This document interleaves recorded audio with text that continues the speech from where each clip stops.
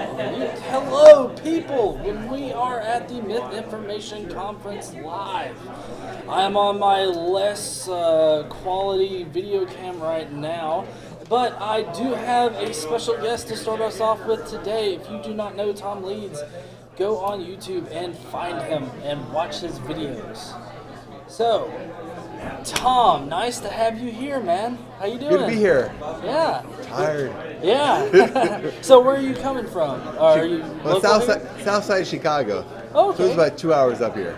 Oh, which nice. is, so I wake up about an hour than I'm normally used to waking up. Nice. Well, well worth the trip. Yeah. Well, I had to fly from North Alabama, so I had to take two planes, and they scream comfort on those planes, but I swear they're not really all that comfortable. But so tell us. Obviously, you're an atheist. I know you from similar circles and whatnot. And I've watched your stuff, obviously. So why don't you tell us a little bit about your activism and whatnot? Well, my activism is I go like Hemet. I'm the friendly neighborhood atheist. I'm trying to portray that atheists are regular people. Not they're not the evil baby-eating devil worshippers that so many people seem to think we are. I try to portray the very calm, very thoughtful persona of the atheists. That we're just like everyone else, minus the belief in the make-believe. Yeah. Well, as everybody knows, obviously, we are here at the Mythinformation Conference, and one of the aspects of that is, being doubtful of the historicity of Jesus. So I'm kind of curious, what's your opinion on the historicity of Jesus? Well, I've always seen Jesus as a character more so than an actual person. Character in a book that is clearly not quite factual,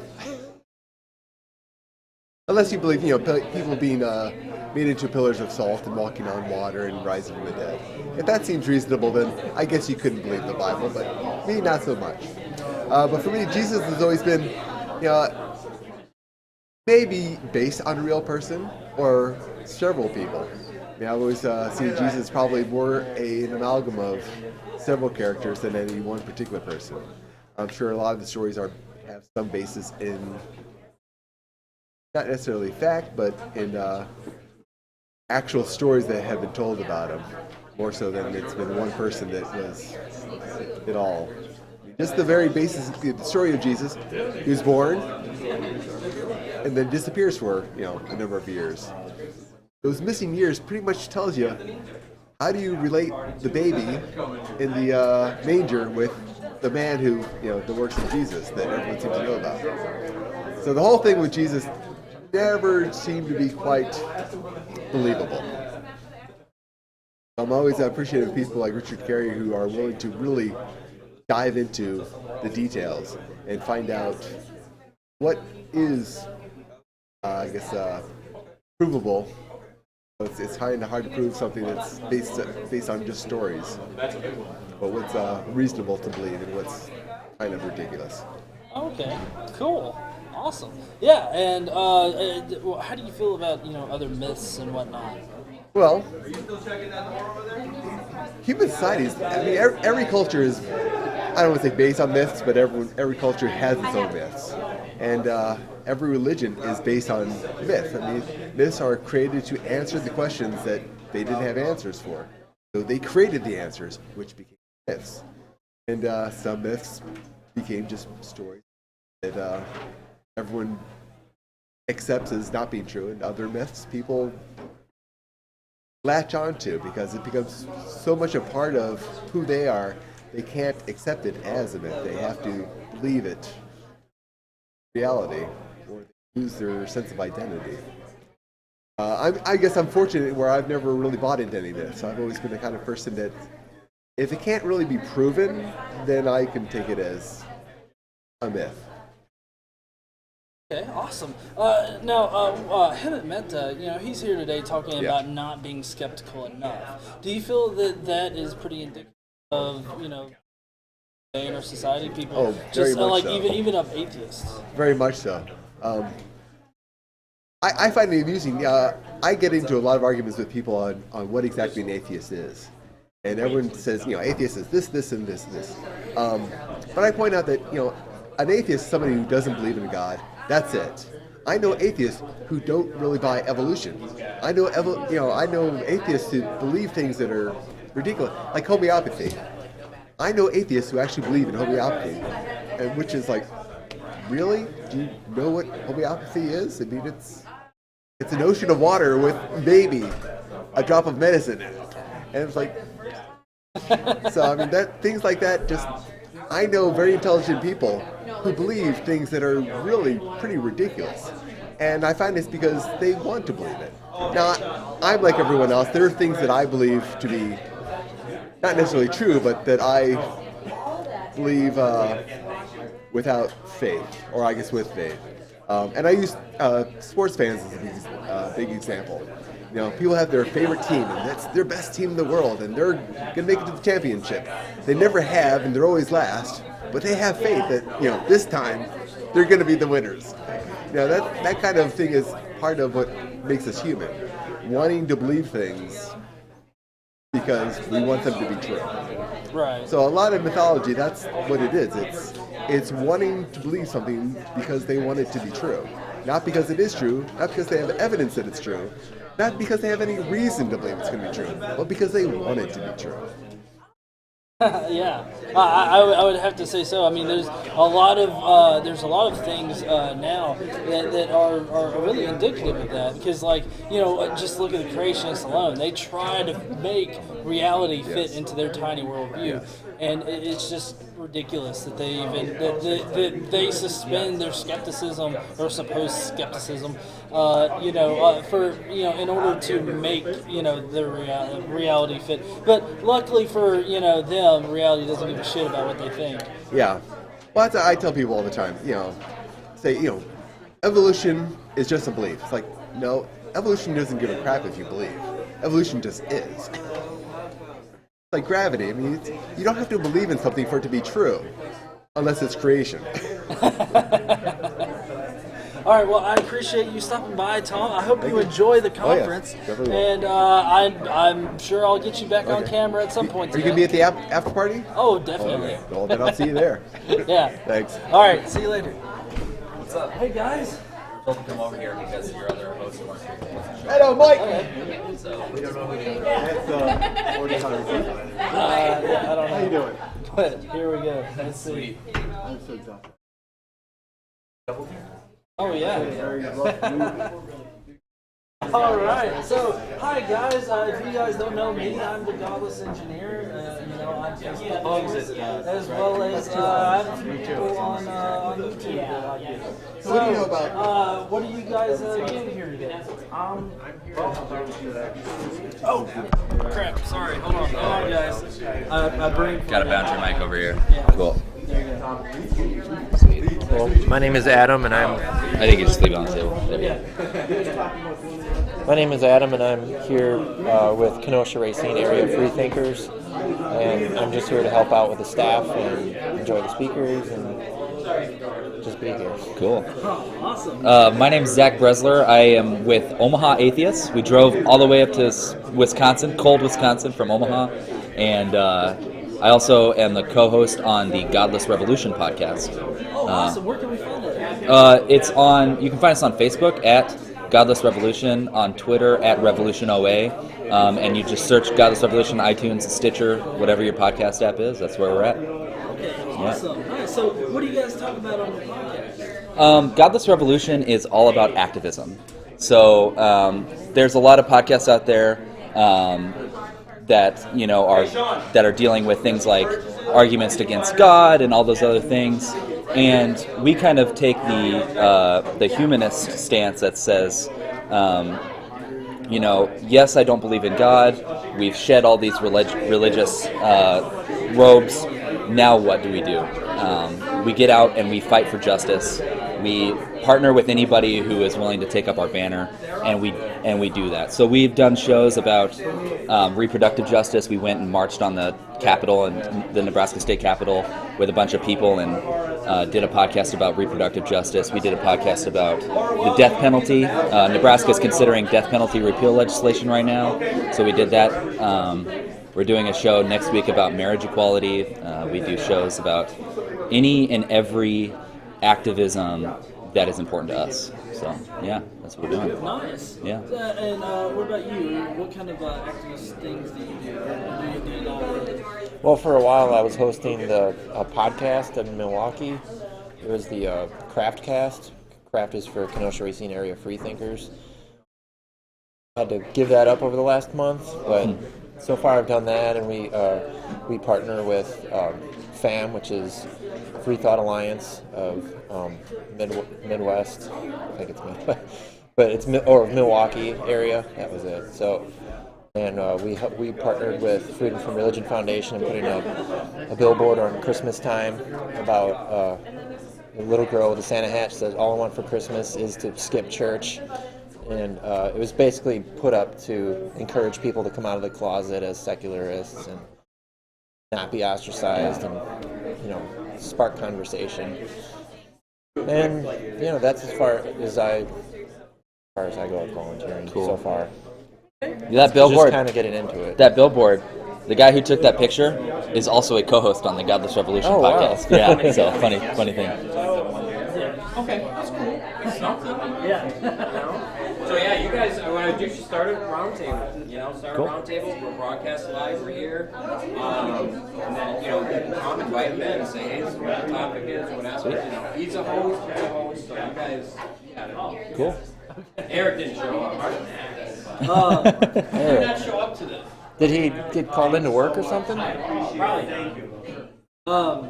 Okay, so we're here at the Mythinformation Conference, and I'm just kind of curious. One of the key things that I've been focusing on here lately is why people are an atheist and what got them to start questioning their beliefs if they were religious beforehand. So, were both of you guys religious at one point? Yeah. I was religious. Okay. Well, can you tell me what about your religious background? Like Sure. What kind of belief was it? So I grew up in a small town in northeast Nebraska. And my parents are, I grew up with my dad and my stepmom. They're very conservative, Christian, fundamentalist believers. And I was that too. And then I went to college, and when I was in college, I went to music school, which is it's a pretty interesting place for a Bible-thumping, conservative, Christian fundamentalist to go. And the funny thing about going to music school is you meet a lot of people who are different than you. You meet a lot of people who are in the LGBT community, a lot of international students. It was a big music school. You meet a lot of people who are doing Zen Buddhism and all sorts of interesting stuff. And so for me, I had all these beliefs, and every time I would meet somebody who in school, I would be working with somebody, I would be working with one of my gay colleagues on a piece, and I would get to know them really well, and then I'd be like, well, they're not a bad person, so I'll just, I'll believe everything I believe but the part about gay people. And then they're not a bad person, so I'll believe everything I believe except for the part about hell. Like, hell, that can't be a thing. And you just, it just was this long process of slowly chipping away all the beliefs, and at the same time, I'm slowly going to these more and more liberal churches. So I would go to this church for a couple months and then shed some of my beliefs, and then I'd be like, well, this church is way too conservative for me. And then I go to a new one and a new one. Eventually I get to this church that's like, God is whatever you want him to be, and it's just, there's multiple paths and all this stuff. And then one day it was just like, the only thing I disagree with them about is the God thing. It was just like, oh, that's it. And it was super easy for me. It wasn't like this big, elaborate, oh my gosh, I don't believe, because it took me 4 years of just one little part after another, just watching them go. It was like dominoes. So that's kind of my story. And my wife, when I was like, hey, I don't think I believe in God, she's like, I don't think I ever have, but I just kind of go to church with you because you like it. I'm like, well, what? Okay, cool. So let's just stop. And she's like, okay. So that was Become an it. atheist activist. Yeah, right. Yeah, yeah. That took a little while after that, but yeah, it was a pretty fast road from like, I don't believe in this to let's like make some activism. Let's do some stuff. You know, it was pretty fast. So yeah. Well, what about you? Well, my story, the short version of it is, I grew up in a very religious home, and with a family history of being really devout Pentecostal holiness religion. Pentecostal. And had religious experiences that seemed to validate my faith when I was a kid. And as a teenager, I kind of lost my way, but I still believed in it. And I came back to my faith and really devoted right around my 20th birthday. And I ended up going to Bible school at Brownsville Revival School of Ministry. I don't know if anybody's ever heard of the Brownsville Revival. Yeah, I think Very so. charismatic movement that happened in the late 90s. And graduated from there, and I got married and started having kids and moved to Kansas City, Missouri to be part of a house church plant team where we all had some pretty, I guess you could say, some radical views of what church was supposed to be and God's end times and how it all fits together and community. And so I did that for 7 years. And then after that 7-year period, I started realizing that my creationist views didn't seem to match up with what I was reading about in the newspaper. Like I read about Tiktaalik, which is pretty much a half amphibian, half, I shouldn't say half fish, half amphibian, half land creature. It's a halves. Transitional form with Right. the lungs and the gills and whatnot.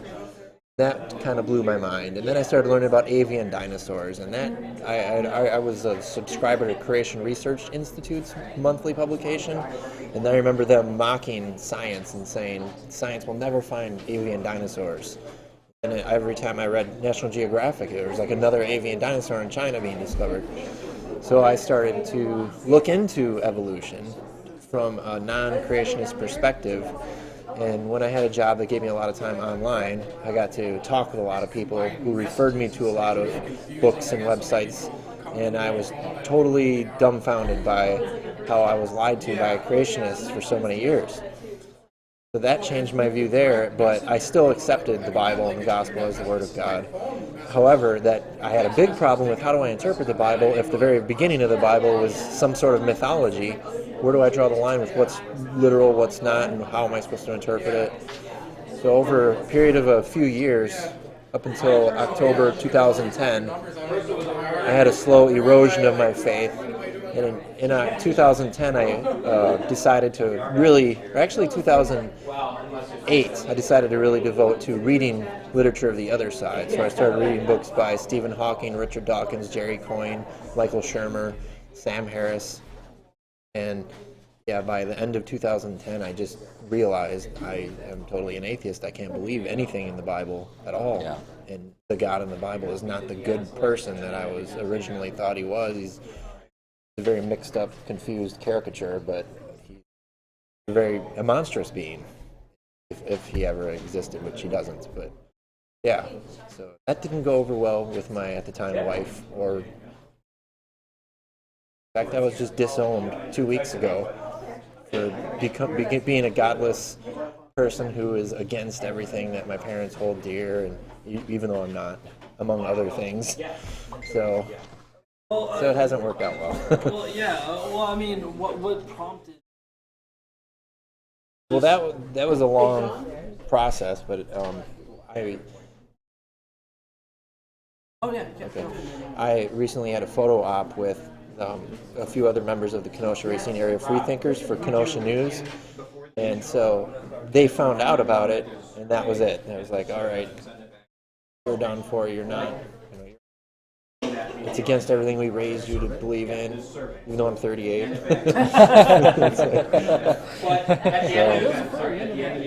So I actually had to ask Kenosha News to remove my last name from the article and just put my initial, which they did. But, yeah, for some people, I wish it was as easy as it was for you. Like, I remember being at the Smithsonian Museum in Washington, D.C. when I was married, and I brought my wife to the Hall of Human Origins. which is a area of the museum dedicated to human evolution. And they have a whole lineup of all these reconstruction of different kinds of skulls of all these pre-human ancestors. And it's very convincing if you just see it all right in front of you laid out like that. And she wouldn't even look at it. She was just like, I don't even want to see it. That's the level of resistance that a lot of people do get. You know, people don't realize how devoted some people are to whatever it is that they believe in spite of any evidence to the contrary. And at the time I was a believer, but it was still considered a major threat to the faith just because I accepted Darwin's teachings. Well, I have to say, in my own personal opinion, science is very caustic to religion. So it kind of makes sense that, anything scientifically based is really going to, pick, at least in their perception. Yeah. But of course, we're here at the Mythinformation Conference, speaking about mythicism in general. One of the big things that I do on my channel is question whether or not Jesus existed. So, guys, do you think Jesus existed as a historical person or no? No, I'm a mythicist.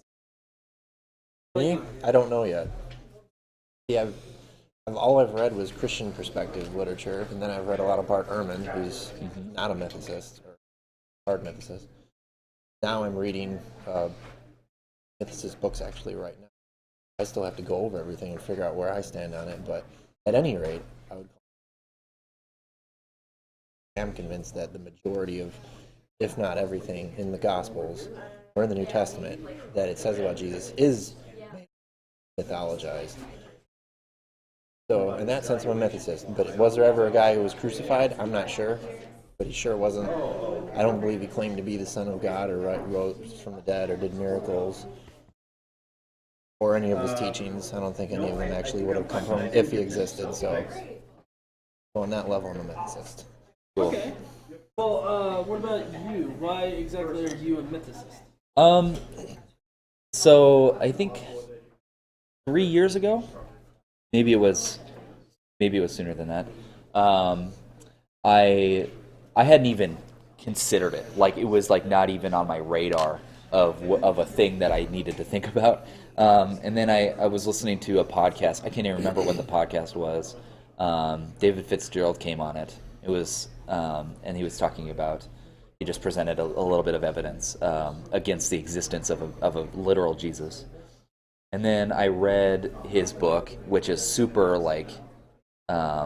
easy to read. It's the 10 Christian myths that prove Jesus never existed at all. It's a super easy read, and yeah, it's great. Read it yet. It's really easy. I read it in 2 days, and I was like, oh yeah, that's pretty good. And then after that, I decided I wanted to just read a little bit more in depth. So I just started looking online, and of those evidences that he presents, the most compelling one is that the only reference to that literal Jesus figure is in these Gospels that are dated hundreds of years after the death of that person, if he ever existed. And, just the sheer lack of contemporary evidence is super compelling, So, yeah. Well, for me personally, I became a mythicist when I, looked a bit deeper into it, read some of David Fitzgerald's stuff, and really I had to take an honest look at it and see what evidence there was, because I do that with God in the first place. Why not do it with Jesus? Right. And you just, for me at least, it's like you got to come to a point where you're just like, well, there's no real reason to say he actually did exist. Right. Yeah. Exactly. Okay. Yeah, that's exactly right. There's no reason to believe something when the evidence for it is non-existent or self-perpetuating. It's the two types of evidence that exist for the existence of Jesus. It's either, have you seen that meme that's the napkin religion is true because it says so on this napkin? It's that's the evidence for Jesus, right? It's Jesus existed because it says so on this thing that says Jesus exists, and that's it. That's all they got. So yeah, I think the lack of evidence is the thing for me. I'd like to raise the point that does it even matter whether he did or not, because we know from we would all agree that everything the Bible says about Jesus is pretty much made up, if not completely. So would it even make a difference whether or not there was a guy named Jesus? I don't think so. Well, see, the point that I like to make against that is that, Jesus is regularly used, to push certain things in our Right. society. So I feel like, deconstructing that idea that he was a historical figure can help us move to a point where it's not in our government anymore. Right. And so that's why I feel that it is an important issue, is because so many people are like, well, you named Jesus. Right. Well, and it challenges people's assumptions I feel like you do too, about the because world. there is no Jesus. Yeah, right. Yeah. Don't we all? It challenges people's assumptions, and I think if you can get somebody to challenge an assumption that's such at the core of their belief, as Jesus was a person, that could lead to other questionings as well, right? Like that would just, like, I imagine a Christian who found out that Jesus didn't exist would probably break down everything, right? I mean, there's nothing to stand on after that. That's the whole religion. Yeah. It forces you to ask questions and find answers. Right, yeah. Okay, well, going off of that a little bit, there are a few questions I usually like to ask people in these on-spot interviews. Yeah. And so I'm kind of curious.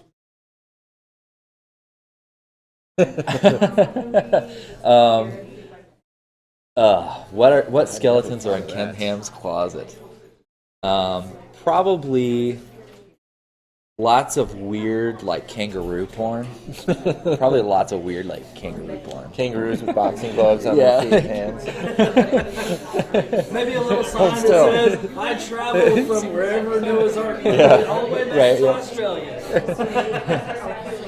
Hey, Ken, I heard you have that weird kangaroo porn. Were you there? Yeah. Were you there? Were you there? You don't know. I have a book. I have a book. Well, now, okay, let me ask you the same question, but about Ray Comfort. Ray Comfort. That's a hard question. What? I don't know. I don't have an answer for that. That's what skeletons does Ray Comfort have in his closet? Ray Comfort. I got nothing. I don't either. I'm trying to think of something really funny and witty, but it's just not. My brain isn't doing that right now. Well, I have to say, most people go for a banana kind of joke. And so, Yeah. Kirk Cameron and bananas. yeah. Combination. Kind of going off of that a little bit, how do you guys feel about this Ark encounter thing that's going on in Kentucky? I want to see it get built, man. Just because I want to go there. I don't know what it is, but like the whole thing is ironic. So the whole tax dollars thing is obviously ridiculous, right? Like nobody should get a tax break for something that silly. Didn't he get that taken away for being Yeah, discriminatory? he did, and then he raised all the money, so it's getting built. I didn't know that. And like, part of me wants to see it get built because the whole thing is super ironic, right? I don't know if you saw a while that he like tweeted something about like space age technology being used in the construction of the Ark, and it's like, Wow. do you realize the argument you're making your own argument against the thing existing at all? it's hilarious to me. So yeah, I want to see it get built, just so I can look at it. I guess they had to like build a giant silo for water because if it catches on fire, everybody is gonna die because it's just like not like the water system in the city doesn't have enough water to like put out the fire for that much wood. So like like the whole thing is just it's super silly, and I don't know. Part of me wants to see it happen just so that like.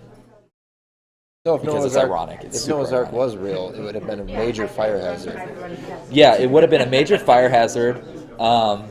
And Since it never like rained before, there was no hope that the water Right. would put it And if they were trying to make a statement about the existence of Noah's Ark, you would think that they would try to construct it like the way Noah would have done it. But they're using like steel, like rebar, and like like cranes, and there's like thousands of workers, and it's taking them years to do it, you know, and it's just that in itself is ironic. So I love it. I'm wondering if he's profiting a lot from this.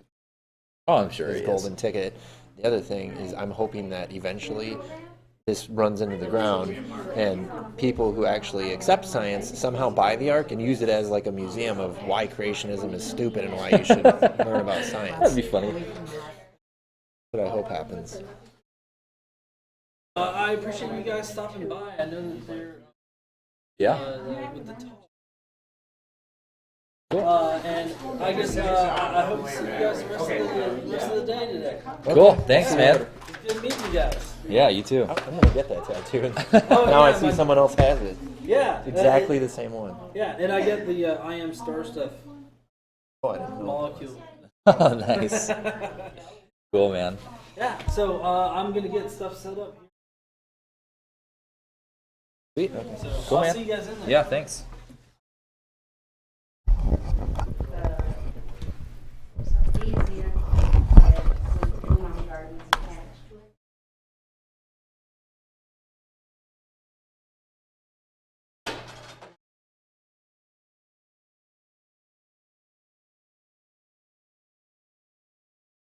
So everybody in the comments, how are you doing today?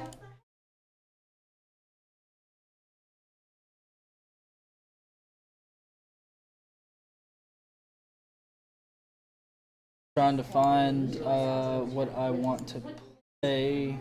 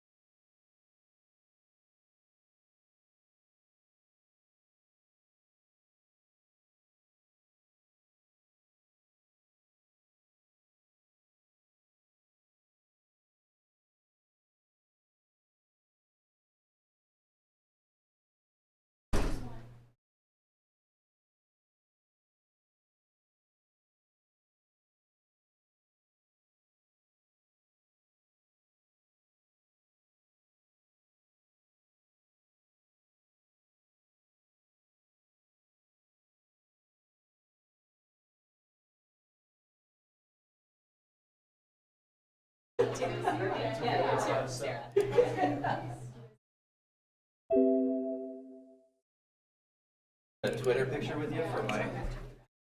Haha! Famous. I said I'm that kind of famous.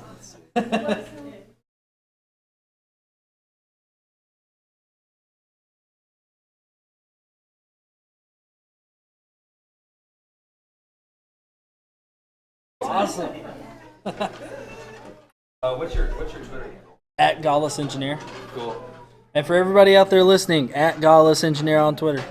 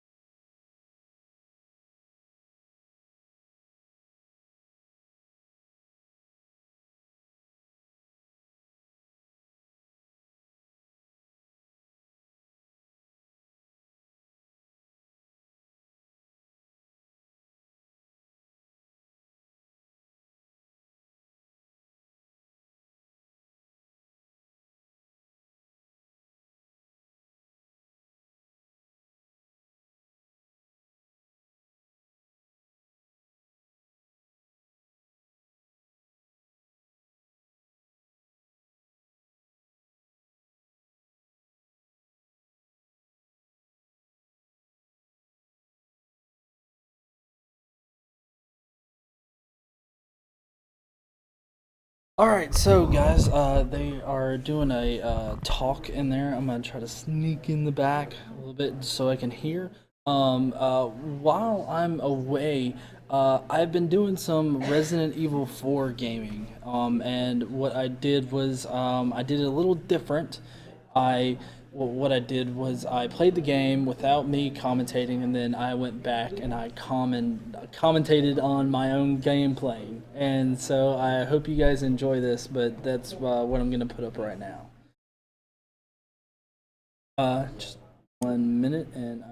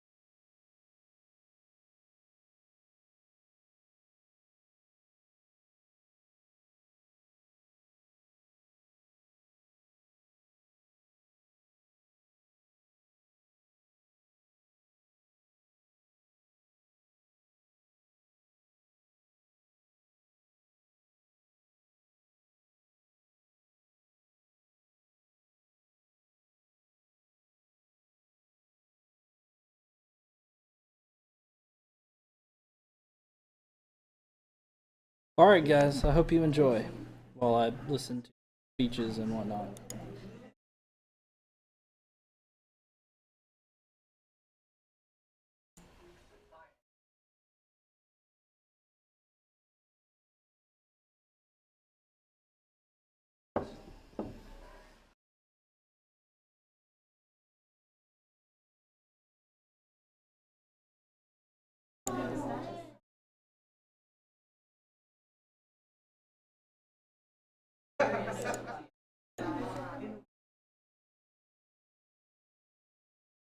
If I can get the sound working.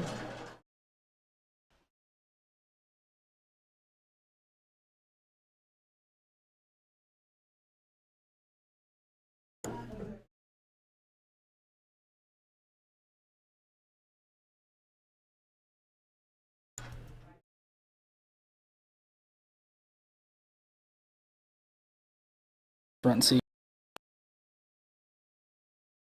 Oh, I had the desktop audio off. Crap. Well, you know what? What I'll do is I will just play the actual gameplay footage for you.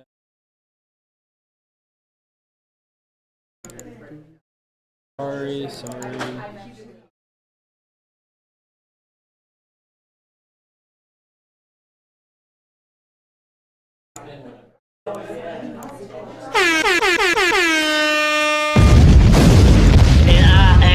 Godless engineer, a conscious pioneer, a logic general, a reason brigadier, battling a system that finds ignorance profound. Substantial evidence is all we need you to propound. Pascal's wager might seem like a reasoning to you, but my wager, I bet you never meet the burden of proof. Poof, voila, it's magic, can't you see that he said some magic words and then it all just came to be? Ha, more bullshit from the pulpit. Meet me in the comment section and you get schooled, bitch. More bullshit from the pulpit. Meet me in the comment section and you get schooled, bitch. The godless engineer.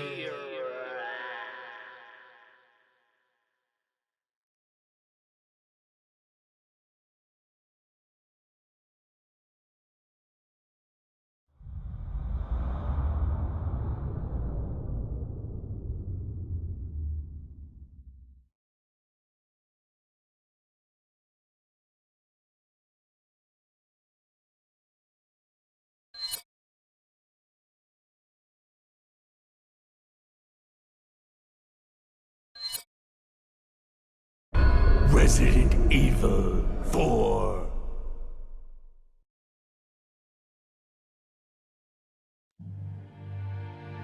$1998.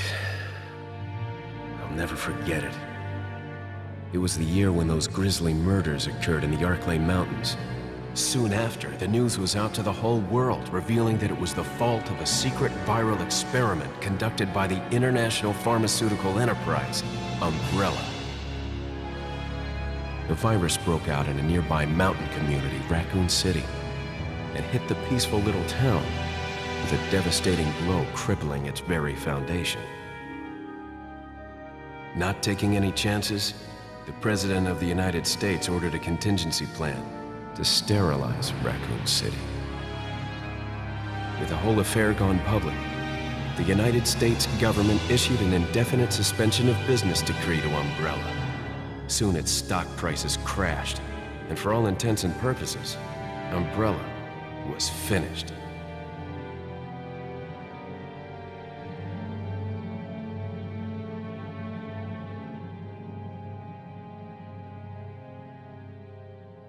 Six years have passed since that horrendous incident.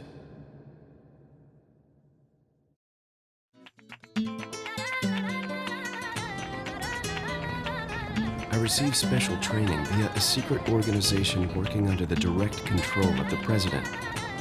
I was to assume the responsibility of protecting the new president's family. Cornel, why am I the one who always gets the short end of the stick? You, who are you really? Come on and tell us. You are a long way from home, cowboy. You have my sympathies. Guess that's a local's way of breaking the ice. Anyway, you know what this is all about. My assignment is to search for the president's missing daughter. What? All by yourself? I'm sure you boys didn't just tag along so we could sing Kumbaya together at some Boy Scout bonfire. But then again, maybe you did. Oh, you crazy American. It's a direct order from the chief himself. I tell you, it's no picnic. I'm counting on you guys.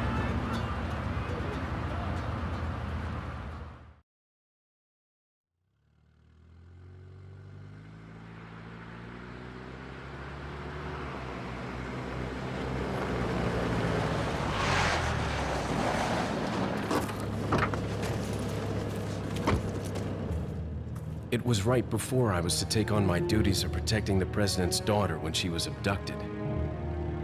That's the ultimate reason I'm in this lonely and rural part of Europe. According to our intelligence, there's reliable information about a sighting of a girl that looks very similar to the president's daughter. Apparently, she's being withheld by some unidentified group of people. Who would have thought that my first job would have been a rescue mission?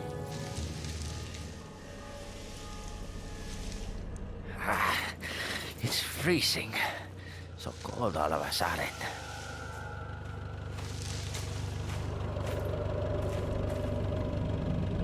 Must be my imagination. Sorry it took so long.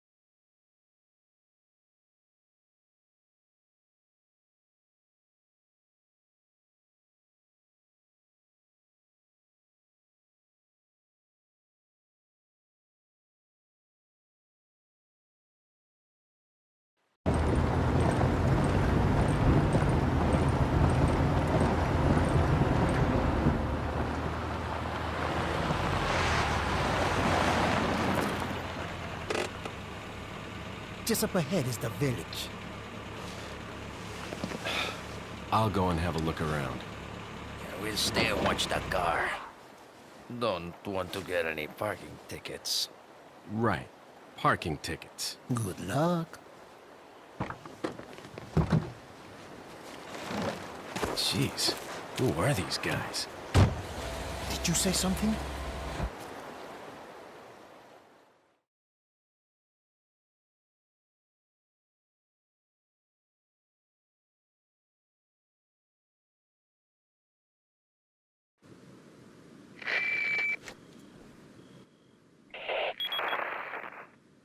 Leon, I hope you can hear me.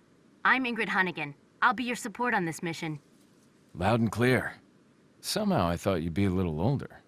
So the subject's name's Ashley Graham, right? That's right. She's the daughter of the president. So try to behave yourself, okay? Whoever this group is, they sure picked the wrong girl to kidnap. I'll try to find some more information on my end as well. Good. Talk to you later. Leon out.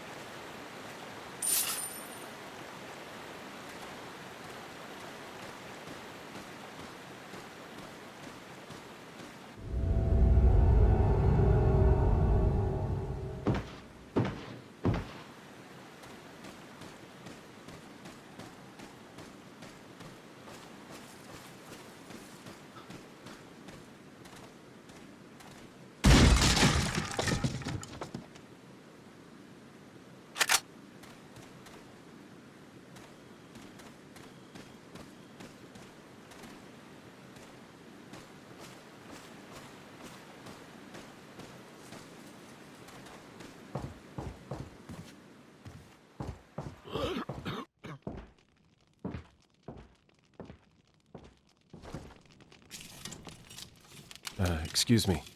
Sir?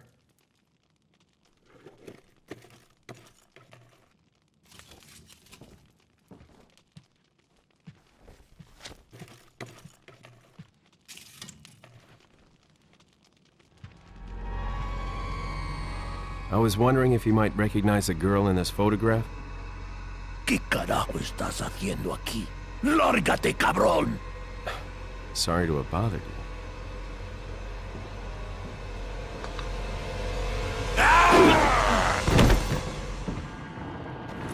Freeze! I said freeze!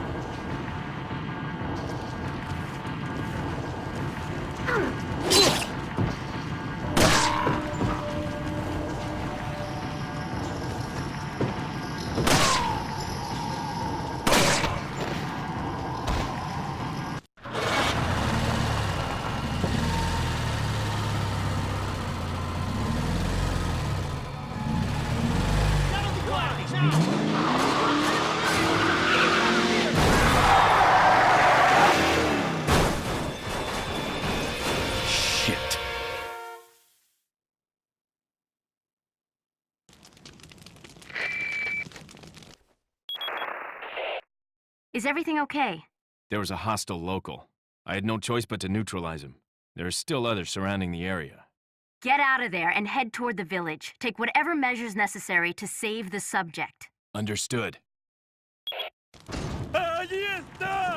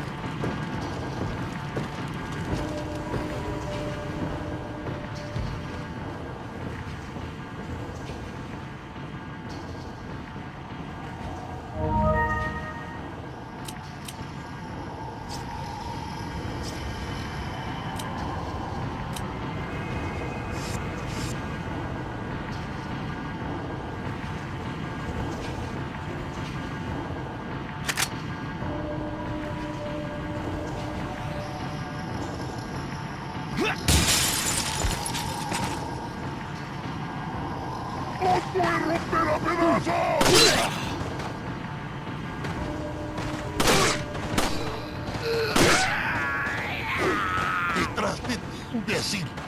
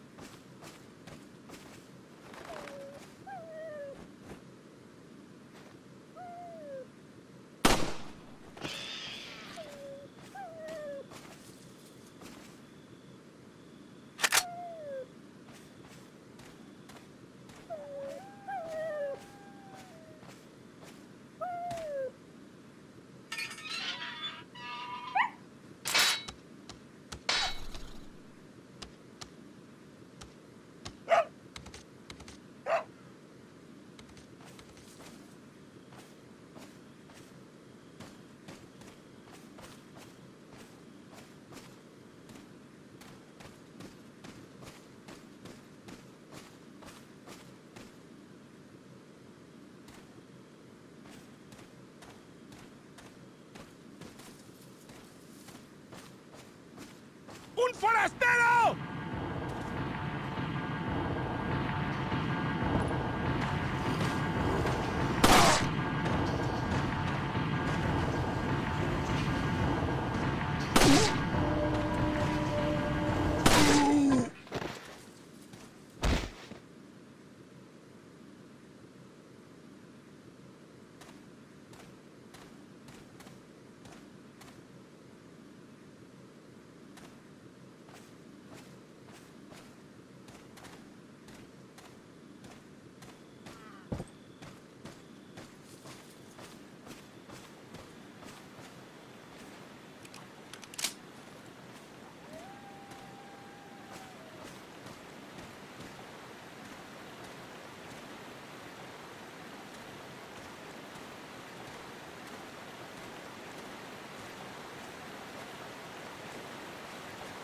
¡Os voy a romper a pedazos!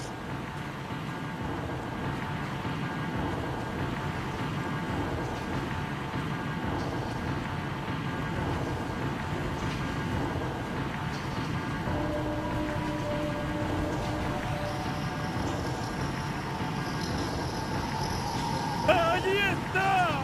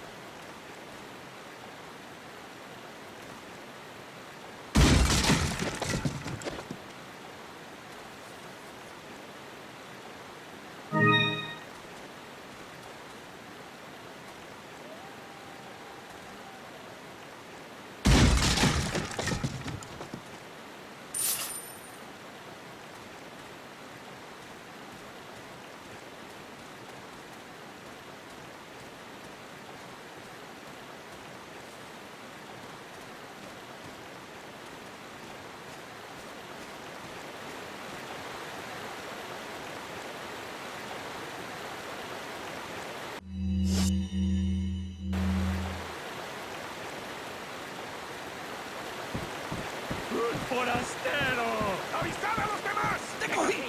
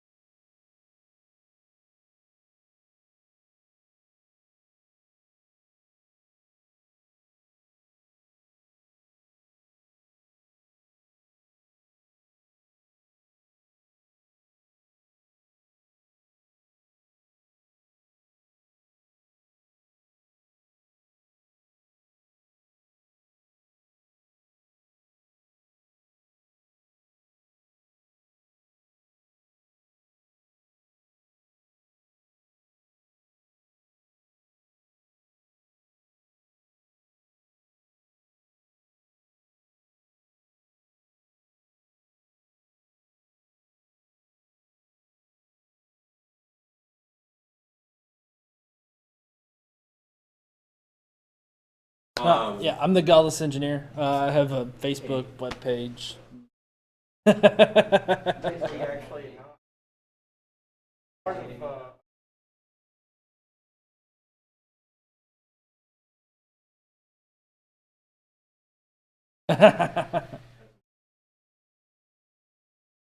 Yeah.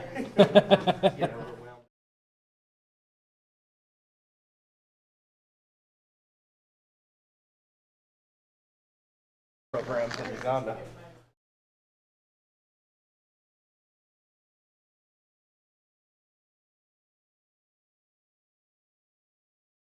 Okay.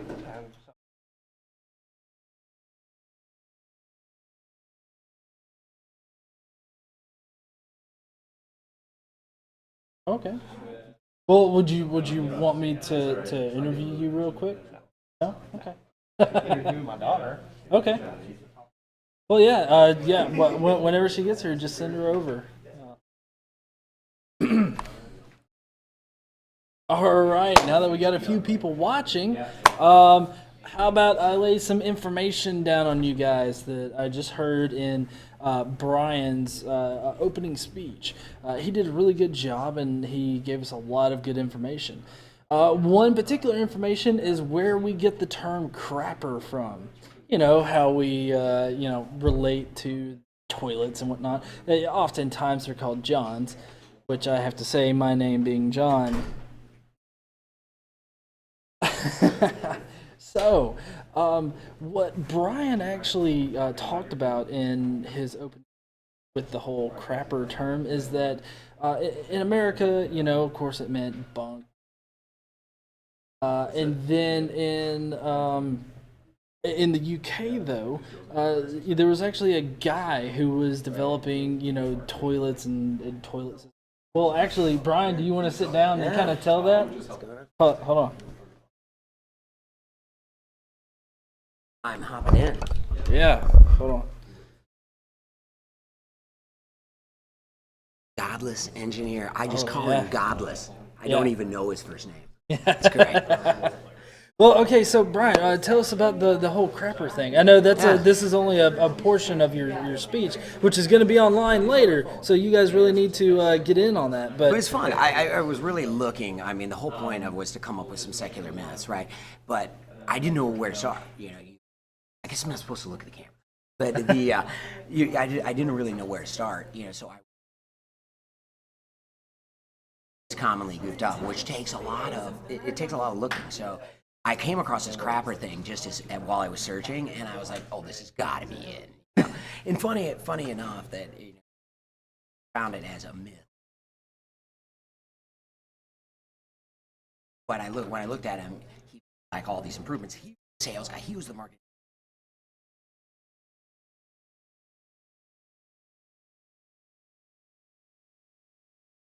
That was fun because that's my favorite. That's why I love crapper so much. It just sounds like bullshit. And every time I just heard crap, got too funny, and well, the jokes are great. Yeah. So yeah, I had to do that. And like the Johnny.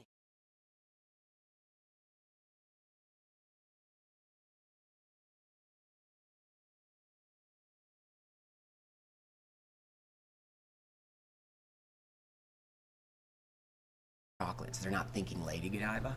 So what I wanted to do is tell the stories. And the Johnny Appleseed actually became one of my favorite ones because I had no idea, apples were like mostly for hard cider, and that everyone on the frontier was drinking. Huge for this reason, and the just the whole thought of why does everyone drink booze? Why are the 6-year-olds drinking hard apple cider? This seems weird, right? Very not, Little Prairie, House on the Little Prairie kind of thing, and that the fact that they couldn't find clean water supplies, that having alcohol-based cider was a hedge against the bacteriums that could sit in this. So you weren't necessarily drinking alcohol because you loved it and everyone was alcoholics, but it was safer. It was safer to have your little kids be getting their hydration from cider than it was water. You know, because of the frontier, because there's crappy water supplies, and cholera was a big killer back then. So was dysentery. So one of the slides is the Oregon Trail. You know, you died of dysentery. So if anyone is my age and played those stupid games with the horrible graphics, you'll know. Yeah. You know, like that. So yeah, it was just fun to see that. Wow, when we've changed the history, because alcohol, it's not like prohibition times where alcohol was illegal, but it's looked at as slightly sinful. Mostly people don't care, but there is a thought to that. But if you think, but those pioneers, our founding fathers, it was good back then to think, no, everyone was drinking alcohol. And funnily enough, I didn't want to go into this because we only had so go, but if you've ever read Undaunted Courage by Stephen Ambrose, that's the story of Lewis and Clark's voyage from St. Louis all the way to the Pacific Ocean and all the way back, right? And it's a great book. And Lewis and Clark didn't go alone, right? They held these tryouts for the best frontiersmen. They were going to take 30 people with them, right? And they had like 2,000 applicants, so they were taking literally the cream of the crop, right? And so he had the hardiest, best woodsmen, best frontiersmen. These guys were hardcore, so they're the ones going to go up because they're going to go through wild Indian land. You need big boat, you need a lot of guns. It's dangerous. So, and they've got like the best frontiersmen, but they took for the alcohol was so prevalent in the frontier, and there was alcoholism, right? But they took 40 barrels of 30-gallon whiskey, and that was supposed to last the whole trip. And it didn't even get him to North Dakota before it was all gone. So there was a lot of drinking back then. Lewis himself was a complete alcoholic. And so I think that a lot of people think there's this culture back then was more pristine when it really wasn't. And what I think some of the prohibition can be explained that everyone was drinking cider, but if you were a hardcore lumberjack back in the frontier and you wanted something more concentrated in the cider, all you had to do was distill it down and you could concentrate it up, and that's what happens. But that's why I put Carrie Nation's axe in there. She used to go through and smash up the saloons in Kansas with her axe. And it's interesting that they were cutting down apple trees, and especially erasing his legend and sanitizing it. And I was taught that Johnny Appleseed just wanted to make sure that no frontier kid ever went hungry again. You could never eat his apples. And I didn't get into the science of it, but the science of it is that the apple trees, the genetics, they are very heterozygous, which means they have a huge amount of genetic variability in the seeds, more so than we do. So any given apple tree, if you plant it by seeds, the chances of getting that same apple tree are almost none. Almost none. So if you plant one, if I take a seed from a nice apple tree, say I've got one in my backyard, it's edible, and I plant a new one, it's most likely going to be inedible. Like, the only way to get an apple orchard is to graft it, to make a clone, to take a shoot and then replant it. That's how you grow it. Now, Johnny didn't do that. He was seeding, so of course his stuff is going to be like the nasty kind that you don't eat, but great for making cider. Yeah. I thought that was so interesting. That a piece that I think most people don't know. Lady Godiva is a fun story. It's cool. William Tell, I didn't know. I thought that one was neat, and the fact that he's like the George Washington of the Swiss, and he's not even real, is kind of fun, And people want it, People, in fact, I didn't get into it, but there's a whole. There's a small group of people that have authorship trying to apologize for William Tell. The William Tell apologist, kind of like the Genesis, the create, AnswersInGenesis.com. They're building an industry on providing apologists for those who want to do it. So this is a great non-religious example of people wanting to believe in a myth that's just not real. I mean, they like it. I mean, it feels good to them. So I get the sympathies, but let it go. You need more of an identity than just Christian. You need more of identity than just Swiss. That's why I think pluralism is a good idea. Yeah. So it was fun. It was a fun speech. It took a lot of work to just even find what we're gonna do. And just for time constraints, I got about 4 more that I think are absolutely legit that I want to do. Huh? Yeah. No, that's fine. So I got 4 more that I do want to do. and that'll be that. I think the next time we'll do those. Oh, nice. Yeah, we're That's gonna cool. we're gonna look into some. Yeah, and I really liked how you started each little section off with, "Do you think it's real or bullshit?" Right. Yeah. Legit or bullshit. Yeah. We had it myth or real, but it didn't have a good ring. So I liked legit, but then I needed a little alliteration, so load of shit, Yeah. And we put the dump truck, full of shit in there. It's fun, and I thought, we got to wake people up in the morning. Yeah. I'm not the most couth person in the whole world either. Yeah. But to be fair, I did drop an F-bomb, so yeah. So I'm Yeah. safely in the middle. Yeah, exactly. Well, you got to straddle that fine line whenever you're gonna be throwing that kind of stuff in there, because I know when I started with some of my videos, I was cursing a lot, but I mean because I was mad and stuff, And so I think finding that middle ground with it, so that people don't get so that they're turned off by it. Yeah. But I think you had a really good balance. No, thanks. No, I just I was trying to, because you have to balance with, I want to be fun, but I got to be professional. I'm all right looking enough, but you got to put a paper bag over my personality sometimes. So I just want to keep it in the middle. Yeah, awesome. Well, I appreciate you stopping by and going over that. Right. And I can't wait for the rest of the day as well as the after party. Oh yeah, it's gonna be fun. We're gonna fire it up. That's I'm not looking going to be forward live, to, by the way. we'll put it up on Periscope maybe. What do you think? Yeah, little yeah. Periscope. So that should be fun, and play some. We'll talk some mythicism, talk some atheism, make jokes, get silly, play games. It'll be awesome. Yeah, nice. All right. Probably. I'll get to beat you at Mario Kart. I know. Again. I can't believe it, dude. I beat him at Rainbow Road. It sucks. I know, dude. I'm way better than that, and I got beat. But I gave him his due. Yeah. All right, Of we'll course, try it again. I did come in 6th. I know. But still, the entire games, like all of them up to that point, I was last. Every time, and he's his first time playing too, and then he beat me on one. So yeah, there was a certain shame factor that went on. I will try to drink that off tonight. Yeah. Awesome. Well, great. Yeah. Good to see you. Yeah, you too. All right, people.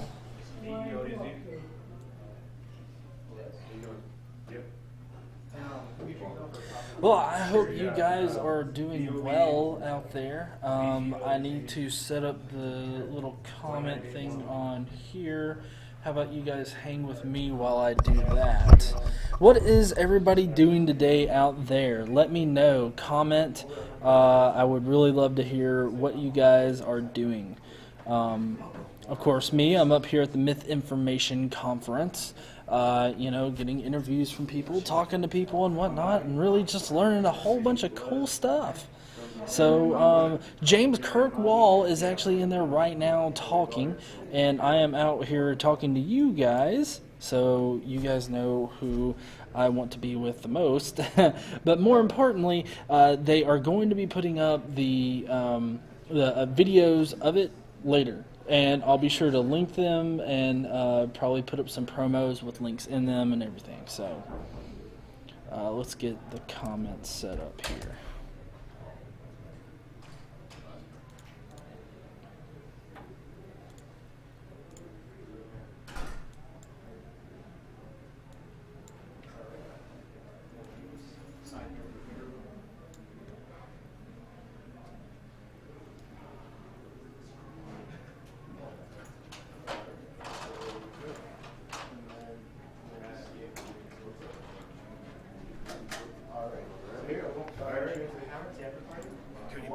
Yet? Yeah, we're live right now. Oh, really? Yeah. Awesome. Thank you.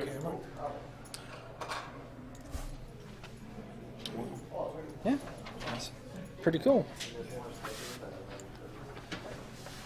So how are you liking the Mythinformation Conference? Awesome. Yeah. The best thing I've ever witnessed in my life. Yeah. I couldn't think of a better place to be right now. Nice. And, if I believed in the afterlife, my father would be proud and probably chuckling in his grave. But unfortunately, he's not with us anymore. But in his last 2 years of life, he made a transformation out of religion, so a disconnect, and identified as atheist for those last 2 years, and picked up where he left off. I was Christian my whole life until then, and I saw the confusion in his mind, and was curious about all those things. And I've come a long way since then. But nice. He's been gone for 5 years, and I think I could say I've been secular, free thought, atheist for probably about 2 of those 5 years. Okay, cool. Yeah, it's a journey. I got probably a long way to go. Yeah. But it's a lot of fun. Yeah. Well, I'm glad that you're here, and I'm sorry about your loss. Yeah.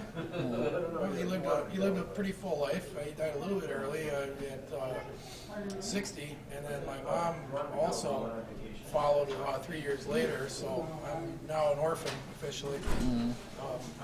It's been a couple of years for my mom and 5 years for my dad. But I guess I won't say that it's completely out of the question that they couldn't be shining down on me. It's possible. I like to think that. Yeah. But I'm skeptical as well, so kind of a duality in my mind. Kind of an irony in a way, but yeah, I've been having a blast, man. I didn't know all this was out there, and I wish my dad could have experienced this too. In fact, I talked to him about it in the last year of his life, about getting out there, maybe fellowshipping with similar minds and similar topics, but he never really crossed that road. But I'd say I'm going all the way, man. Okay. Nice. Yeah. Awesome. Right up in it. Check the camera. Okay. All right. How things going on here? No, pretty good. Carol Alyssa, she got her eyes dilated, so she's just passing time until lunch. Hi there, Carol. I hope that you're doing well today, and I'm glad to hear that you're going to be rewatching it later. Well, okay. But did you know there's actually, and for everybody watching, there is a church group that is here as well, and they're like right in the next room. So blasting gospel music. Oh yeah, they're blasting gospel music, and they have to walk past all of our mythicist and atheist stuff in order to get to their area. I hate to laugh at it, but it is kind of funny how they have to pass through all this. I guess that makes me horrible in a little way. It's all God's plan in the end anyway. Yeah, exactly. Well, hey, do you want to sit down and talk? Sure. Keep you busy. It also reminds me of the time where when I was president of the Wayward SSA group, we had our involvement fair, and basically just the same thing like this. We have booths set for all the student works out there, and of course, when we sign up, we get put right next to our school's Bible study. Mm-hmm. So we always had to sit like awkwardly next to each other the entire time, handing out flyers, and they're like those really, I don't want to say preachy Christians, but they'll always like go up to people and say, "Hey, come to our Bible study. Hey, come to our Bible study," and then they'd come to my table, and all I could think of is, well, if you don't believe what they're buying, come to my group instead. Mm-hmm. So, oh good Lord. I know the same awkwardness. Well, so why don't you tell us a little bit about yourself? Like, what's your role here today? Sure. So, my name is Joe Majestro. I'm a recent college grad. Found out about this group a little while back, wanted to help out. I came out about a couple years ago through my girlfriend's church. That's where all this came place. So throughout my childhood, I was pretty secular, but in high school, I started to meet my girlfriend in high school, and we've been dating ever since. The problem was she was a part of this really strict, independent Christian church that would not allow anybody to date outside their religion. Think of the Mormons, but almost as crazy, I guess you can say. She's fine, but it's a lot of the older generations that are really traditional. So, in order to be a part of them, I had to join this church. I had to go through all the Bible studies and do everything like that. Eventually become baptized. Did it burn? I did not burn, surprisingly. Although the water was very warm. It's like a hot tub. So, it came out to the end for a while. I was going to church, hated every bit of it because they're all about, if you're not part of this, you're going to burn forever. These people are wrong, and they're going to burn forever. If you're a Christian, it doesn't matter, you're still wrong, you're going to burn forever. And it just killed me on the inside to the point where I had to come out saying, I don't believe any of this has to be all a joke. And of course, it wasn't helping anymore that my own family was calling this place a cult, especially my father, who's becoming a pastor on his own. So I have my two sides for God, which were the church and my father, constantly butting heads, telling me I was being deceived by the other one. From there... There's a church service going on. From there, I had to just do my own research, figure out where the heck was going on, and I eventually came out to my girlfriend's parents that I was an atheist and didn't be part of this anymore. I was then kicked out of the house, or it was their house. They threatened their daughter constantly with being kicked out herself, or even being around me. And I've been very lucky that my own family has been pretty accepting of it. So from there, I skyrocketed to where I am today. Cool. Well, I think that as we were talking last night, you were mentioning how you were still kind of on the fence about the historicity of Jesus. Sure. Yeah. So I don't necessarily say that Jesus never existed. I just don't describe myself in that area yet. I do think that mythicism is definitely something you should really look into. If you don't even accept it, the information itself is just so cool to look at. The way I always talk about it is,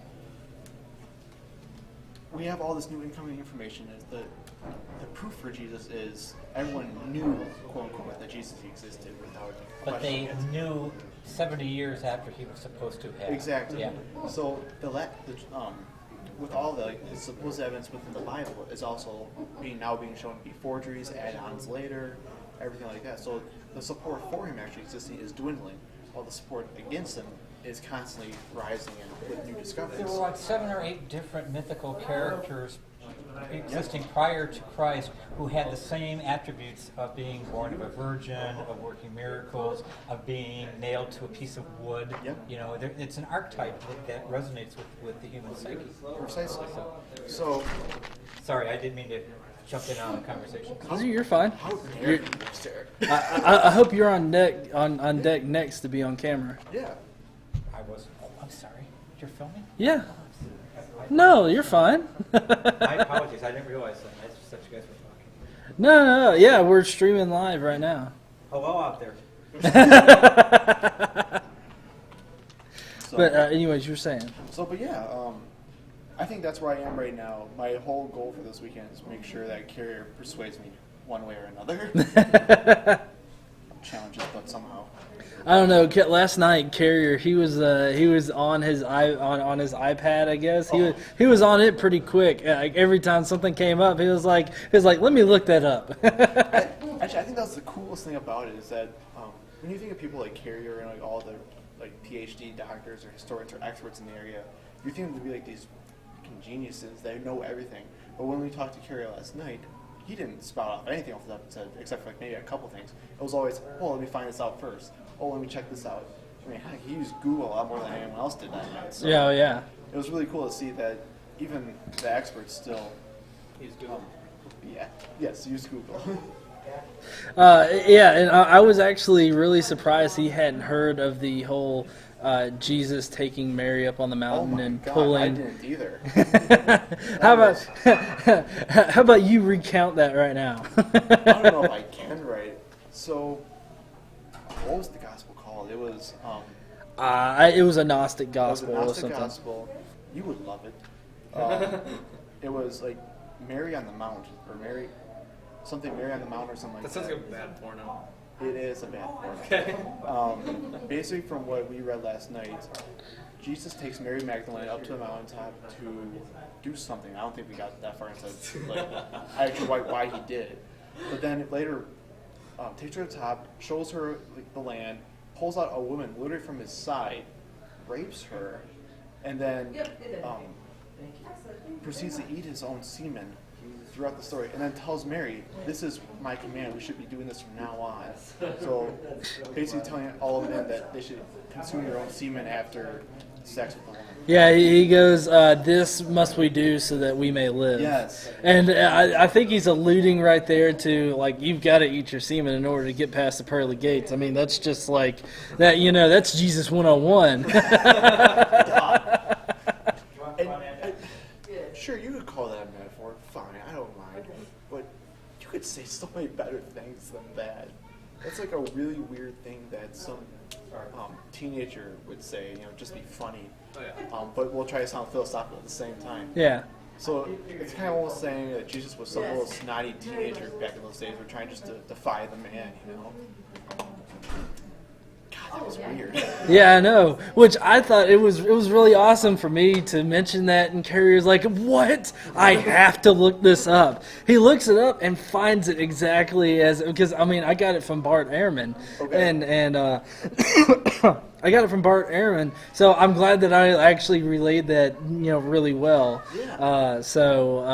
If you're watching and you haven't seen my video on it, I've got a video called "Did Jesus Exist?" Fan Fiction, and the whole premise of that is just building a case for the idea that people were making up stories about Jesus at the time. So with the fact that we have the Council of Nicaea that's canonizing all of this stuff and really putting it together, it really it could have turned out way different. Oh, no, exactly. We even have historical evidence saying that a lot of the stuff was added later on by the believers who wanted to make sure that they were being added in. The whole idea of the Trinity, obviously, actually the funny thing about this, I never even learned anything about the Trinity until I became a part of this church who didn't believe in it, where they don't talk about the Trinity anywhere in the Bible. Or even though the whole sect, I guess you can say, they did believe that Jesus was a divine man, there was God, but they're all separate entities. When you do see the only real place in the Bible that the Trinity is mentioned is, I can't remember, it was a place in 1 John, I want to say, that kind of says, and here are the three that you should be teaching together as one, or something like that. But even that was known to be placed in, I think, at least 600 years after the Bible was actually, or that book was actually written. So a lot of things about Jesus weren't actually in there when the Bible first was written down. Well, yeah, and 3 is one of those magic numbers. The motif, right? Yeah, because you like when I believe it's when God sent His angels to talk to who was it, Abraham? I think there were 3 of them. Yep. And there's just 3. There's 3 people that were crucified when Jesus was crucified. Yep. There's a whole they love to play with numbers in the book, and to me that just really plays to the fact that it was a constructed work. Oh, definitely. Even outside the Bible, 3 was a general motif at the time, especially in the Roman, pagan, I think Celtic cultures as well. So maybe Egyptian. Babylon too. Oh yeah. Like El was depicted as 3 guys. Yeah. And the dove was one of them. Okay, cool. There you go. Yeah. So no, that was definitely a compliment, and I think a lot of it too is just knowing that a lot of the ideas from the Bible, they weren't ripped off from other, but they were common practices from all over different types of religions at that time, and people just don't see it that way, or they just don't know it. Where they'll say, "Oh my gosh, the Bible's so special, it's perfect this way," and then they never realize that this stuff was actually common during that time, but they don't care, so they never care to look it up. So we kind of want to be the one to smash over their head, saying, "No, you have to really see this, otherwise you're not going to get anything out of it." Because that's what I see from it. Sorry, I gotta turn this ringer off. It keeps dinging at me. But yeah, so what other things are you kind of interested in as far as all this goes? Sure. I know that you had said that last night, I believe you said that you were kind of writing a book. Yeah, so I am writing a book right now. You should probably talk about yours as well. So I am writing a book right now. It is a very entry-level book called Ask an Atheist, What You Should Know When Discussing God and Religion. Basically, it's geared towards the theist community, but since we're also in America, it's very heavily centered towards Christianity as well, but it's still a generalized book. It's basically one of those things where if you want to get into the conversation about God and religion and have a really good, productive conversation, this is what you should know prior to that, or at least a good reference book to it. So getting into the mind of an average atheist, so you actually can connect with them instead of playing the us versus them game. So many times you'll see the atheists are so deluded, and then we'll have atheists going, oh my God, the Christians are so freaking stupid, they can't do anything right. And I'm honestly sick of that status quo right there. I do believe that we can just simply work together if we give each other the chance, but we have to have productive dialogue to do so, and this book allows for that to happen. So it should be finished within. God, this book might hurt the back. It's too funny. It should be finished within a couple weeks now, actually, and should be published very soon. Oh, nice. So yeah. All right, yeah, and you guys keep a watch on my channel, and I'll be sure to get a promo out for them, and awesome. and I'm definitely gonna buy it as well, and I can't wait for it to come out. Thank you, I really appreciate it. So, yeah, definitely ask an atheist what you should know when discussing God and religion. So thank you very much. Yeah. And you know what? I would be so selfish if I didn't let you come in and show yours, if you don't mind. No, yeah. Do it, my friend.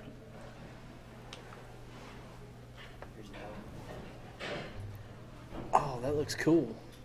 Like the bird and the three men, reminds you of Jesus, Father, Son, Holy Ghost. Yeah. It's God.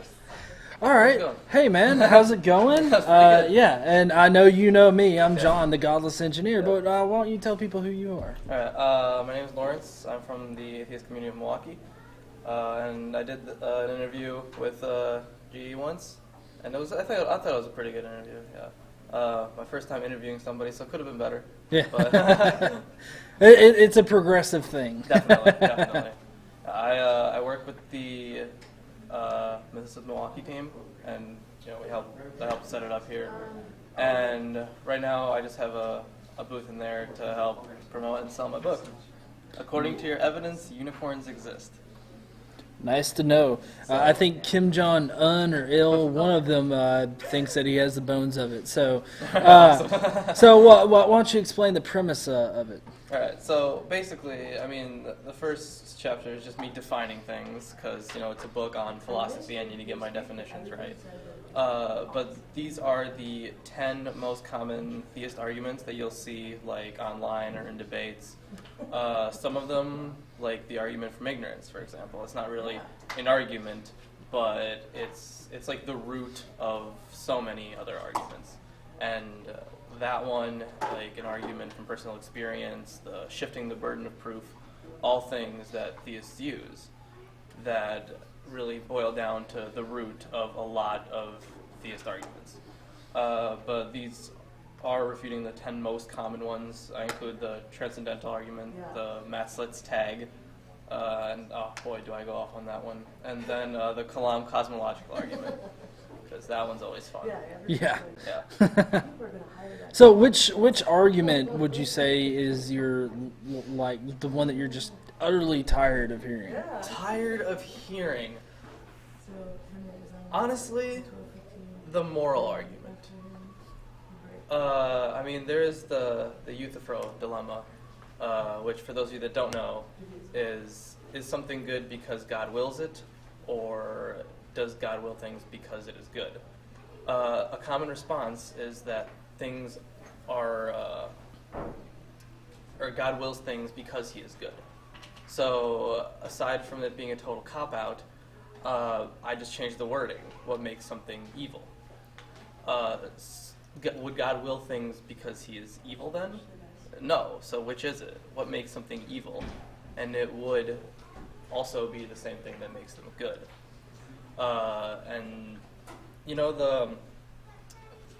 people quote it all the time. The verse, I forget which one it is, but the fool hath said in his heart, there is no God. 1 Peter something. Okay. I think it's Psalms 14:1 does that as well. I think it may be the Psalm. Yeah. Oh no, I'm thinking of a different verse. Yeah.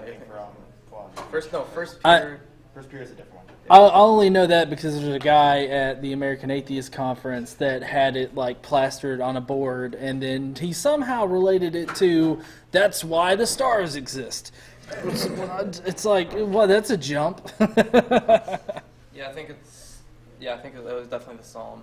But people forget to mention the second part of that verse, which is, if I could find it in my own book, I'd pull it up. But it's something along the lines of they're evil, their deeds are vile, there is no good. There is no one that is good. Right.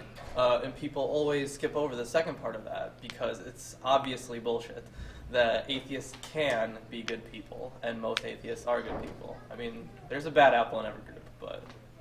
Yeah, well, the one thing that I like to bring up whenever that comes up is Alan Turing. Because he was an atheist. He was gay as well. And if they're going to sit there and say over the internet that a fool has said in his heart that there is no God and nothing they can do or ever do will ever be good, but yet they're saying it over the internet. And that, because, Alan Turing, for those of you that don't know, he's pretty much credited with, giving us the digital age that we live in. All the computers and everything is based off of everything that he did during World War II, that he helped win the war for the Allied forces. And so, to say that nothing he could ever do can be good is just preposterous. Yeah, I didn't know that was his name. I've heard the name before, but I didn't know that was what he is. Well, yeah, and in case anybody out there doesn't know, he was actually caught and charged with being a homosexual, and he was chemically castrated. Wow. Yeah. Really? And when was that? It was just after World War II, 1940 something, after 45, I know. Wow. But yeah, he eventually killed himself because of the chemical castration and everything like that. Right. So, and I just think that it's horrible that even at that time, people were such idiots about it. But as far as that verse goes, I usually like to bring up Alan Turing and how it's just preposterous that no atheist can do any good. Plus, if you look at a lot of the charitable efforts of a lot of atheist groups mostly, now, humanist organizations, and this does bring up one point. The reason why churches are tax exempt is because they have to do two things. The reason they're tax exempt is because they take over a part of the government's job. Like, they donate to charities so the government doesn't have to give the charities any money. And they also have to stay out of politics and not be for any certain politician. Mm-hmm. And obviously they are breaking that rule. And obviously they're breaking the first one too, because we've seen those $72 million churches. It's crazy. Oh yeah, and I don't know. Did you hear about Joel Osteen? No. His church safe got robbed. Really? Right, and you know how much they made off with? All of it. $600,000. Wow. That was from one Sunday. That was not even the whole offering either. Oh, was it? I think that was just cash, wasn't it? It didn't even. The cash. Yeah, that's just the cash. That didn't account for like any kind of donations that were given online or anywhere. Yeah. So. That's crazy. Yeah. So they calculated that about, what was it, a year that he makes about 34 million? Oh, him or his church, which is essentially him. Yeah. Which I just think it's crazy that any organization like that, like people are so willing to give to church organizations, but then, somebody actually needs help and people all of a sudden start getting skeptical. Joel Osteen, knowing about him from when I was a Christian, I think Larry King interviewed him, and he basically came out and said, I don't preach about hell or God's wrath or sin or anything that people don't like, which is totally the opposite. Yeah. I'm just here to make people happy and give me their money. Money. I'd be happy too if I had all that money coming in. That'd be great. Oh man, so Lawrence, I know that you're part, or you're doing your own kind of thing on YouTube and social media. Yeah. On YouTube, I go by Milwaukee Atheists, and I chose that because I'm the founder of the atheist community of Milwaukee. It's a fairly small group right now, like 120 people around, and most of them aren't really active members. They're like, oh, I'm an atheist. I live in Milwaukee. Like, it's just a Facebook page. For an atheist page, it's a lot. That's fine. I was even trying to get my own group for school. We have like 6 members that are actually actively doing so, and only 60 that were even on our page. So no, that should be something to be proud of. I still think it's small because then you look at obviously there are the bigger ones that have a ridiculous amount. Like the Mythicist page has 4,000 likes or something like that. Yeah. Your page has 10,000, something like that. Not the Godless Engineering one. Oh really? 78,000. Yeah. 78,000. Oh damn. Okay. Know who you're talking. Whoops, I was wrong. Well, that's just on Facebook, and being Facebook famous is like being famous at Walmart.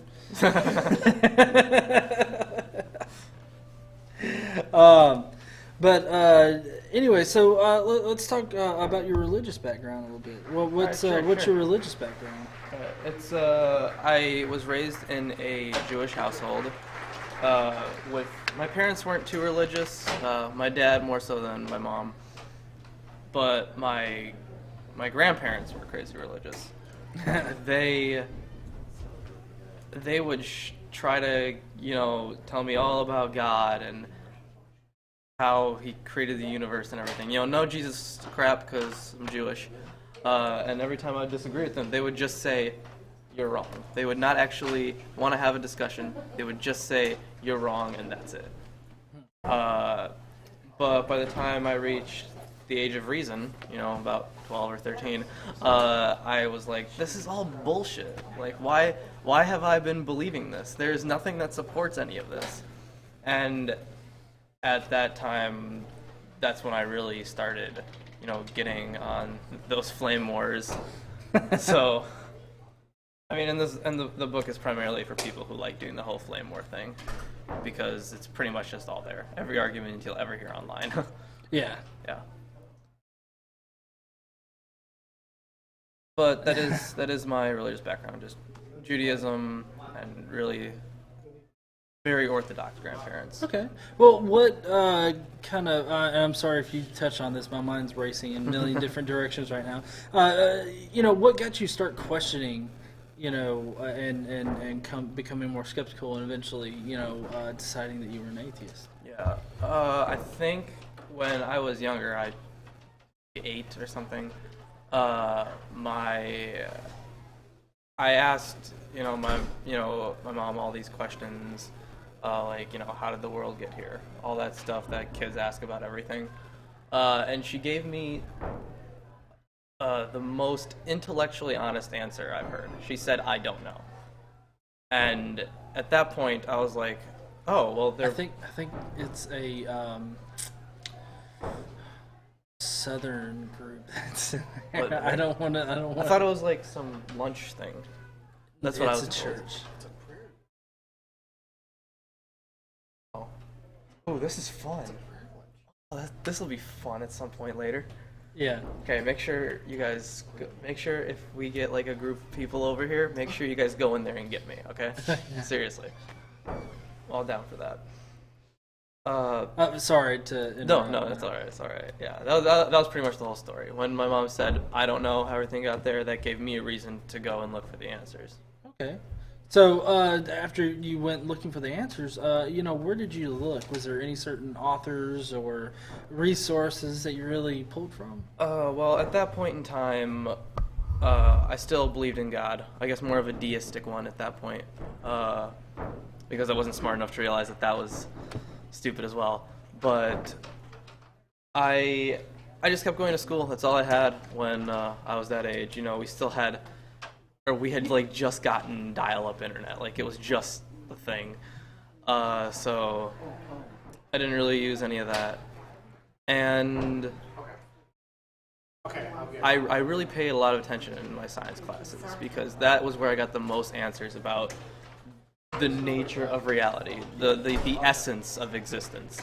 And after, by the time I hit high school, the internet became, a much bigger, more public thing. And that is when I started watching debates, and I ordered a bunch of books. I ordered The God Delusion, obviously. I ordered The End of Faith. Right now, I'm about halfway through A Universe from Nothing.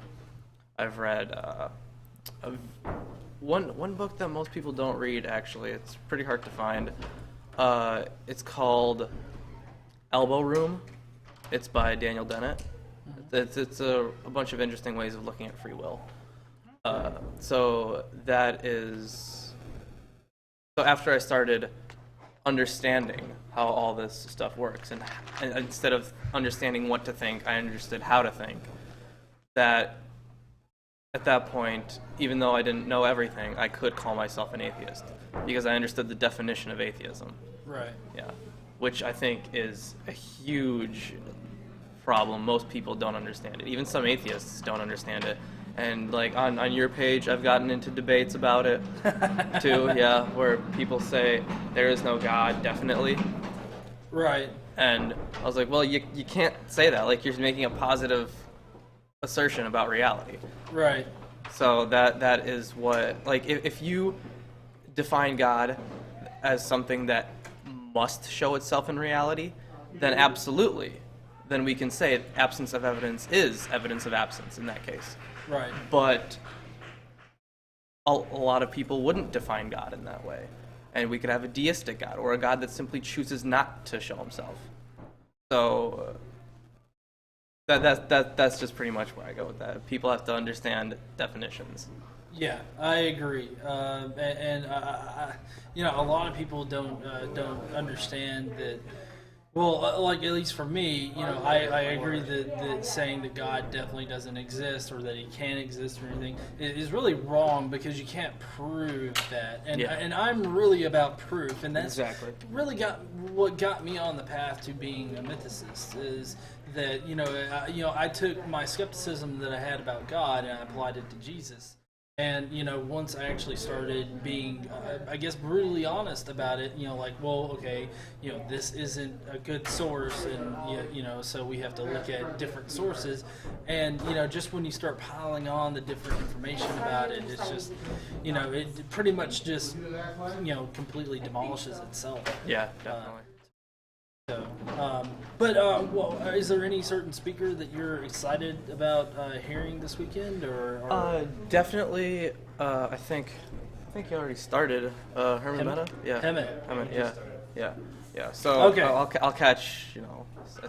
I'll get in there at some point. But yeah, because I've been on YouTube for a long while now, and him along with clips from the Atheist Experience, and then there's the Amazing Atheist, as much of an ass as he is.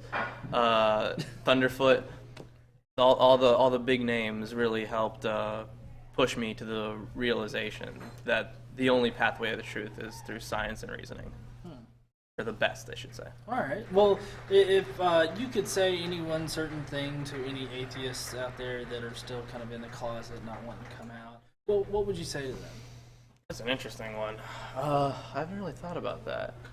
But I would say that if the group of people that you choose to spend time around is more or less an accepting group, then be honest. And honesty is always rewarded. Maybe not with the best thing, but it is...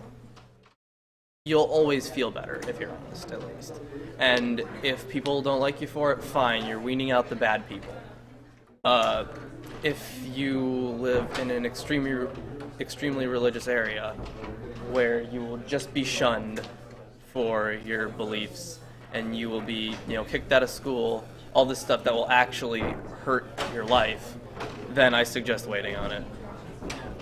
I guess that's all I should say. Yeah, I think that's really good advice. But I hope that Hammett's speech isn't over. No, definitely not. I think. These are next. They were just finishing up with question and answer. Oh, okay. Oh, okay. Yeah, because I know Kirkwall was in there just now. Yeah. Talking it up. So I really wish I could have gotten to his speech, but I kind of wanted to be out here doing this. Yeah, yeah. And plus, I'm going to be talking to him here in just a little bit, as soon as he gets off stage and whatnot. So I hope everybody stays tuned for that. I'm going to go ahead and let you go and get back to your business. All right. I'll see you later. Yep, see you later. Yeah. You gonna be at the after party? Oh, definitely, dude. Awesome. See you there. Yeah, these are all free if you want to take them.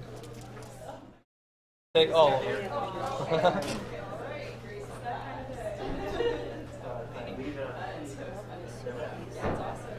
I got them from Sticker Guy, an internet thing. Oh, you had them produced? Yeah. There's like a release right here. Yeah, I know. That was the first one that actually my friend did, and then I actually bought the font for the Got Milk and had those produced. I'm John Gleason, by the way. I've watched the podcast. Oh, have you? Yeah. Oh, okay, awesome. I've never heard as many. Oh, awesome. Nice. What kind of engineer? Nice. Yeah, I'm a software engineer. I just got my master's as well. Oh, really? Nice. Awesome. Yeah, I got mine. I think a couple of years ago. But yeah, I'm really enjoying the conference today. What about you guys? Yeah, it's pretty amazing. Oh yeah. Oh, nice. Yeah. Overdue. Well, would anybody like to sit down and do a live interview? I'd love Okay. How long are you gonna be here? Till it's over, which is like I don't know. I think it's 3 or 4. If you want to sit down, go ahead. But just fill you in real quick. I was born and raised Jehovah's Witness. Oh, yeah? Recently left. A pretty dramatic conversion, existential crisis. Oh wow! Lost my whole family that could practice. Did you have to go through one of those apostasy trials things? No, I disassociated. Oh, okay. So I formally turned in a letter, which is in their eyes worse and viewed as the Antichrist. Oh wow! Oh yeah. Well, I'd love to get you in front of the camera here soon. Well, hi. I'm John, the Godless Engineer. Yes. So tell me about yourself. I'm Megan, and I am an English student at Mount Mary University. Okay. For those that don't know, it's an all-women's Catholic college, university now. I'm an atheist, longtime atheist. I am starting to get the confidence to just say it. We are required to take certain courses that have deepened my appreciation for my own beliefs. And I have learned that through studying famous Christian writings outside the Bible, that you don't need God to come to these conclusions of how we're all connected. Knowing what's right, that life isn't all about me. That's the misconception. Is, well, if you don't have a God, then you must be worshiping yourself. And that's not true. That's not true for me. It's not true for many of the atheists I know. That doesn't mean I'm self-absorbed and I'm just out for me. You can have a selfless point of view without a God, if that's good for goodness sake. Personally, my philosophy to be good, because it's the right thing to do, is also rooted in my veganism, that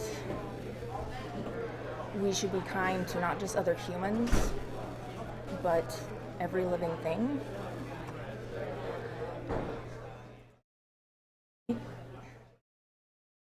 That's kind of my problem with humanism, because I don't think humans are the most important thing. I know it goes more than that, but I just don't like it as a title. I don't think it really represents my deeper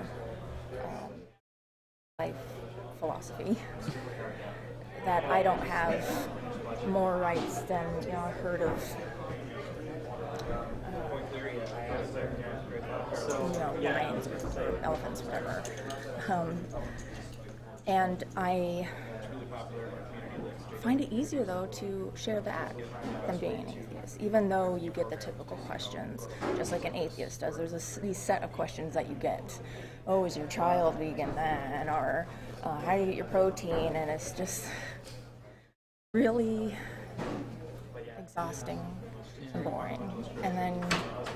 And I think atheists get that same set of questions. What do you think happens when you die then? Those things, but there's a strong connection between being a vegan and being an atheist. I think they go together really naturally, and they have similar view on how we should live our lives and kindness to one another. So that's kind of who I am. Awesome. A little bit. Well, as far as the atheism going with veganism and everything like that, I've always kind of described it as being like, atheism is just one kind of peg in it, and so like if you were to try to build anything that could resemble like the Christian faith, because like when you say you're a Christian, you have all of these things that are attached to it, but when you say you're an atheist, you really only have one thing attached to that, because that's only one particular part of it. You don't believe in a God. There's more than that. Right, and that's that's where all these other labels come in and whatnot, and that's why I think that the veganism would fit well with atheism, because atheism is kind of meant to be just one cog in it, and the machine has so many different solutions. And so, the only problems that I have with whether it's vegans or whether it's, the religious people or anybody, even atheists, is when they try to push that on other people. Yeah. And that's where you start getting into the more radical sectors of any kind of ideology, I guess. Not that veganism is an ideology, really, but because I don't. Okay, well, I don't want to speak to it too much because I'm not a vegan, but so I'm really just trying not to step on your toes when I talk about it. But it's fine, it's just like with atheists, like ask me questions. It's the same thing, that unless you have someone in your life that you're close to and have seen it working in someone's life, then you really don't know a lot. And I find that once people are around me and know me, they don't think about it. At first, they're like warning everyone that Megan's a vegan, so I'm like, that's not really anyone's business. Yeah. I'll take care of myself. I'm a big girl. You don't need to. People really worry. Right. And it's just who I am. I don't think about it. Think about it until I'm faced with something. Like being asked a question straight out, because I can participate in another class we were required to take at Mount Mary, which is a wonderful class called Search for Meaning, and it's half philosophy, half theology. And my theology teacher is a wonderful woman, and she's so knowledgeable, and she helped me understand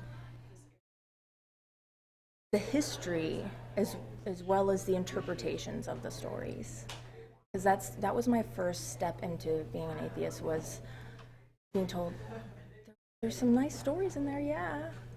That was my first introduction to maybe it can be respected in just a different way. And I have found a lot of parallels to just being a good person, being accepting of others, and not needing God in the picture. But the philosophy, to put them both together, to start to make us all think. That's kind of the purpose of that. Search for meaning in God, it's really not. You think, oh, Catholic women's college, and our science teachers are very passionate about science. There's research going on there.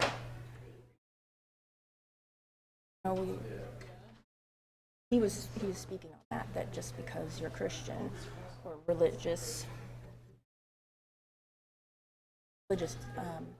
doesn't mean you can't science. It's still science. We have to be careful and accepting and open-minded. Being open-minded is the biggest thing. I wouldn't have wanted someone to shut me down and instantly put up a wall when I was young and Christian, like I did to other people. Well, just curious, in your classes, do they push like a religious aspect, like in their science classes and everything like that? No. Okay. There's a crucifix in every classroom, except for one classroom I found didn't have a crucifix, but they had a little statue of Abraham Lincoln, and we couldn't explain it. But no. I've taken a lot of science classes, and I love science. Not brought into the picture when we learn about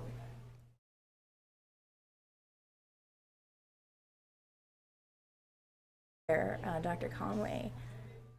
It was never mentioned because we're studying biology, we're studying physiology. It doesn't come into the picture. If we start a conversation, off-topic conversation, someone might mention it, but it's not shoved down our throats at all. I'm very happy there, and I'm atheist. Well, I'm kind of curious. How do you feel about some of these, public schools that are really trying to push like a creationist worldview into the classroom? Is that happening here in Wisconsin? Well, not in Wisconsin, but just in America in general. Like down in Louisiana, they've got several vouchers to where they can have pay for their kids to get creationist teaching. Yeah, basically. I think Christians who believe in that Adam and Eve story may be moving more towards combating it by saying, well, God set off the Big Bang. And it doesn't say just because it says 7 days doesn't mean it literally means 7 days. That's what I was told when I was very young. The concept of a day was very different then. Open to interpretation. And I said, okay, I accepted that. That made sense. It's unfortunate, but at the end of the day, children are going to make their own decisions. I was molded by my parents to believe certain things and have feelings towards certain things. And I didn't always agree with them, whether I spoke out about it. That didn't happen often enough. But when I became an adult and I moved out on my own, I moved to England and I lived there for several years. And then coming back and being back in America, I have found my own way. I've experienced things and said, wait, this doesn't make sense. This makes sense for me. And nothing happens just, I evolved from a Christian to an atheist. It wasn't overnight. It took a lot of kind of letting go of this part of it, letting go of that idea and this idea. And because it just made sense. The other thing made sense. I never allowed myself to that information because my very closed mind. I get asked all the time, like I said, is your child a vegan? No. It's his decision. He will ask me questions a lot, like, Mommy, why don't you eat animals? Or whatever. And I explain it in the best way I can explain it to a 6-year-old. But he's going to have a completely different. If he finds some kind of comfort in religion, why would I try to change that? I can't force something on him. But I can just live by example, just like we do with anything, with raising our children. Yeah. So even, I was taught Adam and Eve. I don't believe it now. No, I'm not damaged from it. But I think, like my college, they should take a page and teach what we know, facts. Teach what we know, the facts, the scientific method. Get children thinking in a scientific way of looking at the evidence, testing the evidence again and again. That's why I became a vegan, because I just the evidence for that lifestyle, and then it out, and it's been this kind of movement towards plant-based diet, because vegan's another dirty word, like atheism is kind of it's a little harsh. Yeah. Well, I think the reason why is those radical people that we were discussing. They tend to be the loudest voices out there, and they tend to make kind of a bad name for a lot of. Speaking about radicals in general, they tend to make the movement look really bad, and for a lot of reasons, people outside of the movements highlight those individuals. And I really think that's kind of wrong for people to do, is to highlight those, because that's like highlighting trolls on YouTube or Facebook or something and saying, well, look, I'm persecuted because these people say this, when it's not really indicative of the general atmosphere, like in general, if you get what I mean. But the extreme is interesting. That's why they get on TV. Yeah. We're not watching TV programs about, people like your neighbor who goes to work every day, mows his lawn, lives a quiet, peaceful life. That's not interesting. That's not entertaining. That's why those people get on, because they're sensational. We want to watch that. I mean, come on, let's get real. That's what we want to see. Right. I thought it was very interesting. I saw the program on, was it CBS? Lives of Non-Believers, or the young man on that program saying that what they're calling new atheists,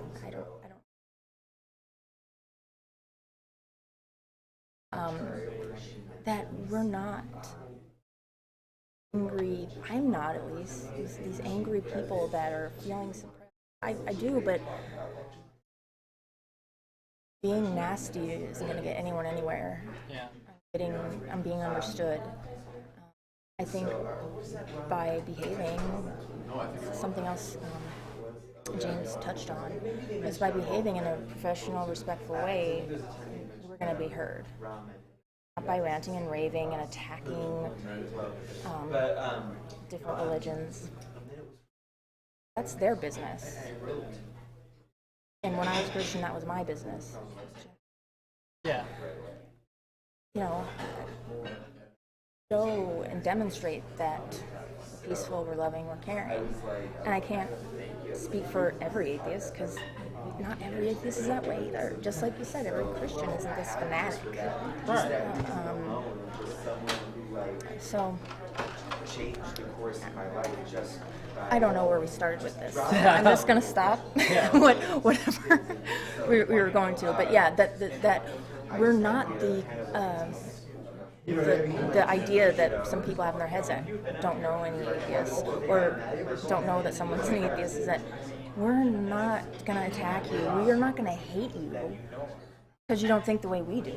We don't want you to do that to us. And that's at least what I've experienced. Right. Well, why don't you tell me what got you questioning Like what kicked that off in you? I'm sorry if you're having to repeat yourself. No, you're not. Okay. You're not. It's a boring answer, Richard Dawkins. There were the programs he had on Channel 4 in the UK. Slowly teased it out of me. My ex-husband, who was an Englishman,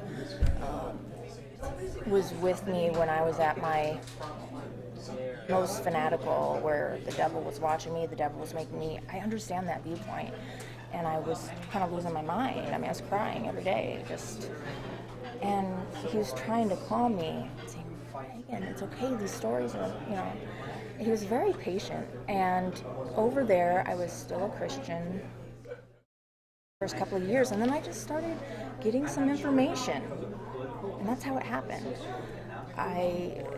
The thing that really sticks out to me in those documentaries was the mountain, where he talks about you don't jump from up here to the top of the mountain. It's a very slow climb up, and he said believing in the creation theory or myth is like a huge jump up to the top, and it's just not realistic. And that is what really opened my mind to the rest of it. And everything I was seeing just made sense, and I started to see that it was just a story. And although I found a lot of comfort in having a close relationship with Jesus when I was young, it didn't make my life better in a bigger way. It was comforting, but I still had a lot of shame and guilt over things I was doing. It didn't make me behave. But that's what really got me opening up my mind. I was very scared to come back to America, to tell you the truth.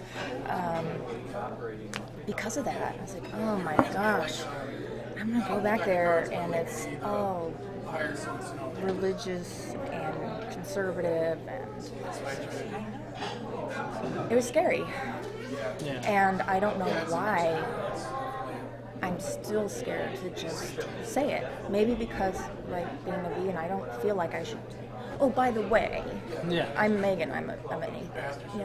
It should just come up in a natural way, and to just say it when it does, not talk around it. Right. Because speaking in my Christian classics class, for example, I found a lot of inspiration in what people were saying. I could relate to a lot of what the readings were, and they didn't know that I was an atheist. I can still relate. I didn't feel the need to say, oh, and I don't believe in God. But in my paper, my final paper, I did say, Catherine of Siena almost got me to believe in God through her visions, whatever. And I don't even know if the teacher caught that. It doesn't matter. It was for me. I had to be honest in that essay for me. That's Richard Dawkins. And I want to go see him in Minnesota. I'm not unique. He has done this for many people, and he's a brilliant, beautiful man. And there's a lot of other people out there like him that can spread reason, evidence to make decisions about how we want to live our lives and how to treat people. They do it in an effective way.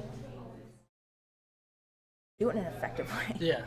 Have you seen him reading his mean tweets or mean emails? I haven't watched that. I mean, I'm sure it's entertaining, but I don't like the anger. Yeah. I don't like the bashing and the anger. It's Yeah. It's something more constructive. I was watching his debate with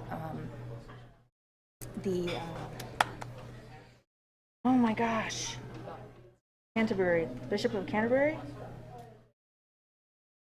Was it on IQ squared or whatnot? It was, oh my gosh, I can't believe I don't remember his name. The Canterbury guy. Bishop of anyway, but I hate myself for not knowing right now. He was a very peaceful, smart man, and their debate was just calm, intelligent, not hostile, respectful, and that's what I like to watch. And it was much more enjoyable to see where their beliefs overlapped and where they differed, and they believed in more or less the same things, but just came from a different place, and that's okay. Archbishop, that he's a lovely man. So that I found much more entertaining. And your podcasts explaining certain why the stars shine, or if there was something like that on the Milwaukee. That is what got me to believe, is science, not dispelling. At first it had to be dispelling a little bit, but then it was truth. This is how it is. Oh, I didn't realize. What I'm trying to explain to my son, he's in this big why, how. And I try to tell him the best of my ability. We can look it up when we get home. Mama doesn't know everything. But if he knows these certain truths about how things work, that there is an explanation behind it, that we don't need God. That's another thing as a vegan that's frustrating, is how we like to overcomplicate things. Other things that James was saying. Mentioned in there with diet and wellness, people want some weird mushroom they have to import from another country, and that's what's going to solve their stomach problems. And no, they want this exotic answer that comes from a person who has a degree in like Chinese medicine and all this, and it's like, it doesn't have to be that complicated. Yeah. People are looking for complex answers outside of religion, and there's just as much insanity there. And you say, where's the evidence? Let's find the evidence. There's a fear, selling fear to people. I just did a bunch of research in a little article about cosmetic ingredients, and there's a lot of fear there. And I did research, and it's unfounded. Most part, a lot of it is. Some of it's not. But I walked into it thinking a certain way, and then looked at the evidence. I'm wrong. This isn't as... Until we know different, let's not be scared. We have no evidence that we should be. So it's everywhere. It's not just in religion. It's all over the place, especially in America. I don't want to bash. I love my country. I do. I'm on the border of. I've got a love-hate thing going on with it right now. Yeah, it depends where you are. Yeah. I don't exactly fit into this. I'm not from here. But, I do like this idea of sticking together. That's what Wisconsinites have. If we buy from people we know, we're going to stay loyal to our own. But they're also very open-minded to new things coming in. That's why it's so important that we have a secular presence, larger presence, I should say, in Milwaukee, because we are progressive. Fear holding us back. Fear of speaking out. Fear of getting involved. It's hard. I was involved in the Atheist Meetup group years ago. And life happened, things got in the way. You have to make that commitment. If you want things to change, not be passive, and it'll take care of itself. Everyone else can speak up for me. Is that what is kind of motivating you now to, want to be more vocal about being an atheist, or just vocal about your worldview in general? Yeah, about being an atheist. Benefits of a plant-based diet. It's always written. Here are the benefits. Sorry. Anyway. Yes. Because it's silly. It's silly.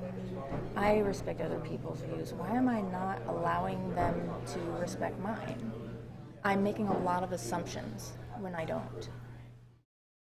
When I'm not honest about who I am. I'm assuming that this person is going to feel this way. And I don't know. I don't know how someone else is going to react or treat me afterwards. For me to. Yeah. Well, how do you, or have you had any negative reactions to? Have you expressed it to anybody yet? Oh yeah.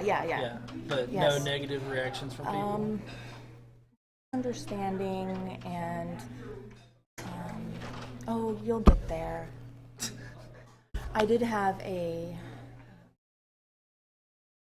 man say to me, "I feel sorry for you." I said, "Don't feel sorry for me." He said, "Become an atheist, educated."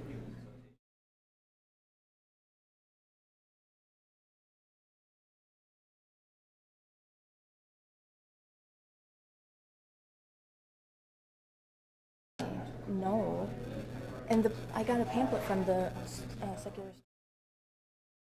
I think we should be passing those out on the street. It explained exactly what our beliefs are, what our motivation is, how we, what happens to us after we die. I find it comforting knowing I don't have to worry about it. I'm not dead yet, so I worry about it. That have passed on.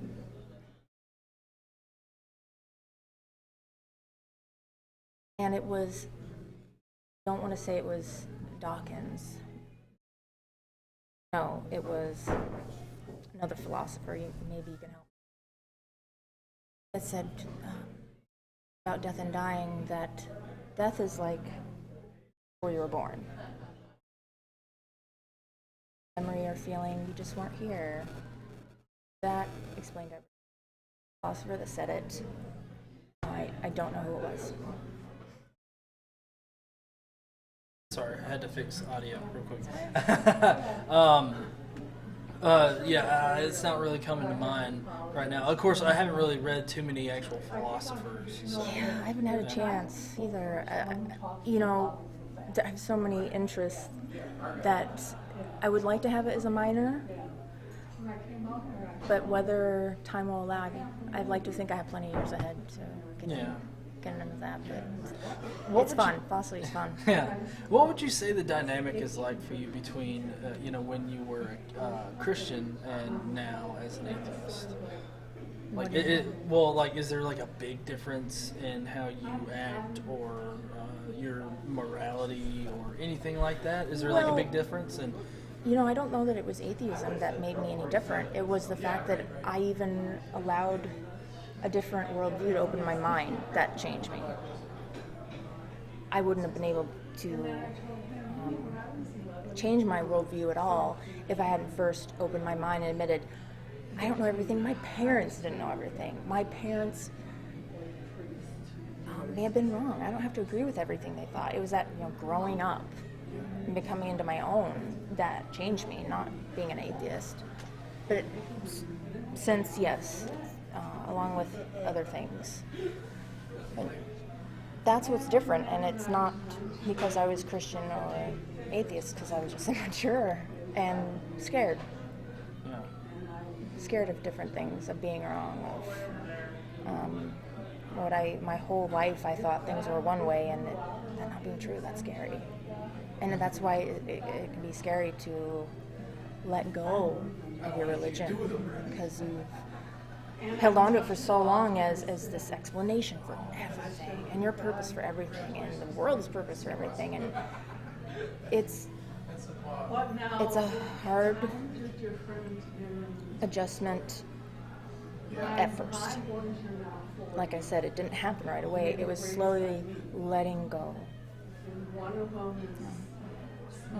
Well, I really appreciate you sitting down and talking with me. Yeah, thanks for talking to me. Well, I forgot the most important question. I was about to send you off. So, are you a mythicist? Do you believe in a historical Jesus, or on the fence? Or I believe in a historical Jesus. Oh, okay. Yes, I think he was around. I think there's a lot of guys around like him. Like there has been since. Yeah, and I don't know how accurate the stories are, or if his name was really Jesus, probably was something else. And I know that our English interpretation is very different from the Greeks. And when you know the original language, like my teacher did, it changed everything. It changed everything knowing, well, we're saying this, but really this is what this word, how it was used back in Greek or Hebrew. It is fascinating. So yeah, I do believe that there was some guy that people are writing about, and that those stories have important things to tell us, such as the woman at the well, that he sent this woman who was cast out of society to spread a message. That's awesome. It doesn't have to be someone in power that makes a change and speaks up. I think that's really cool. I don't believe in the message he was spreading for her to spread, but I still think that's a really cool concept. Okay, cool. Well, like I said, I appreciate you sitting down to talk with me. Thanks for talking to me. It was fun. Yeah, and if I remember correctly, you said that you followed me on YouTube. On YouTube? Yeah. Awesome. Well, is there any kind of constructive criticism you can give me about it? Or anything that I'm doing that you think I could do better or worse? I don't know. I think we need to broaden the conversation beyond atheism versus religion. After you've been, it gets a little tired. What else are we trying to say besides religion's harmful to some people? The extreme examples are harmful. Civilization, like any extreme. I think we need to broaden the conversation. Yeah. Well, that's why I've been doing, game streaming every Saturday. I stream my game. When I play a video game, I stream it. And I'm really just trying to build kind of like a community that, people can relax in without, and it's a more secular, not really atheist oriented, but just a secular kind of thing. And, I've been touching on a few things that are not necessarily religiously related, but like for instance today I uploaded a video where I kind of did some creative editing with in Tennessee it was somebody had wanted to pass 2 amendments to their abortion bill, and and a woman actually struck it down saying that like rape and incest isn't verifiable. Yeah, there's a lot of women that hate feminists. And feminism is just equality for men and women. Yeah, I like to generally kind of describe myself as like a dictionary definition of a feminist.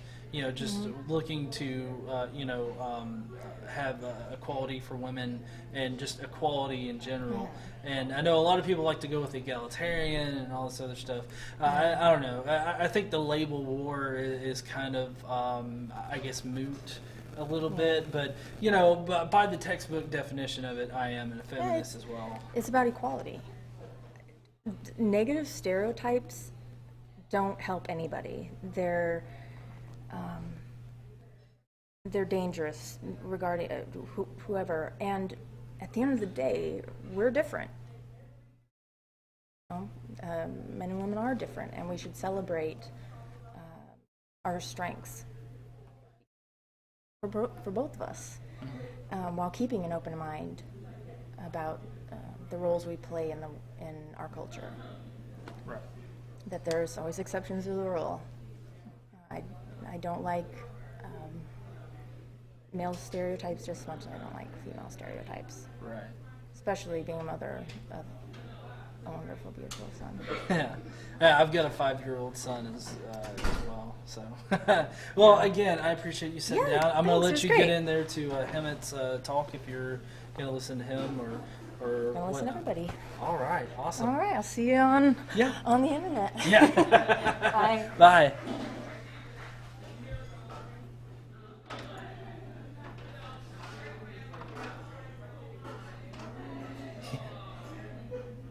All right, yeah, sorry about that, guys, for the audio.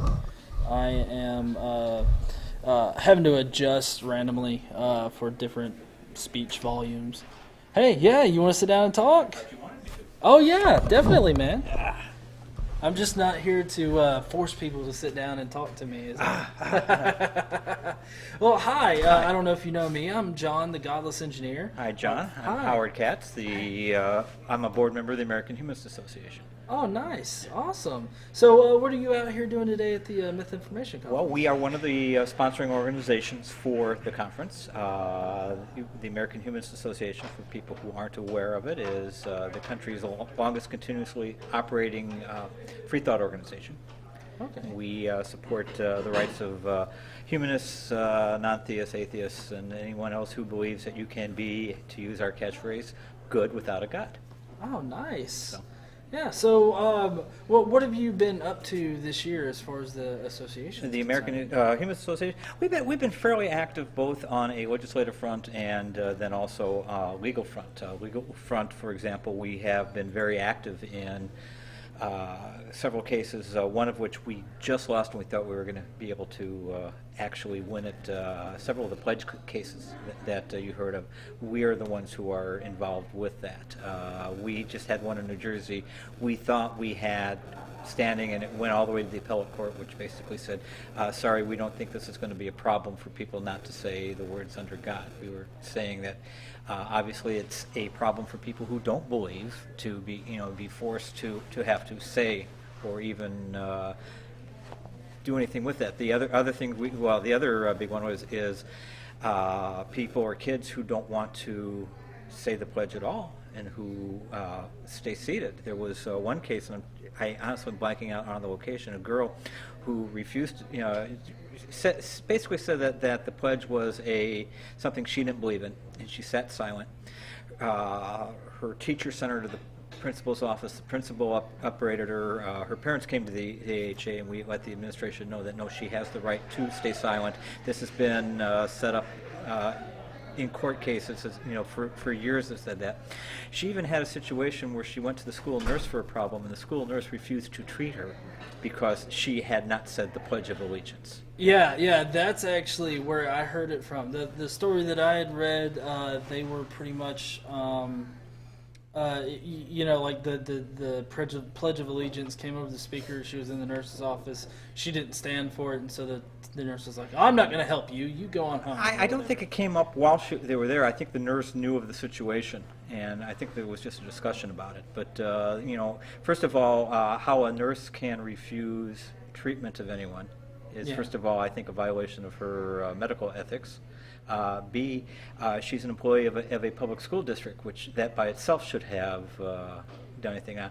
Now, she was talked to. I don't think she was reprimanded, because I think the administration through that school was a little bit upset that that they're caught in that to begin with. But we're doing things like that. American Humanist Association's doing other things besides the legal aspect. We are developing and releasing a K-12 educational program that is catering to both homeschoolers or people who want to see if they can get parts of it incorporated into public school curricula. Obviously, as humanists, our material is not religiously based, so since we're promoting reason, it can be. I mean, I know reason. How dare we actually promote reason in a school? Yeah, no, right. Yeah, educational system and reason. No, I could never have that. Now, only Jesus deserves to be in school. Otherwise, we wouldn't have all these school shootings. Yeah, right. Yeah, put prayer back in, and that'll solve everything. So. Well, to kind of play off the first thing that you were talking about with the nurse, and how it didn't really seem ethical for her to do that. How do you feel about the Michigan law? The one that would allow, like, for instance, EMTs to deny service to the LGBT community, if they're called to a scene. Every time those come up, there's a difference between a pharmacist who says that they don't want to prescribe birth control because it's against the religious viewpoint, because 9 times out of 10 there's another pharmacist there or another pharmacy in town, and it's not a life-threatening situation. In a situation where it's an EMT, that's going to be a life-threatening situation. And obviously, I think their first responsibility is to the patient and not to what they perceive as an ethics. It's not like saying, I'm not going to serve you pizza in my pizza parlor because you're LGBT. Right. It's an EMT, a doctor, a nurse, somebody who is in a life and death situation. That's different from, if I went to a doctor, it's my first visit, and they realize that I'm a humanist, and they say, well, I believe in God, and I don't want to treat anybody who's a non-believer, which I could see is they're right. I may not be happy about it, but as long as it's not a life-threatening situation, there shouldn't be, and I have other choices, that's fine. If I happen to be in one of these towns where that's the only doctor, and I'd have to drive an extraordinary distance to get to another doctor who would treat me, I think I might have a case against that doctor. Yeah. And first thing I would do is call up the AHA and go, hey, what can you guys do to help me on this one? So. Yeah. Well, and moving on to the next thing that, that you brought up was, the AHA is, producing this curriculum for K through 12. Right. I'm wondering, how do you feel, like, comparatively about the Hobby Lobby guy? He's got a biblical teaching standard that he wants to get into every public school. Right, but the problem is the biblical-based material has, anything that's scientifically based is provable. And if it's not provable, if you can't prove it, you discard it and you go on to something that is provable. To use the Bible to prove the Bible is circular logic. Right. And yes, he's trying to put that in, but at some point, what all that does then is gets us into trouble with First Amendment rights, because then you have the state supporting a religion. So he can try, but the few places where they've made a push on that, the courts have thrown it out. Yeah, which I'm glad that they have, because there's a lot of legal bodies out there right now that are really pushing, like, religious freedom laws and all this religion into the public sphere. They've been doing that since the Reagan era. This is going on for 30 years. A lot of us have been fighting this. Oh yeah. So yeah, this is nothing new. Oh wow! I guess maybe just because of the internet and with it being so it's a little more. Yeah, there is an organization, and I don't even know if they still have it on their website, but there's an organization headquartered out of Boston. It's called Political Research Associates. Mm-hmm. And back in the early 80s, they put out a document about that was basically, I don't know if this was the title or if this was the working title when we were editing. It was called How to Take Over a Political Organization. And it was talking about how the religious right targeted the Republicans for takeover solely to be able to start pushing their agenda. Sorry. Hi. There we go. I try to sit up taller, but I can't. This chair is a little bouncy. No, yeah, I know. I'm sorry for interrupting you. Yeah, quite all right. But yeah, so I mean, we knew back in the 80s that the religious right was attempting to take over the Republican Party, which wasn't that hard since they were leaning that way anyways. But in order to be able to start promoting their agenda, so they could start working towards, let's face it, a theocracy, which is what they'd love to put into place. Well, since you bring up theocracy... I didn't mean to, but yeah, it's okay. But since you brought it up, there's been a lot of pushing about this whole idea of a secular theocracy that's being... Like, recently Santorum came out about it. Yeah, that's a no. There's no such thing. That's just the red meat that they're throwing to their base to get them all riled up. How can you have a secular theocracy when, by definition, you can't? Theocracy is religious. Right. And secular means no religious. So, I mean, if they think upholding the Bill of Rights as we have it written now, and the Constitution as it's being interpreted mostly is a theocracy, then every law school is a church. Well, yeah, I guess I can point out their version of our government with one particular instance. Be my guest. Moses is a founding father. Moses is not funny, I didn't see his name scrawled on the Constitution. No, yeah, it's not. But you know, I mean, you've heard of Texas pushing that you know Moses was the founding father and that he created democracy, basically. Well, Socrates, they might make a claim, but I don't think Moses was a pretty nasty person. Of course, Moses didn't do much of it. It was really Aaron, his brother, who did it, and Moses was mostly just the figurehead. Because I don't know if you know, if you read the Bible properly, Moses had a speech impediment and couldn't be understood very well, and Aaron was the one who interpreted all of the commands from Moses. Oh, really? Oh, yeah. Huh. Yeah. Interesting. Oh, yeah. It's amazing how little things like that get overlooked. Yeah. Yeah. Well, I mean, how do you feel about you know, them trying to push you know, false things, like obviously false things into, you know, textbooks, because that's what Texas is trying to do, is put it in. Well, Texas has been doing that for years. There was a group called or a couple called the Gabblers. Who first of all, let's step back for people who aren't aware of it. Texas has the largest number of school districts of any state in the country, including Alaska. Right. It's a little different now with modern printing, but through the 80s and the 90s, book publishers were not going to come out with two different versions of a textbook, one for Texas and then one for the rest of the country. So when groups like the Gabblers or Mr. Barton, you know, the historical revisionist, I'm sure you're familiar with him at this point, tries to get something in the Texas textbook, the odds are it's going to find its way into places in the rest of the state. So we had for years a problem with them doing revisionist history. This is what's coming down to the same thing, is they're trying to put religious, you know, biblical reasons for the beginning of anything, has a cascading effect that's going to affect more than just Texas. So it's nothing new, and other places and other states have been trying it for years too.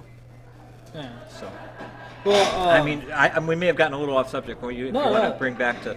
No, that's fine. That's fine. I'm enjoying the conversation. Yeah. So, as far as the American Humanists go, is there anything planned for this year? As far as? Well, anything in particular? Like, I know that you're supporting this conference. We have our own annual conference coming up May 6th through the 11th, or 10th. So we're having that out in Denver. Yeah, that's out in Denver. Yes, www.americanhumanist, one word, americanhumanist.org, and you could find the information there. If I remember correctly, Camp Quest is doing something. Well, they're going to be there, yeah. Camp Quest is an affiliated group. They're not part of the AHA, but we work a lot with them. Yeah, they're going to be doing a mini camp daycare type of thing for the people who need that service. Yeah. So. Yeah, that's pretty awesome. Yeah, for people who don't know, I don't know if you mentioned Camp Quest. Camp Quest is a rationalist camping system. I mean, you know, for boys and girls, and some of them have locations all over the country. They can always be. Website can always be looked up. Some of them are weekly programs. Some of them are day camp type of situations. It depends on the location. Right. Oh, and they do a lot of work with, you know, teaching science, teaching critical thinking. Yeah, her name is escaping me right now, but at the American Atheist Conference, I was actually able to get, I believe she's the director or something. I know who you're talking about, but I barely remember my own name from day to day, so it's, But I've got her on an interview, you know, that I did over at the American Atheist, and so she's going to be up on my channel here soon. I'm slowly working through all those interviews that I did. But now, you know, since we're here at the Mythinformation Conference, I'm just kind of curious, you know, what kind of got you interested in, or are you interested in, like, the mythicist position? I'm friendly towards the mythicist program. What I am more interested in, and of course, this is kind of a fellow traveler type of thing. The idea is this is all part of the free thought movement. This is about allowing people to make decisions on their own without having a theocracy tell them what to do. And of course, since a good chunk of what religion is and what people believe is a myth, that just goes hand in hand. So. Right. Yeah. And just to let people know, the American Humanist Association is a sponsor of this particular conference here today. Oh, awesome. So, yeah. Are you guys sponsoring any more this year? Do you not know? As far as, the problem is, I live in the Chicagoland area, so it's easy for me to come up and do the info table like we're doing here. Right. And by the way, if anybody's interested, we are a membership organization, AmericanHumans.org, and they can join through the online website, the online process there too. All right. We have our own conference going on. I'll be speaking at a couple conferences. I've got one coming up in. Got one in July, and I got one in August. And August I know is in Omaha, and I forget the July one I think is in St. Louis. So yeah. Regional coming on. Info tables, we've got mini conferences going on. We have training programs for different aspects with humanism. We have an ongoing thing. We have a program called the Humanist Institute, which people can go through our program and actually get a master's degree in humanist studies. Oh, wow. So we're affiliated with a East Coast university for the master's level program. Oh, nice. So it's a 3-year program that, it's not like you don't go all the time. Most of it's online, most of it's study. You do have to go every so often, like once every, I want to say, month, 2 months, and actually, be in person. But it's for people who want to develop more of an understanding of the free thought and the humanist movement. Okay. Now, do you describe yourself as an atheist? I describe myself as a humanist. Humanist. My friends who are atheists hate this definition that I use. But what's the definition of an atheist? You use the word. What is the word atheist mean? No belief in God. Yeah, atheism is just no belief in a theism or a deity. You can have an axe murderer who's an atheist. True. But a humanist has a ethics and a moral philosophy. The odds are, unless there's something pathological going on, you're not going to have a humanist who is an axe murderer. Right. Simply because we do promote the human condition. So I prefer to call myself a humanist. Okay. Well, how I've described it is that, with Christian, if you describe yourself as a Christian, then you have a whole bunch of ideologies and everything that comes with that. But when you describe yourself as an atheist, you're not really describing any certain... No, but here, this is, and I know I'm handing you a card on camera, but this is a small version of the Humanist Manifesto, which we ascribe to, and this is an evolving document. We're up to Humanist Manifesto 3. Okay. And if I might read for you just the first paragraph. Okay, It go says, ahead. Humanism is a progressive philosophy of life that, without theism or other supernatural beliefs, affirms our ability and responsibility to lead ethical lives of personal fulfillment that aspire to the greater good of humanity. If he's done speaking, I hate to do this, but I really kind of got to get to my table. Yeah, definitely. It was good talking to you. I'll come back. Yeah, definitely, dude. Okay. I appreciate it. Well, that was interesting.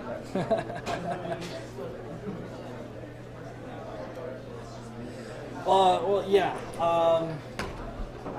Let's see. I was actually going to go into the fact that, something that I said before in the last one, that, atheism isn't an ideology or anything like that. It's one answer to one question. Hold on. It's a single answer to a single question, and to really, kind of to describe an ideology a lot, then you need several different things. Hey, James. Hey, do you got a second? All right. Sorry, I didn't see you there. I caught you out of the corner of my eye. I'm really sorry I missed your talk earlier, but I know that they recorded it, so I'm going to binge watch that later. So, hi, are you enjoying yourself today so far? Yeah, absolutely. I've been looking forward to this event. I found out like November last year that I was going to be presenting, so I had a lot of time to go over this presentation, and it's just been running in my head over and over again. So it's kind of nice to get it over with, so now I can kind of focus on other things. I hardly slept last night. I was looking forward to it, and you're always a little bit nervous, coming in front of people like that. So I think it went well. People said have gotten good feedback, so they'll have the recording, and hopefully it's cool, and hopefully it'll be popular. Oh yeah. Now, we did kind of a pre-conference interview about it, but can you reiterate today, like kind of what you talked about in your talk? Sure. Well, the presentation was called "Defending Reason from Idiots and Frauds." So the agenda was there was 3 reoccurring themes. Talking about ambiguity is the friend of a deceiver. You want to get into specifics when you're debating. Extraordinary claims require extraordinary evidence. And that there's never been a word of God, only words of men claiming to speak for God. So when you're debating a theologian and they say, oh, I have the words of God, they need to be corrected. No, you don't have the words of God. You have the words of a man claiming to speak for God who had no more authority to do so than the hundreds of thousands of other men making the same claim. Right. Got into the philosophical question, how do we know what is true? Something that theologians bring up to try to put doubt in the atheist mind. Well, let me tell you about the flaws of human reasoning, and so you don't believe in God, but are you sure you can trust that line of thinking? It's hypocritical because the same things they're saying about the flaws in human reasoning apply to them just as much as us. Right. But they're saying, oh no, it doesn't apply for my reason for believing in God, it only applies to your reason for not believing in God. I got into something that Kevin Sorbo said about science, covered Glenn Beck, and also covered the Bill Nye versus Ken Ham debate. Oh yeah. So covered quite a bit. I think everybody had a lot of fun, and I think it went pretty smooth. So. Yeah. Well, I was wondering, can you elaborate a little bit on what Kevin Sorbo said about science? Yeah, well, Kevin Sorbo said, and he was on Bill O'Reilly, and this was when he was promoting the movie God's Not Dead. He said there's a scientific perspective from a Christian and a scientific perspective from an atheist. Well, I brought up something that Richard Feynman said, that if an idea doesn't agree with experiment, it's wrong. And it doesn't matter how smart the guy is, doesn't matter how beautiful the idea is, doesn't matter if he has a Christian perspective or an atheist perspective, it doesn't agree with experiment, it's wrong. And counter this idea that science is somehow segregated. Right. It's not. Then also a lot, obviously, regarding the Ken Ham, Bill Nye debate, called out Ken Ham's BS. Yeah. Called out an argument he used against Bill Nye that was debunked on his own website over 20 years ago. Showed a screenshot of the website. And then, a lot of Glenn Beck, who heroifies Moses like a lot of people are doing. And this is not someone anybody should be heroifying. He slaughters his own people. He slaughters the Midianites. He intentionally targets and slaughters children. And yet people like Glenn Beck are saying, oh yeah, this is where American rights come from, right? Life, the pursuit of happiness and liberty and freedom of speech, freedom of religion. No, none of that's in the Bible. Yeah. So I guess you would say that it's pretty aggravating when they try to stuff him into the textbooks as a founding father, huh? Right, and we talked about that on our discussion together on your YouTube page. Yeah. How insane it is. And Thomas Jefferson was not a divine prophet. He's somebody that said the virgin birth was a myth. Right. But since they like it, oh yeah, it comes to our God, even though it has nothing to do with what's in the Bible at all, because in the Bible you have the right to worship the God of the Bible or be slaughtered. That's as far as it goes. There's no life, liberty, and the pursuit of happiness. There's no freedom of speech, freedom of religion. That has nothing to do with the Bible. Right. So yeah, it is aggravating to see people just downright lie. Oh yeah. No, and what really aggravates me is how one big lie that aggravates me is that they try to say that our government's based on like the 10 Commandments. Yeah. The first 3 are repetitive commandments, 3 or 4 maybe. Garbage. Yeah. And then after that, it's like there are some things like some people do them, some people don't. But and then the only ones that are really actual U.S. law, there's only like 2. That's no stealing and don't murder. Right. And I love the consequences. How the consequences in the Bible for violating the 10 Commandments line up perfectly with American society. I mean, of course we stone people for sleeping with their neighbor. Of course. Or picking up sticks on the Sabbath. I know, right? Dude was picking up sticks. Okay? Come on. That just screams American, doesn't it? But are you interested in seeing either Hemet or Richard Carrier this weekend? Well, yeah, Hemet just went on, and he talked about how atheists are skeptics about religion, but we should be skeptics about other things because a lot of times we get suckered. I've gotten suckered where I've seen this story, I've shared it on my page, and somebody pointed out, oh yeah, this is bullcrap, and I'm like, embarrassed. Well, you know, it's gotten to the point where me personally, I have to like if a story just seems out there or questionable, and it's not from like Raw Story or any of those kind of sites, actual legit news sites that we all know about, then I always have to like scavenge the friggin' webpage so that I can find the about section and read and make sure that they're not bullshitting, right? I mean, it's just it's gotten that bad, and a lot of people like to put out those kind of things. So, do you think that have you had experiences other than yourself with atheists not being skeptical enough about certain things? Yeah, well, Hemet brought up some great examples. He brought up a billboard of a quote of Thomas Jefferson from an atheist community where the quote never happened. So that's a pretty big screw up. Yeah. And like you said, I try to make sure that I'm checking sources, but sometimes I still mess up.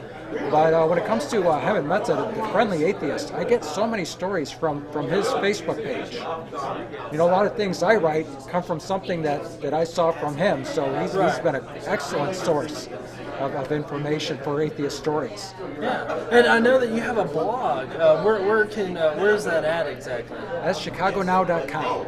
Okay. And under religion, ironically enough, and then an atheist in Illinois. Okay, awesome. So what do you blog about there usually?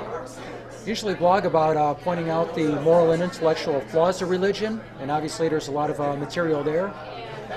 Promoting independent thought, free speech, science, secular philosophy, the separation of church and state. So a lot of those kind of articles, and usually about once a week. Okay. Awesome.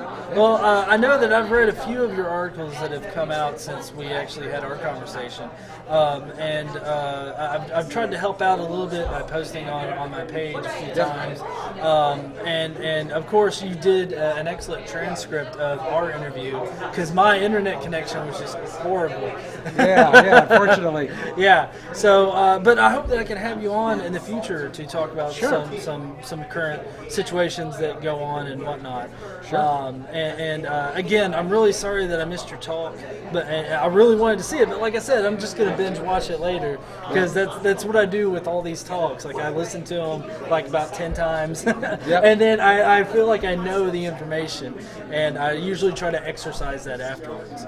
Okay. Like using it and whatnot. And generally, I create memes, with quotes. So I'll There's probably definitely a lot of that. quotes. Yeah, there should be a lot there. Definitely. Yeah. So, are you going to any other conferences this year, or? Nothing scheduled. This is actually my first one, so I really thank Mythicist Milwaukee for inviting me to have this. Before I spoke in front of high school teachers, like 14 people, talking about the religious studies curriculum and kind of bringing up the atheist perspective there.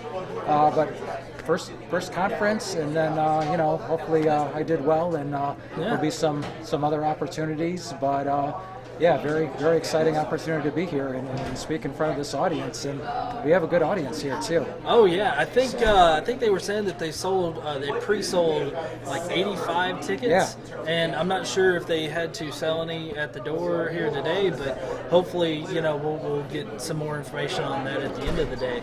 Yeah, pretty full house here. Oh yeah, and then so are you leaving the conference like right after everything's all over and go back home and relax? Well, I'll be going to the after. Oh, will you? After show, yep. Awesome, that's great. So spending some time there, and then eventually getting the long drive home, about an hour 40 minutes.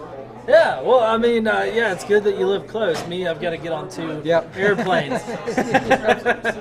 So what time are you heading out? I'll probably be heading out tomorrow, I think is when my plane ticket is. Okay. It's like tomorrow afternoon, maybe, or maybe it's early in the morning. I can't remember. But yeah, so it'll be around that time. Okay. But yeah, so I'm going to be here streaming just pretty much all day. I don't plan on stopping until it's done. Okay, very cool. I appreciate that. Yeah, and I'm of course I'm gonna cut out this particular interview for a snippet, so you'll probably see that on my Facebook page. Which I know sometimes you like to share stuff from there, which I have to say, and this is a personal story for me. The first time that James here actually shared something from me, I was like, "There's no way that's really him. That's some kind of fan page that somebody made up, and it's not really him." Then I come to figure out it's really him. Yep. So I was like, "Holy shit, he shared something of mine." So I found out about you from the event. Oh yeah, did you? Through you, I found out about Be Secular, and that's how it works. Oh wow, Yeah. awesome. Yeah. Have you had a chance to get anything from the Be Secular store yet? Oh, not yet. Not yet? Not yet. Yeah, I actually got a free shirt, and I'm planning on getting, because, I went to the American Atheist Conference and did interviews for them, and so they had me wear a shirt, and I got to keep it. I'm an affiliate with them, and I usually try to promote their stuff, so I'm glad that it's getting out there and it's getting noticed. Yeah, I've seen those promotions, so very cool. Yeah. Well, James, I really appreciate you stopping by to talk about that, and I can't wait to see you the rest of the day. All right, thanks. Appreciate it, and love the work you're doing. Oh, thank you. Hey, man, how's it going? Joe. Hey, Joe, how you doing? Pretty good. You want to sit down and talk? Sure. I'm trying to get this thing on, make it look like a lanyard. Okay. So, to be honest, I started listening to the Craftcast as a podcast when I was looking for atheist podcasts to listen to. It was like one of the first to pop up for River West Radio, and now a year later I've taken over that one. Oh, have you? Yeah. Same format as it originally started out with. Okay. So you work with the. I started out with Rob Moore because I messaged him on the meetup page saying, "Hey, I like your show. Can I be a guest on it? Because it sounds like I really like it when you have guests on. The show sounds better." Right. And I always like collaboration better than just solo missions. Anyway. I'm 33, an ex-military, never saw combat, so yeah, I always like being around people, so whenever I was alone, it's not as fun. Yeah. Some people can thrive well enough on it, it's just I don't have the experience enough to do well on my own yet. So, well, can you let people know where they can find that particular podcast? Yeah, it's you can find our old backlog of episodes on our SoundCloud page, on the River West Radio SoundCloud page. Just search the Craftcast, KRAFTKAST,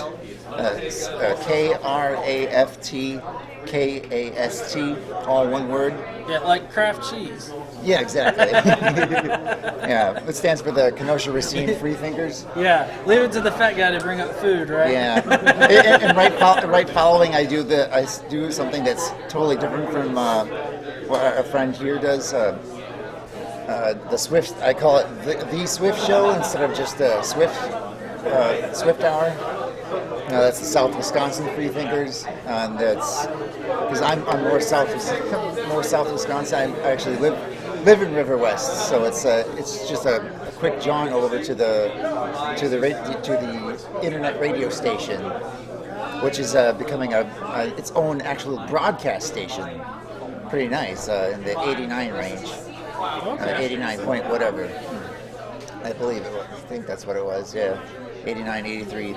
Starts with an 8. So they're upgrading, and I was like, this is something totally new. Everyone has an opinion or has something to say or a show to do about. And it's like, why can't our voice be heard just as well as everyone else? And we broadcast it to everyone who has a radio station turned to it. And I could seriously think that there's a lot of people who put their headphones on or drive in the car listening to us. That's cool. And we're constantly going to be updating it with new information, always taking whatever we can to promote a positive free thought experience, to advise others to approach everything with a positive light. And that's my one hope, is that people don't lash out irrationally at others, and try to just calm down and understand things, because I understand we're all just human and prone to making mistakes. I've had many of those outbursts. I have a problem with anger. like for recently, I spoke about this on my last show. Like, I had a run-in with, you know what a chick tract is, right? Yeah. I had an old lady hand me one, and I was in a grocery store, and I was a complete jerk. Yes, the content of the book kind of justifies my jerkiness, but I don't want it to. I don't want it to. I don't want to be a jerk. I hate being a jerk. I was so embarrassed. After I realized my mistake, I was like, oh, I am an asshole. Oh no. My fiance was there. She was just like, don't. No. Don't. We just hope that I learn from that mistake and just try to say, hey, no, I don't want it. I grabbed it because I knew she has a collection of it.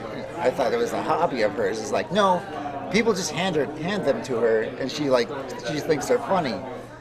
Yeah, but the message is clear. It's all hate, misinformation, and bigotry.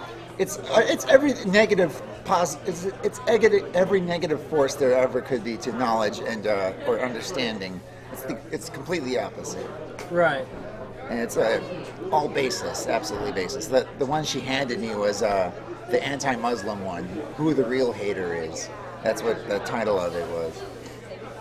I've gotten 3 of them stuck in my car door a year ago when I moved into the neighborhood. I also got one of these.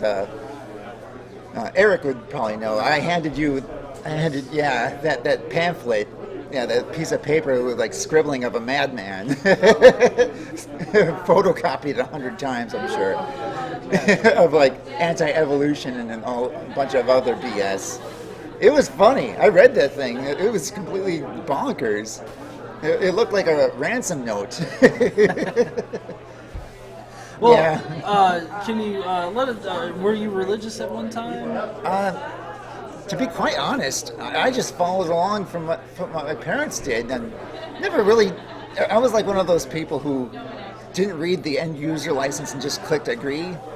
So I was never truly religious. I mean, I just said, oh, hey, these stories are great, or hey, what would happen if we were the only 2 people left on the earth?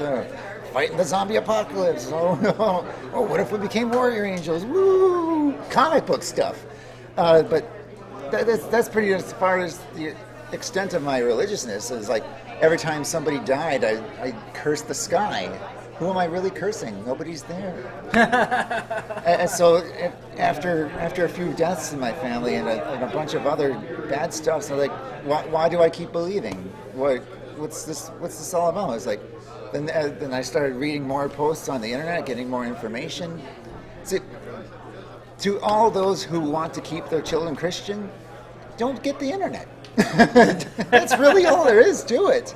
Don't get the internet. Don't educate them. Don't take them to school or anything. Yeah, if you really want to indoctrinate somebody and keep them indoctrinated, you pretty much have to not have any electricity whatsoever. So, the Amish, which I was mistaken for as an ex-Amish person. Yesterday at work, some guy came up to me, say, "Hey, you look Amish." It's like, that clean-cut beard is like, but it's not huge. The Amish do not trim that. Because it's part of that fundamentalism. Thou shalt not trim the beard or whatever. Yeah. Well, so do you identify as an atheist now? Absolutely. Yeah. Well, what made you want to start identifying that way? At first I was like, I don't know who I should tell. And also at first, almost every atheist who comes out as one, they're super angry and they just want to lash out at everything that is even remotely religious. And then you just have to look at a lot of stuff, look at the evidence, just calm down and be as polite as possible. Because if you're a jerk, you're going against your values. You're going against what you represent. Because if you self-identify as an atheist, there's going to be a lot of believers out there who's going to use your visage as a blanket statement for everyone. Right. That's just the way humans are. They compartmentalize it all, and it's a real shame. So I try to be as positive as possible, and in my non-belief, let other people know that I am an atheist. I am a good person. I'm for everyone's having their own individual rights. I want to better humanity. I want to leave this world as a better place than when I entered it. And actually, when I entered it was in the 80s, so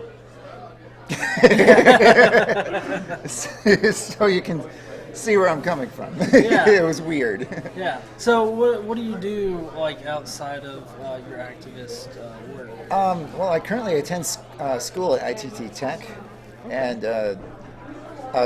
most of my classmates know I do a podcast, and at least 3 of them listen to it. One of them actively comments on it, says he really likes it. He's not overly religious. I see him always brandishing in one of those cross necklaces, but I was like, but that's just on the surface. That could just be a piece of jewelry that was given to him or whatever. I really don't know. So it sounds like he's open-minded, which is nice. And so I'm trying to meet everyone halfway and try to open their mind a little bit more. I'm not one of those people who has to convert somebody else out of their faith. Right. It's my personal belief that you don't become an atheist by being pushed into it. You have to discover it on your own, at your own pace. Because that's how it was for me, and because I was just slowly sliding into it. I've never been super religious or wag a finger at anyone for anything really based on religion, but it's always been I've always been taught to be a really nice, respectful guy, and I credit my mom and my dad for that a lot, actually. It all started going downhill after my dad died from heart failure. Root cause of that, I found out later on, it was because of doctors didn't diagnose him with what's that respiratory thing when you're sleeping? Apnea. Yeah. Sleep apnea. So that scares me, because I'm probably pretty sure both me and my brother have that in our genes as well, to have apnea, and he's a lot larger than me too, so him probably more than me. But it does scare me. So there's a lot of things that I attribute to, if there was ever a good, sane God, why do we have all this turmoil and misery and natural disaster and torture and people torturing others? Why is there so divergent because it doesn't exist. Well, religious people would come back at you and be like, free will, yeah. Well, if you really are that religious, you don't believe in free will, because they think there's a plan. And if there's a plan, there is no free will. You are a character in a book. Then characters in books do not have free will. They are designed to do what they are designed to do by the author, and I don't agree with that at all. I make my own destiny. There is no such thing as a predetermined destiny. You make your own choices, and in the end, your choices make you. Right. And, me personally, I don't subscribe to what people consider free will now. Like this idea of free will, I don't subscribe to that. Now, ability to choose and a much better defined version of free will, I do subscribe to. But like, for instance, I don't think that you can choose something that isn't apparent to you or doesn't present to you. Like right now, I couldn't have decided to, be hanging from the ceiling like Spider-Man, just because that would be cool. But at the same time, it's like I'm not going to choose to try to do that because that would be ridiculous for me to try to do that. But that option is available to me if I really wanted to, But I feel like in my mind, I'm given a set of choices, and then I'm subconsciously making those choices. But then I don't know. I feel like we've got to do a lot more in-depth research into it and look at it a lot more, because I know that you can determine when somebody makes a decision and what decision they made nanoseconds before they become aware they've made it. Right. So I think that there's something there, and there's a really complex relationship between the higher parts of the brain and the more subconscious, lower parts of the brain. It's kind of like a series of dominoes. Which way will they branch off to? Which one's going to fail? Which one's going to keep going? Right. You can only set it up so well that you can only think ahead so many steps, because that's just the way choices are.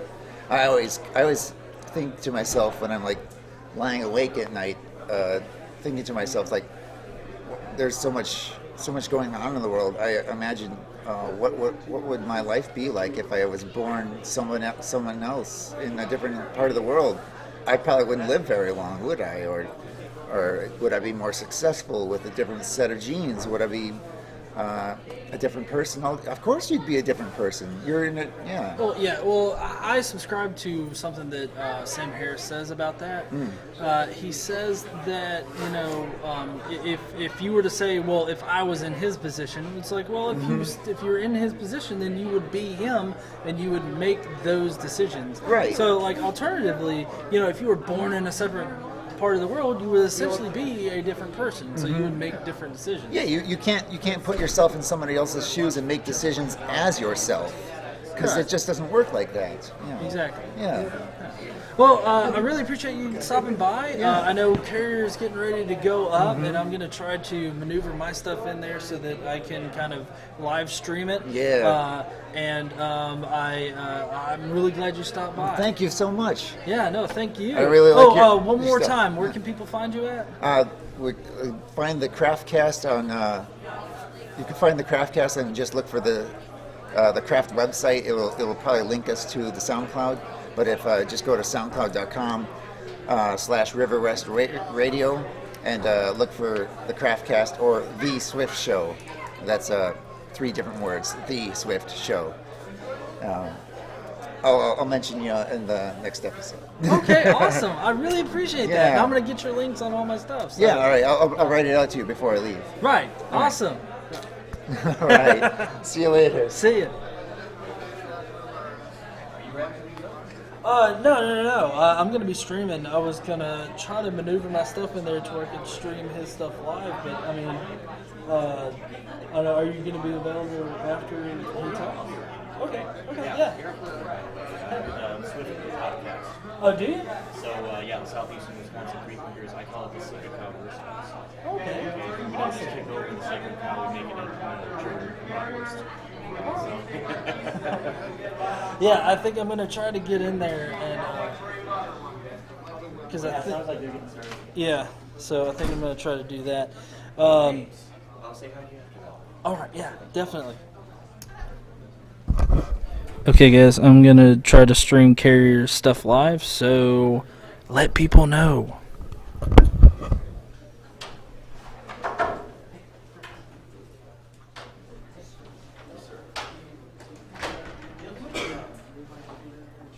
Whatever you want to do. Yeah, come on.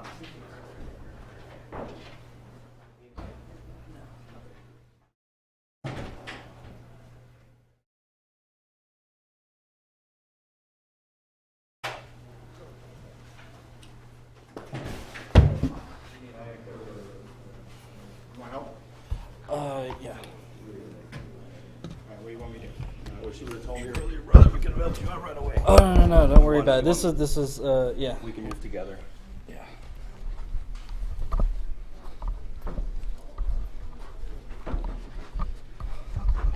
Our headline today, Right here, final right here. speaker of the afternoon. Right He's an atheist activist, an author, public speaker, and blogger. He is a trained historian and one of the leading current proponents of the Christ myth theory. Oh, no. He received a PhD in ancient history I want you to from be the the answer that you get stolen. That's all. 2008. Right, that's fine. He's the author of You want your the phone book second? History, Yeah, get my phone. History of Jesus, among others, which are available at the table. To my right, please welcome one of the country's leading physicists, Dr. Richard Carrier.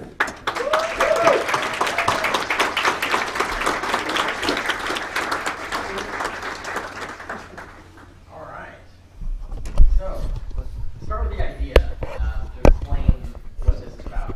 If you're going to try and argue or test the question whether Jesus didn't exist, you're not just proving a negative. What you actually have to do is you have to come up with an alternative explanation for the origins and development of Christianity in its earliest years that explains the evidence we have better than positing that there was a Jesus who got it started.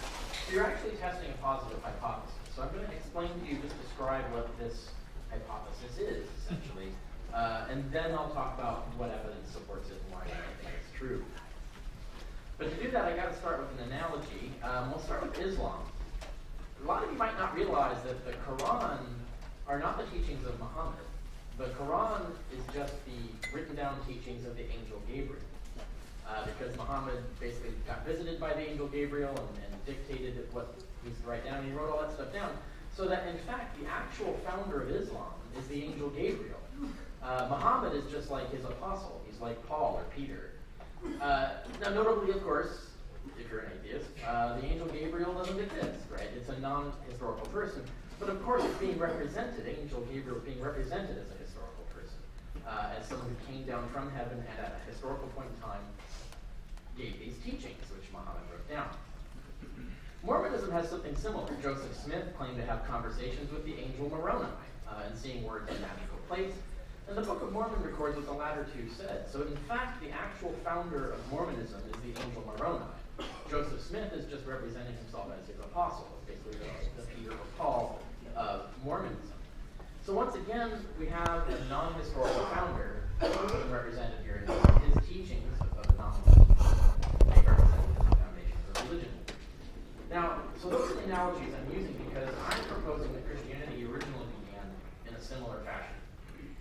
Jesus was originally a celestial being, in fact an archangel, just like Gabriel or Moroni, and taught his followers in the same way. Then he was euhemerized. Now what on earth does that word mean? It comes from the Greek writer Euhemerus. It's named after him. He wrote a couple centuries before Christianity began, and he wrote this book called The Sacred Scriptures, I kid you not, in which he proposed, or just represented as a fact, that the celestial deities Zeus and Uranus were actually not deities originally, but they were actual historical men, kings, who ruled in a particular place at a particular time in history and were deified later. And then he wrote biographies about them. All completely made up, of course. Now that became a fashion, actually. Once he did that, then lots of other pagans in the period, or in the subsequent centuries, started doing that with all their gods. Is that they would take gods that only were celestial gods, or only existed in supernatural realms, and then transfer them into history and turn them into historical people, pick the time and place to put them in, and then wrote biographies about them. And it became this sort of fashion to do this, and its euhemerization is the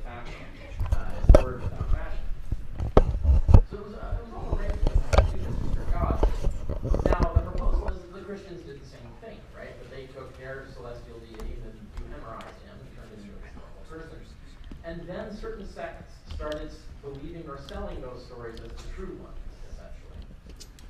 And they did that, or they could have done that, plausibly would have done that, because euhemerization was common, my way was doing it, but it also because it made it easier to control doctrine. There are certain ways if you invent a historical founder the same way that Jews did in Moses, you can sort of try to anchor the tradition in a way that you couldn't do if you were talking to a revelatory.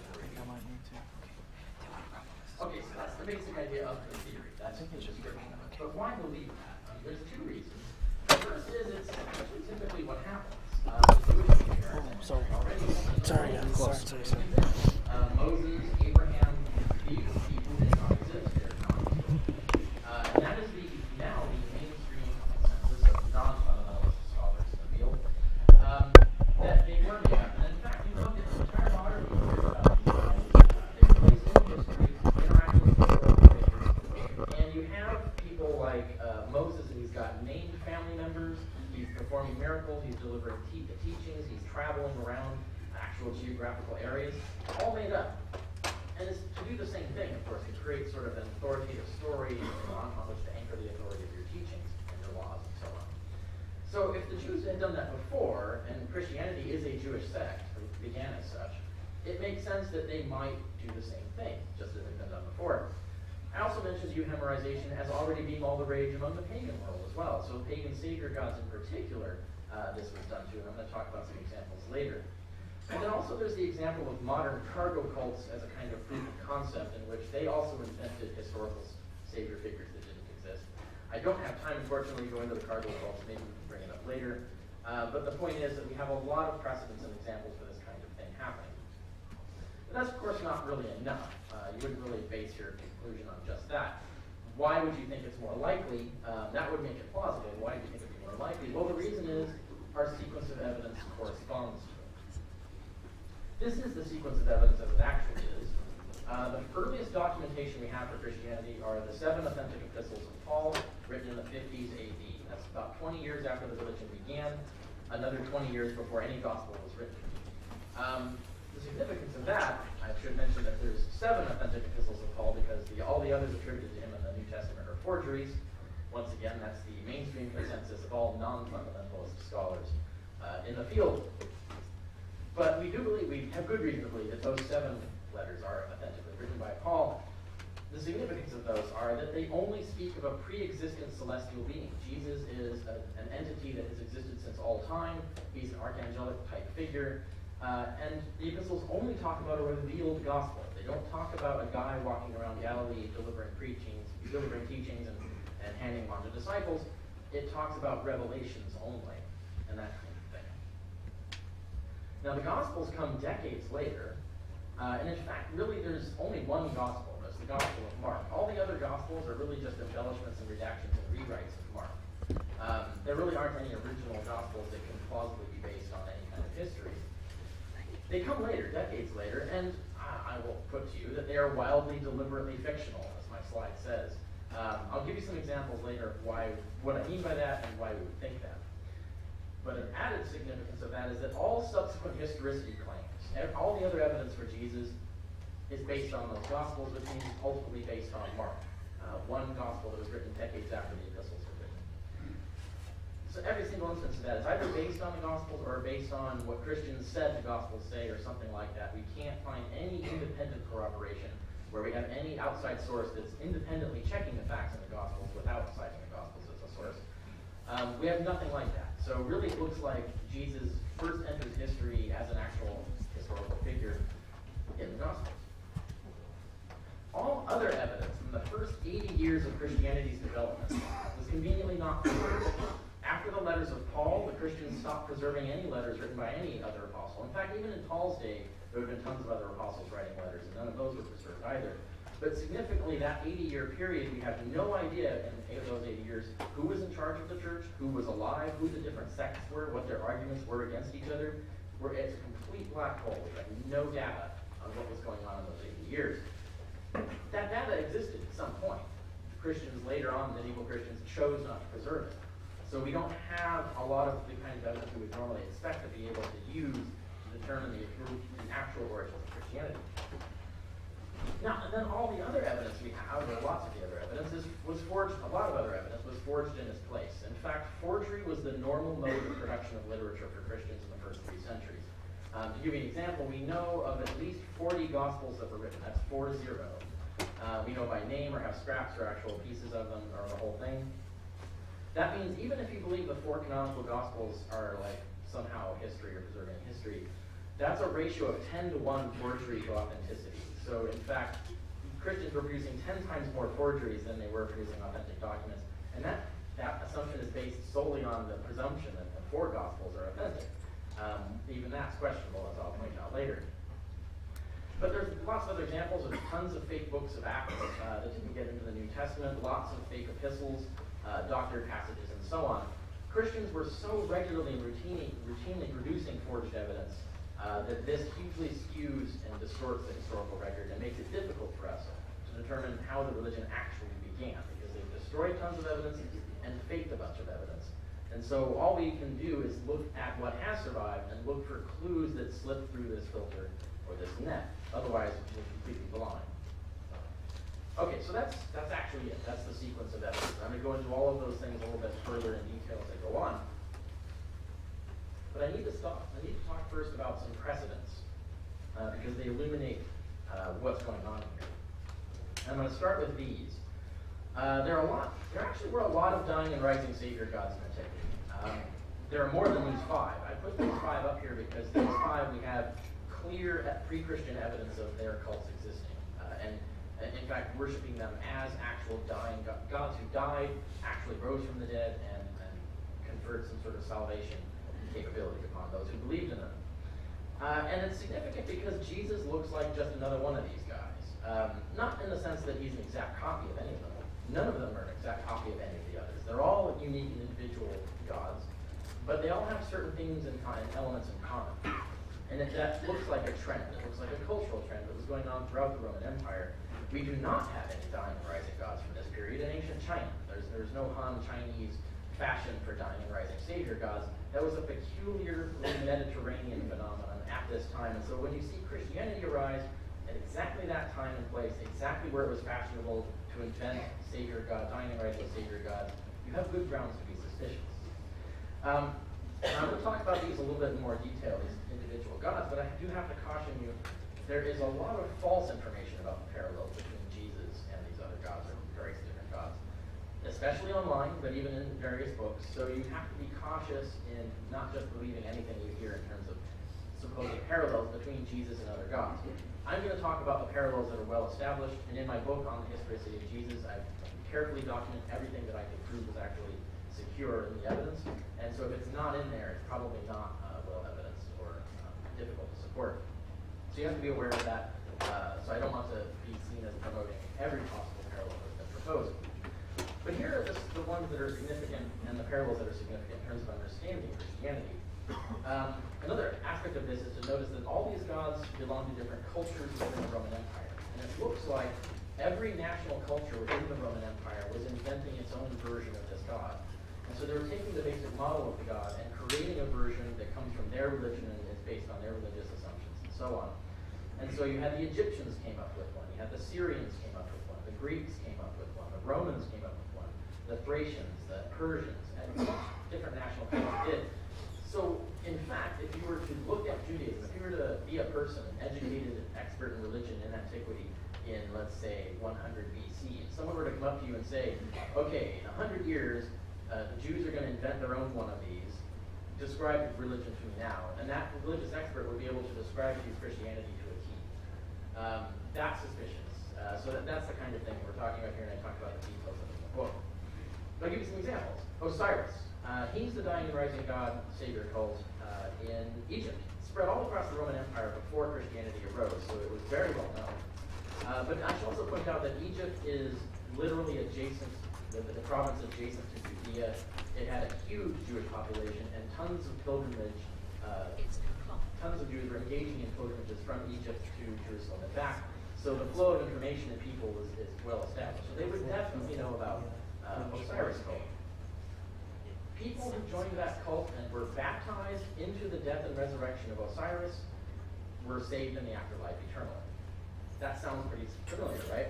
Baptism into his death and resurrection, you get eternal salvation for doing that. This is an idea that pre-existed Christianity in more than one cult, not just the Osiris cult, but that kind of is giving you a clue to where these kinds of things are coming from. Adonis, he's a Syrian dying and rising god, but more interesting is Romulus.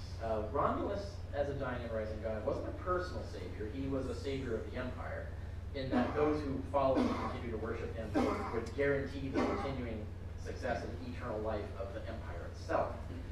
Now, the interesting thing about Romulus' death and resurrection is that there were annual passion plays, they're actual passion plays, depicting and people act out the death and resurrection of Romulus, and the whole narrative scene involved it has a lot of similarities to the gospel stories. Every year, the Romans performed this. It was on their calendar as part of their fixed annual ceremonies. So the idea that there were already passion plays being enacted out in public within the Roman Empire depicting a dying and rising Savior God, and then the Christians come along and suddenly they have one of their own. That's a reason, that's grounds for suspicion there. Also interesting is Zalmoxis. Now Zalmoxis is a Thracian dying and rising god. That's roughly the region of modern Bulgaria. Might have some Celtic influence. The significance of Zalmoxis, those who worship Zalmoxis gain eternal life, but also through sharing communal meals together is actually a part of the death and resurrection ceremony in terms of how you procure the salvation of Zalmoxis. But the significance of Zalmoxis is that his story, the dying and rising Savior cult story, is actually told in the books of Herodotus, the histories of Herodotus. And in fact, every single person in antiquity who went through school in Greek to an advanced enough level to actually start being taught how to compose your own stories would have read Herodotus, because at that level of schooling, Herodotus was a standard school text, which means every single author in the New Testament knew Herodotus, and knew Herodotus before they wrote anything in the New Testament, which means they knew Zalmoxis and they knew the entire story as well. So that's significant. But my favorite one is Inanna, and that's the oldest one that we have record of these dying and rising gods. I find it interesting that it looks like the first one of these was a woman, and then almost all the subsequent iterations suddenly became men. You can make of that what you will.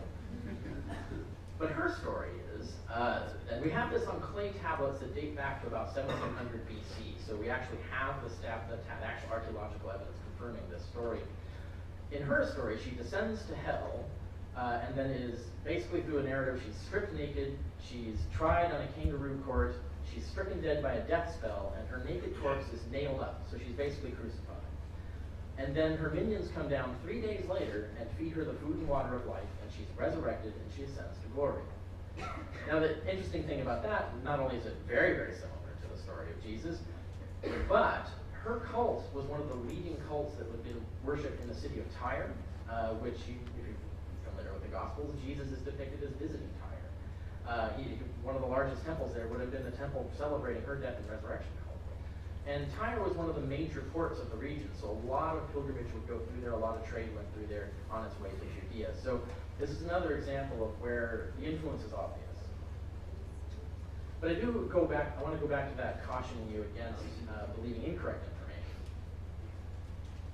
You'll often hear about Mithras, or Mithra, being one of these dying and rising gods that supposedly Christianity is just a copy of Mithraism. That doesn't hold up at all. The evidence shows that Mithraism and Christianity originated around the same time, independently of each other, and grew in parallel. So that their parallels are actually the result of the common fad between them that they're both sharing. One is a Persian Roman religion, the other is a Jewish Roman religion.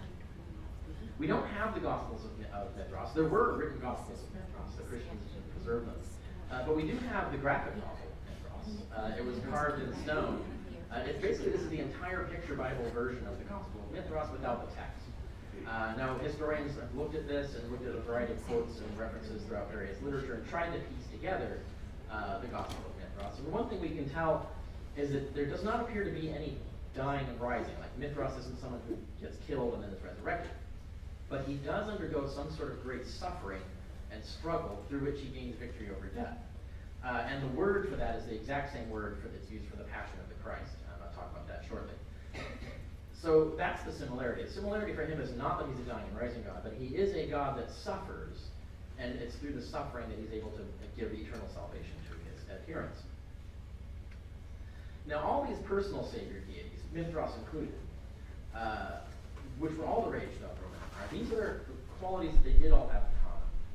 They are all savior gods, personal saviors. Even the ones that started out as agricultural gods, and their story originally was about the resurrection of the crops and the survival of the community, they were, before Christianity came along, they were all retooled and rewritten into personal savior gods. So you would go to them personally, or go to their cult personally, be baptized in or whatever, initiated into the cult, and you would gain yourself eternal salvation in some form.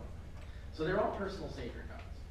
They're all the son of God, interestingly. Some of them are the daughters of God. So they're all the child of God in any case. And that's a significant idea that you see represented in the Christian cult as well, is this idea of the Son of God being the vehicle, your mediator between you and the supreme God. That they all have in common. They all undergo a passion. The same word is used in all of these cults. Patheion in Greek, it just means suffering or struggle, suffering primarily. So they all have, each one of them has a passion of. There's a passion of Mithras, a passion of Osiris, a passion of Romulus, and so on.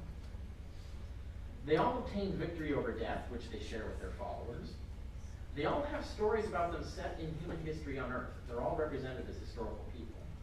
Yet none of them ever actually existed. That's telling, because it means if Jesus existed, he's an extraordinarily unique exception to the rule. And that should lead us to be suspicious. If all these other gods were not historical and they were turned into historical people, maybe that's what happened to Jesus. Now, one of the common objections to that is that the Jews would never be influenced by pagan culture. That's not true. And I'll give you an example of what I mean that'll illustrate the point. The Jews didn't think they were going to be a master race. They thought they were going to take over the world and everybody would be bound down to them. You can find passages on this in Jeremiah and Zechariah and so on.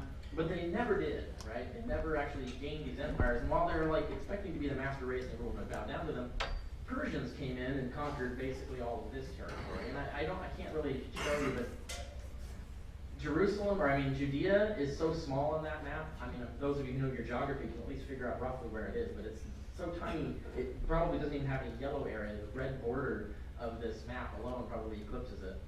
And yet, here's what the Persians conquered. I gave another talk on this on Rapture Day. Pointed out that evidently the Persians had a better God than the Jews did. But the significance of that is that suddenly Jewish religion transformed a century to after the Persian Empire. The Persians actually liberated the Jews and actually allowed them to be subjects of the empire, but gave them back their religion and their temple. And then suddenly Jewish religion changes, because the national religion of the Persian Empire at this time was Zoroastrianism. And the Zoroastrian religion came with these certain things that the Jews suddenly borrowed and thought they were great ideas. The idea of the world and all evil in the world being explicable as a war of a good God versus an evil God, the sons of light against the sons of darkness. That was not a component of Judaism before the Persian influence. In fact, the Jews credited all good and all evil to God because God was just a scary badass and could do whatever he wanted. The Zoroastrians come in and they have this much better explanation for evil, and the Jews thought this is a great idea, and so suddenly they took an archangel that existed in their angelology, one of the servants of God, Satan. And Satan is called, the word Satan means the adversary, but it was originally meant a standard court representative. Ancient courts would often have someone in this role, someone whose position was to argue with the king. And the king would appoint someone for that task, and they would try to argue with their decisions so to make sure the king makes good decisions. And that was the adversary. And that was Satan's role in God's court. He was the archangel whose job was to argue with Satan or argue with God all the time.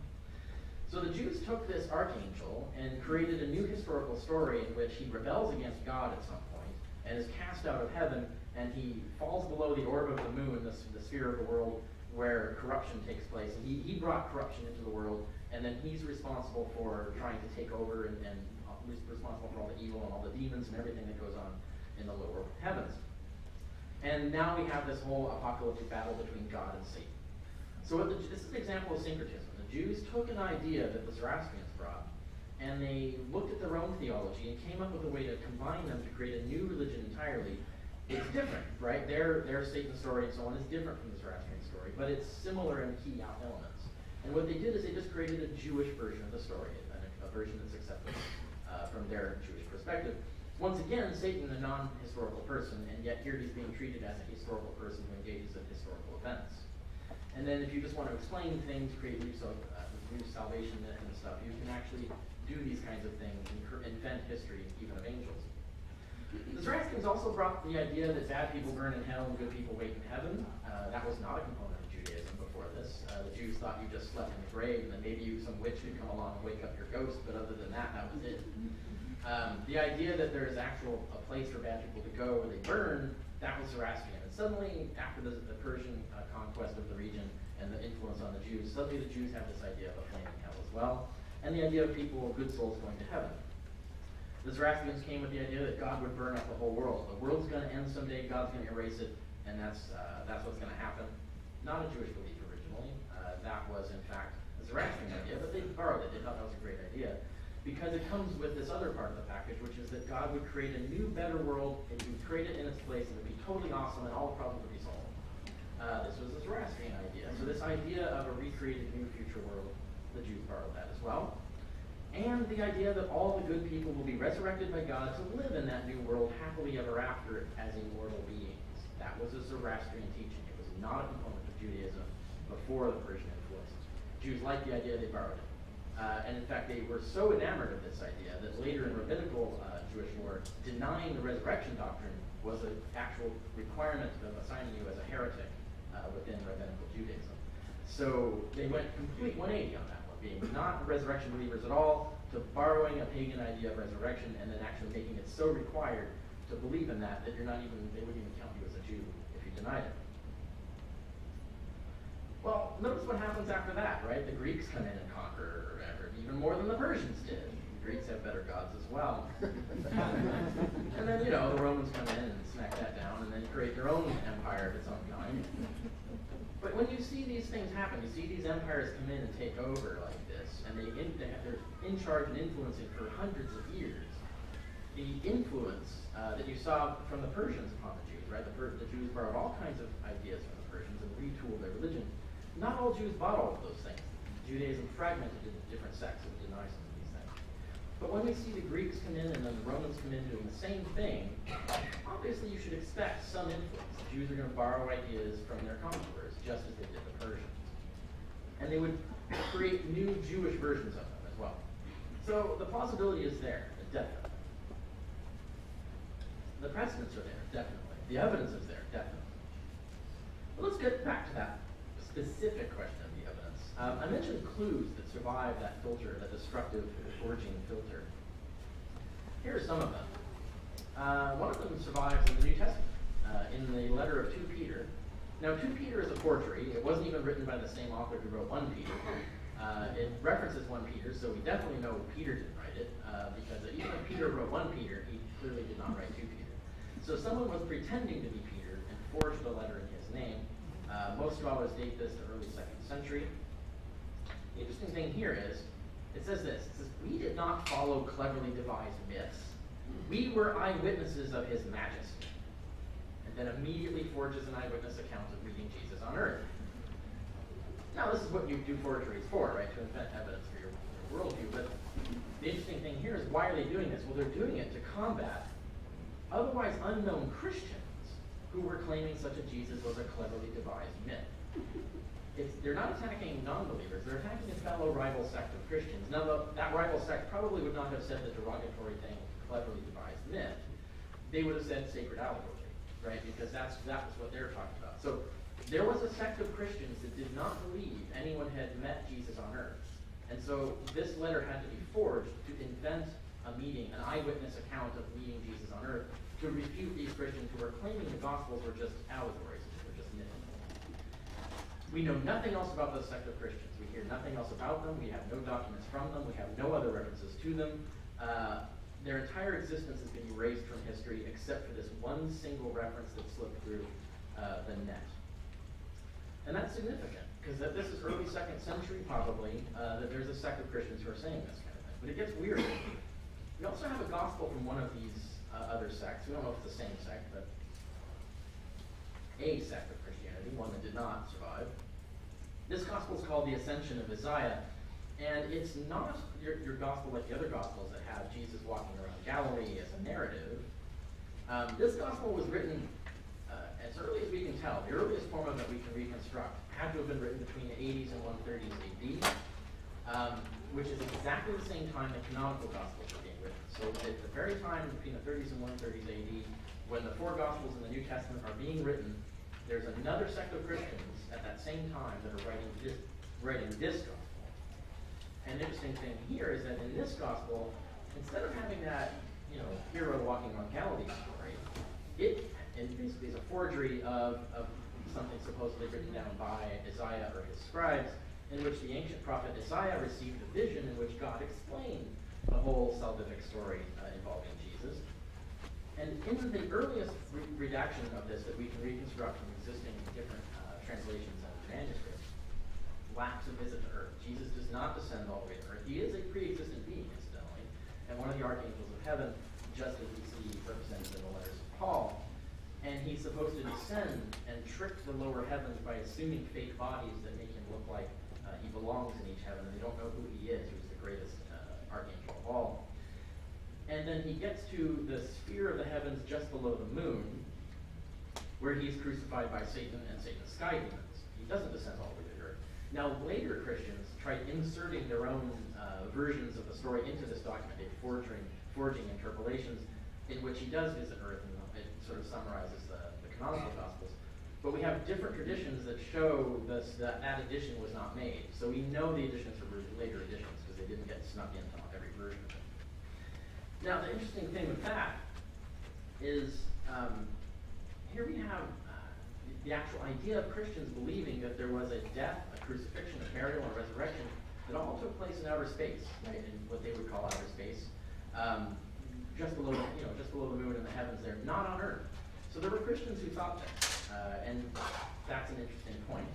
It gets more interesting when we look at Philo of Alexandria. Now, Philo of Alexandria was one of the greatest Jewish theologians of his time. He wrote between the 20s and 40s AD. Most of his writing was pre-Christian. And he attests to the fact that in Jewish angelology of the time, there was a pre-Christian Jewish belief in a celestial being whom he identifies with the Jesus figure in Zechariah 6. He says the figure in Zechariah 6, who happens to be named Jesus, is this being, this archangel. Now this archangel has these attributes. He's the firstborn son of God. Does that sound familiar?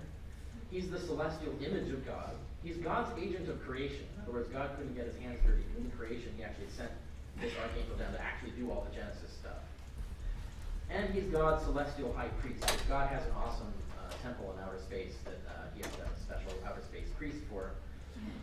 And the interesting thing about this is that this is exactly the Jesus that's in the epistles. That's an extraordinary coincidence. It's extremely unlikely that it is a coincidence, in fact. I think it's quite obvious that the writers of the epistles, the earliest epistles we have, including Paul's letters, they understood the Jesus they were talking about to be this angel, who already was a part of Jewish angelology at the time. Which means they did not need a historical Jesus to change his story any more than you needed a historical Satan to change Satan's story. Now what the Christians did, and Philo was unaware of Christianity, we have no evidence that he ever heard of Christian teachings.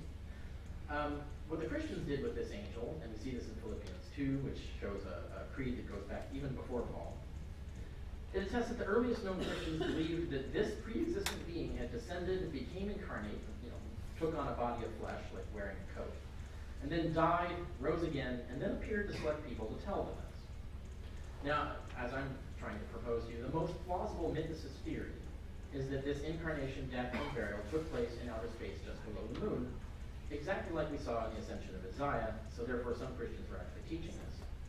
But we also know it has precedent. The Osiris cult, remember I mentioned that, neighboring province, and all over the Roman Empire. Public stories for Osiris cult put Osiris on Earth in Earth history as a historical person subsequently deified. But private stories had his death and resurrection occur in outer space just below the moon. So that the public stories, and where we have this from Plutarch explicitly says the public stories were just meant to allegorize and disguise the actual cosmic truths that upper initiated members would be taught. So we have this precedent. It looks like Christianity could fit the exact same model. And we do have precedents in the Jewish belief system as well. There's Jewish documents that show that Adam was believed to have been buried in outer space because there was soil and gardens and stuff in outer space that you could bury people in. Depending on which cosmological structure the authors were using, it's either on Venus or Mars. So if you want to get fundamentalists to support NASA more, maybe we can find Adam's body in there somewhere. Okay, so that's interesting, right? Those are precedents, those are the clues that got us. But let's go back to that sequence of evidence. Paul's letters, those 7 authentic letters written in the 50s AD. What do they say? They say Scripture and Revelation are the only sources of information that Paul ever mentions anyone having. He never talks about any other source of information. No one sat at the feet of Jesus by any account that Paul tells. The Jesus he knows and refers to and speaks to is always in outer space.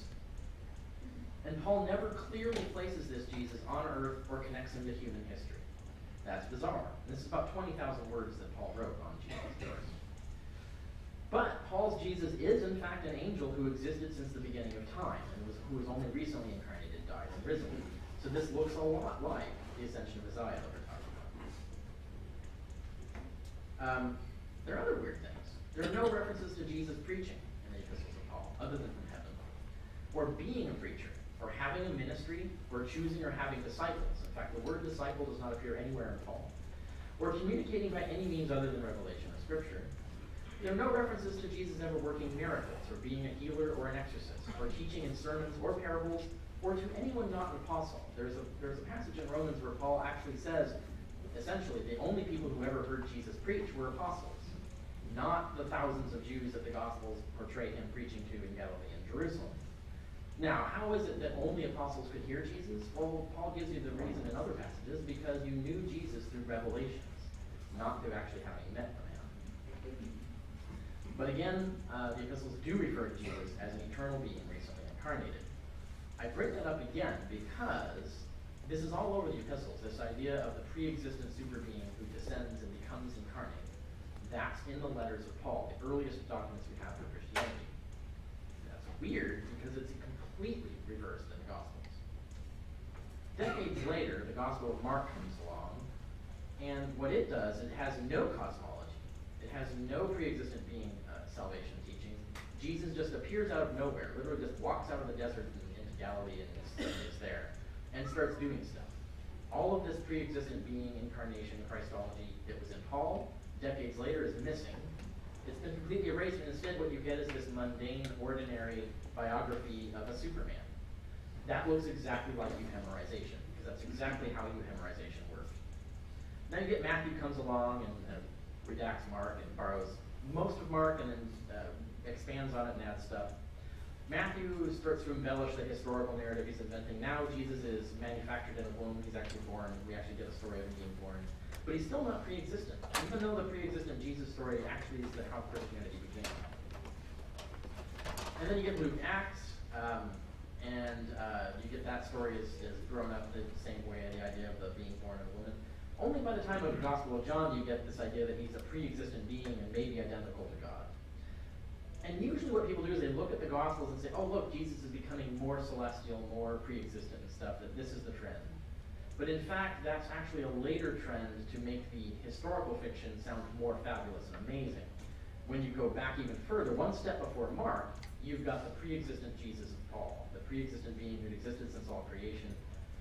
And that's significant because that's 40 years before Mark. Now, Paul is writing 20 years before Mark, but he's citing creeds that predate Mark to go back to the origin of the cult in the 30s. So we're looking at 40 years before Mark. Jesus is already a pre-existent being, God's viceroy, whose flesh was made by God to serve the purpose of dying and rising.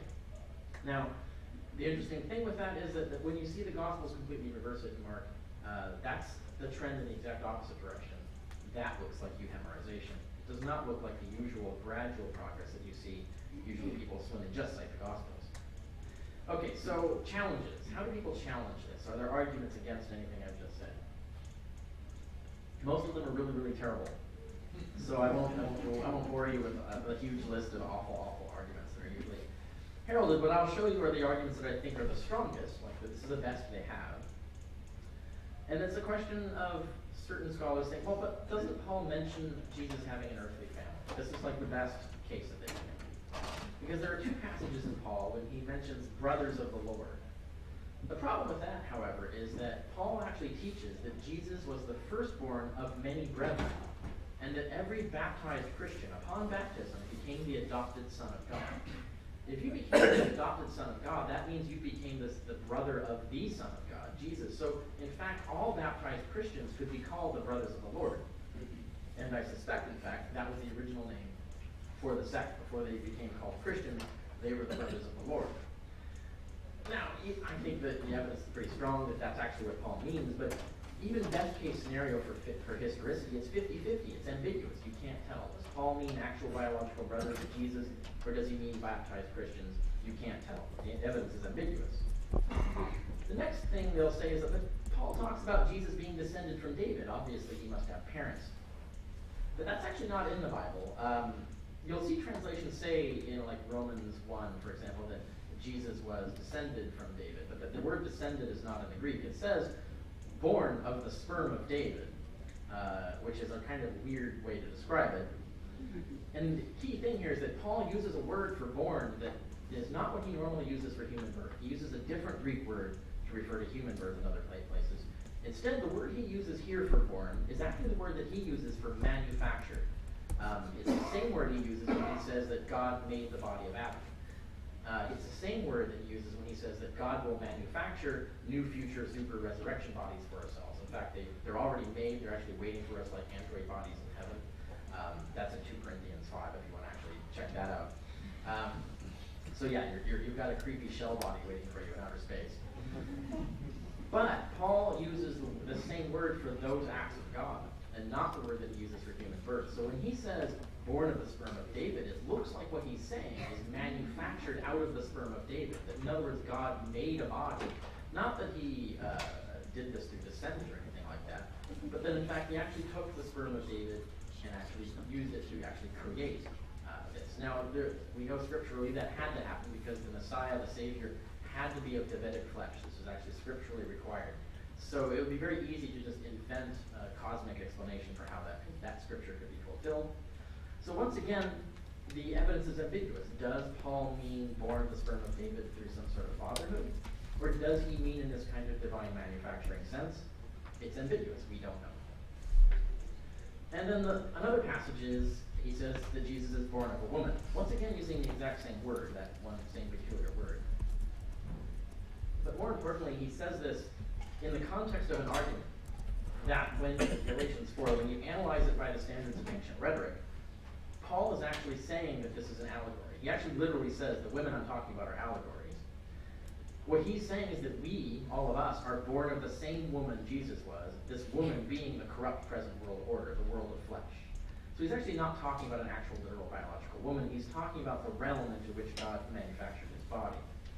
Once again, best case scenario, it's 50-50. Does he mean a literal biological woman, or does he mean an allegorical woman? We can't tell. The passage is ambiguous. That's it, by the way. There's no other evidence in Paul for the historicity of Jesus. So that's extremely weak, I would say, given all the other stuff we've seen. What about the Gospels? That's the next retreat point. If you give up on the epistles, you go, well, but there's got to be history in the Gospels. Yes, you can see, as mainstream scholars do, there's tons of legend in there, tons of made-up stuff. It's not all true. But there's got to be some facts. I don't think so. I looked and looked and looked and tried really hard to find any sound argument or any facts about Jesus in the Gospels, and there just aren't any. And there's some good books on this.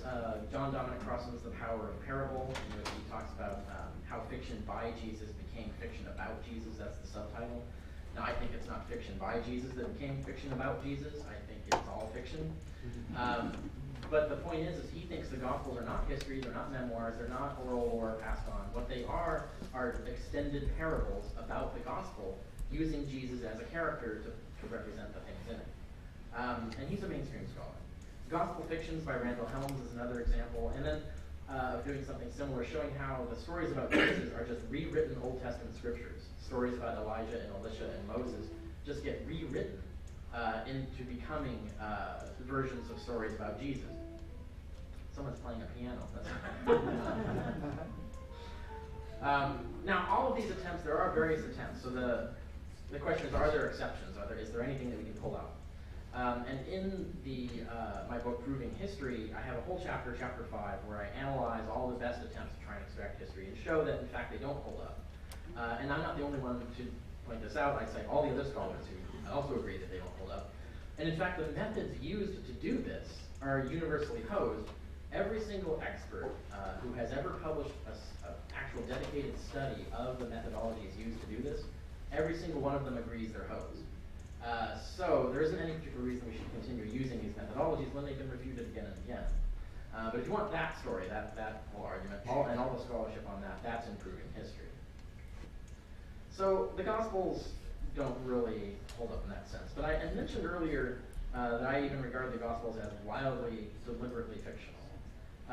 What do I mean by that, and why do I think that? Now, I've got tons and tons of examples. I mean, people complain there's too many examples in chapter 10 on the historicity of Jesus, showing that the God, just hammer the point over and over again, these are fiction. But I did that because if I'd not done that, they would say, you don't have enough examples. So I made sure that there were way more examples so that they would be complaining about there being too many, which is basically complaining about the argument being too good. But I'll give you one example. I can't talk about all of them. How many people here know that God hates figs? Yeah, we've got about a third of the audience there.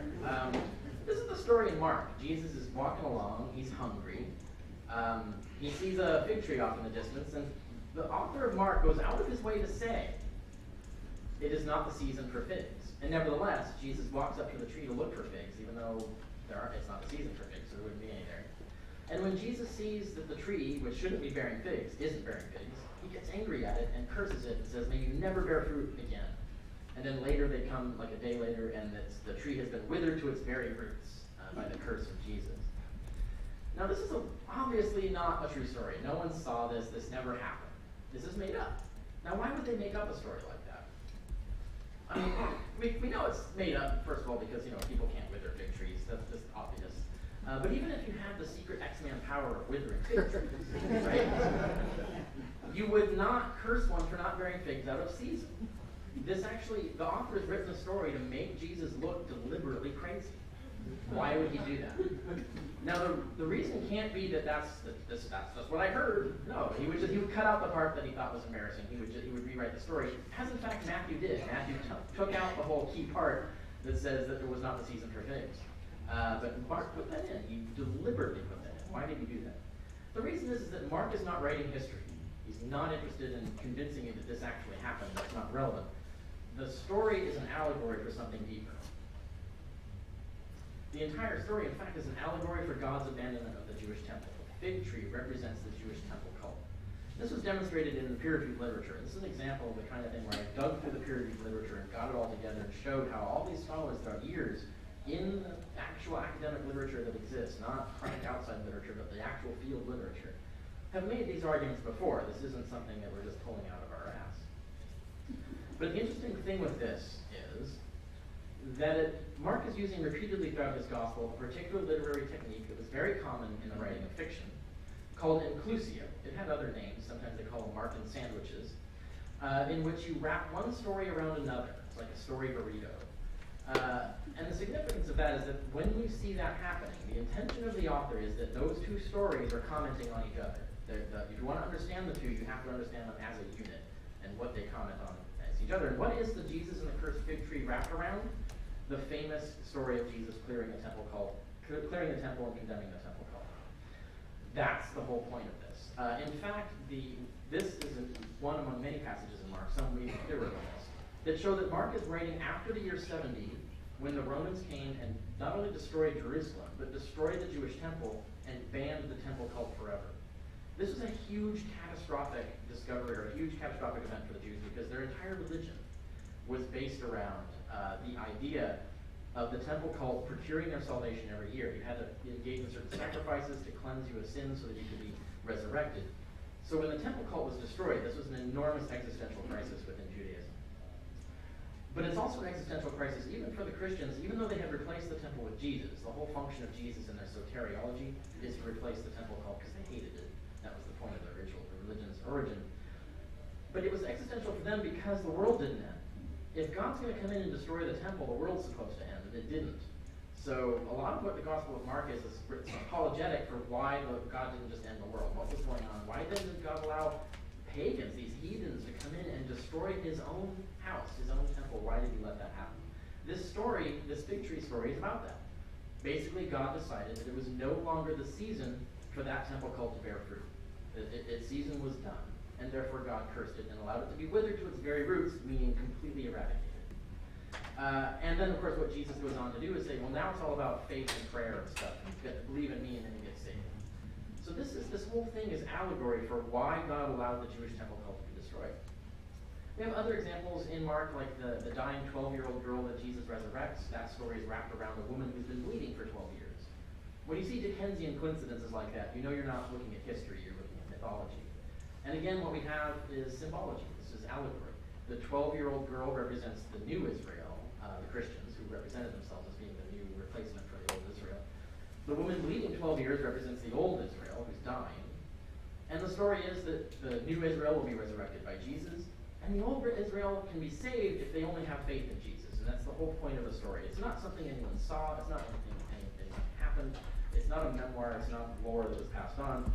This is mythology. It's an actual allegorical story that's supposed to represent something about Christian teaching.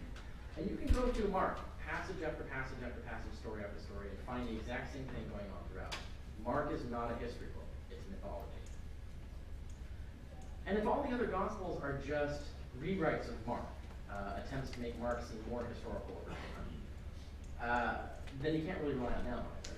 So what else is there if the Gospels aren't useful? Well, there isn't anything else, really. Everything else is either not independent, in other words, it just echoes the Gospels or what Christians said the Gospels say, so you can't use it, or it's fabricated. We have the infancy Gospels in which Jesus is walking around as a toddler and doing horrible, awful things to people like a horrid omen child, just to prove how awesome he is. So obviously fake. Jesus as a toddler wasn't walking around doing all that stuff. It was made up. How many knew that Jesus wrote a letter to a king? We actually have a letter written by Jesus. No, it's fake. Someone forged it. And then I mentioned the forgeries in the New Testament even. So we got to rule out fabricated evidence that's not usable. Or it doesn't exist. Sometimes someone will say there's a reference to a historical Jesus in a document. You go and check, it's not there. Well, that doesn't count as evidence. It's not there. Or it's a document that's merely hypothesized to exist. It doesn't actually exist. And we have examples of that as well. And that's it. Once you go through those three categories, there's nothing left to cite historicity for. The ones you most commonly hear, though, are like Thallus, Josephus, and Tacitus. I've written peer-reviewed articles in the actual field journals on this, discussing the case. Like in Thallus' case, he never mentioned Jesus. In Josephus' case, they're interpolations. Christians added passages later or doctored them in various ways. And Tacitus, I actually think, is another example of Christian interpolation. But even if it's not, it comes clearly through Christian informants who are just citing the Gospels of Tacitus. There's no evidence that Tacitus independently corroborated what the Christians were saying because it was so ridiculous he didn't need to fact check it. It's like, well, they're just admitting to this themselves. So there isn't any basis here for any of these kinds of evidence to actually support or corroborate this. And all of these authors, well, Thallus was probably 2nd century. Josephus, the book in question, was written towards the end of the 1st century, in the 90s AD. Tacitus is writing 116 AD. This is 60, 80 years after the origins of the religion.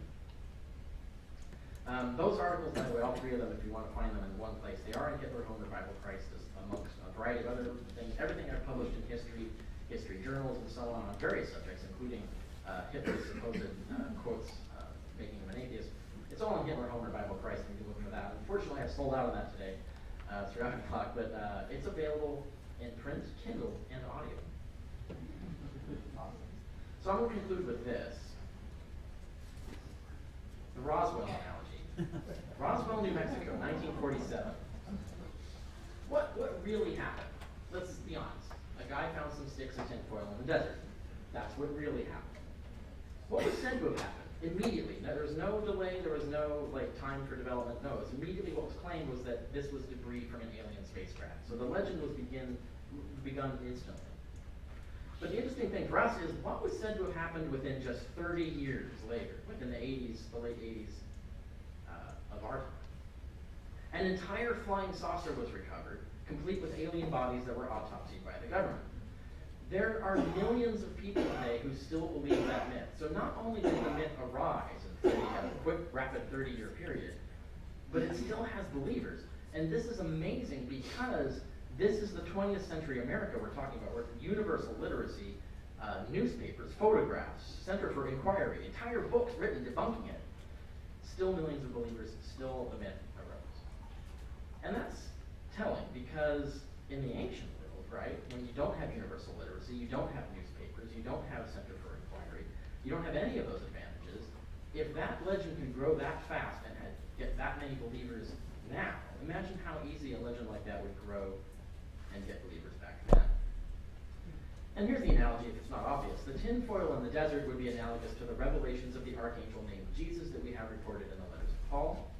And the flying saucer and alien bodies would be analogous to the historical Jesus of Galilee, right? That's the myth part. Now imagine if we only had stories written by the Roswell believers from 30 years later, and information derived from them, and nothing else. Imagine if that were the case, if we had a medieval filter where they're forging tons of evidence and destroying tons of evidence, and they only get to choose what we get to see. We would not know about the tinfoil, right? All we would have are multiple witnesses and sources reporting a flying saucer recovery and alien body autopsy, neither of which existed. So I'll leave you with that. Thank you.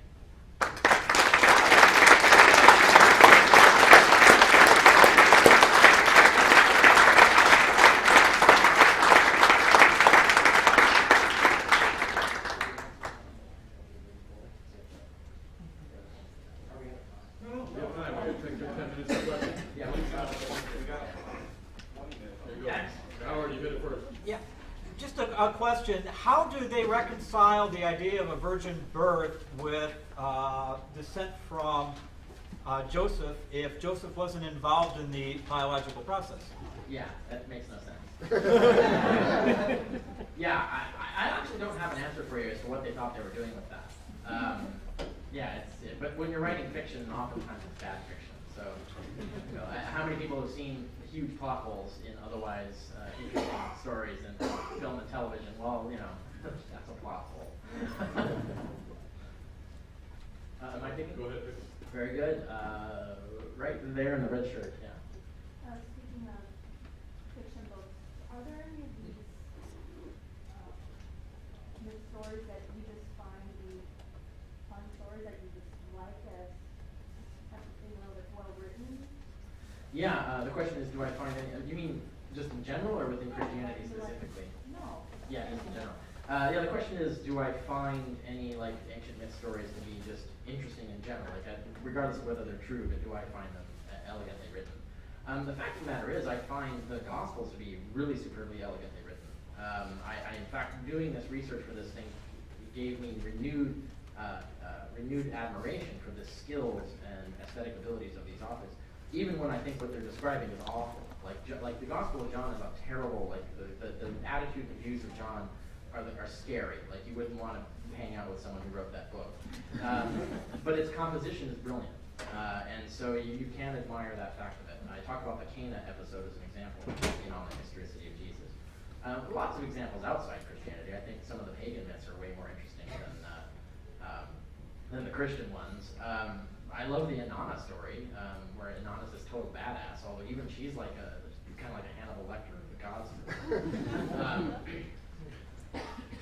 Which brings me up to the Hannibal mythology, which I find fascinating, even today. So I think that actually counts as a mythology, because we're doing the same thing. The new Hannibal television show is changing the mythology, gender reversing people, changing things that happen in the historical timeline, exactly like the Christians and the Greeks and stuff did with their own myths. So it's a similar kind of thing, and a lot of it is very symbolic and impressive in that way. So we still have our own myths today, we just take them less seriously. Yes? Just one, you made a comment once about people seeing things. I just wanted to direct you to that. Right, for time, I cut out some slides on that. I do talk about that more in the book, as to what I mean by revelation. When they say Jesus appeared, what do they mean? And we have tons of examples of this happening throughout the pagan Jewish world. We have inscriptions, for example, where one priestess is talking about how gods appeared to her and told her stuff, and then they erected an inscription to honor it. The same language is used throughout the ancient world at the time of revelations in terms of God's appearing to you and telling you stuff. These are visions. Now, are they pretended visions or are they actual hallucinatory visions? It could be either. There's a variety of there's pieces of evidence for both possibilities. And I talked about all the evidence, the scholarship, the science of this. It's all documented in On the Historicity of Jesus. Lots of questions. Yeah. Yes, you. Yeah. So, when you're talking about the fig tree, you talked about the temptations of whitewash your story and the embarrassing part. Yeah. But what we're left with Jesus is a bastard who was tortured to death as a criminal. So Yeah. why would those be left in? Well, the bastard part is sort of anachronistic. The idea of being fathered by a god was actually honorable and therefore widely respected. The idea of him being an actual bastard, that was a polemic, an anti-Christian polemic that was invented later. It's supposed to be awesome for a woman, a virgin woman to conceive a child of a god. That's supposed to be impressive, so that's the kind of thing you would invent. That's not the kind of thing you're embarrassed by. Now, of course, it might have become embarrassing later when people started ragging on it, making jokes about it, and then you realize, oh, that happens a lot. Religion will make something up that they think is really cool, people will make fun of it, and then maybe they're not so hot on the idea anymore, and then they'll change their mythology. So that's the story with the other one. But what was the other one you asked? Oh, the being tortured to death. Notice what I pointed out, that all of these other gods have similar stories of these sufferings they went through, the horrible things that were done to them, in order to gain the power that they're able to give to their salvation cult, essentially. This idea of the god enduring something awful in order to accomplish something magical was a ubiquitous concept, and it's even ubiquitous in Judaism. Like the idea you find in the Maccabean literature of the 7 martyrs they were crucified, tortured and crucified for the faith, and it even says there that they're submitting to that, standing to the faith and going through that, actually atoned for the sins of Israel. So this idea of a crucified person atoning for the sins of Israel was already a Jewish concept before Christianity even came along. And so that's the thing they're selling there. And I actually talk about that and the Jewish scholars who've actually written about it, and have tons of other examples in Jewish literature. That's in the book as well. Okay, now we've got one way in the back there. Yes. Why again did the Gospel of Mark have Jesus as basically a super-powered human being and not an exalted figure like in Matthew and John? Yeah, right. Why is Mark's Jesus so much more mundane than the Matthew Jesus, the Luke Jesus, and John Jesus especially? That's euhemerization. That's what you do, right? Mark is actually deliberately erasing all the cosmological parts of Christology. He's actually deliberately hiding elements of his religion in order to depict something that looks like a mundane story.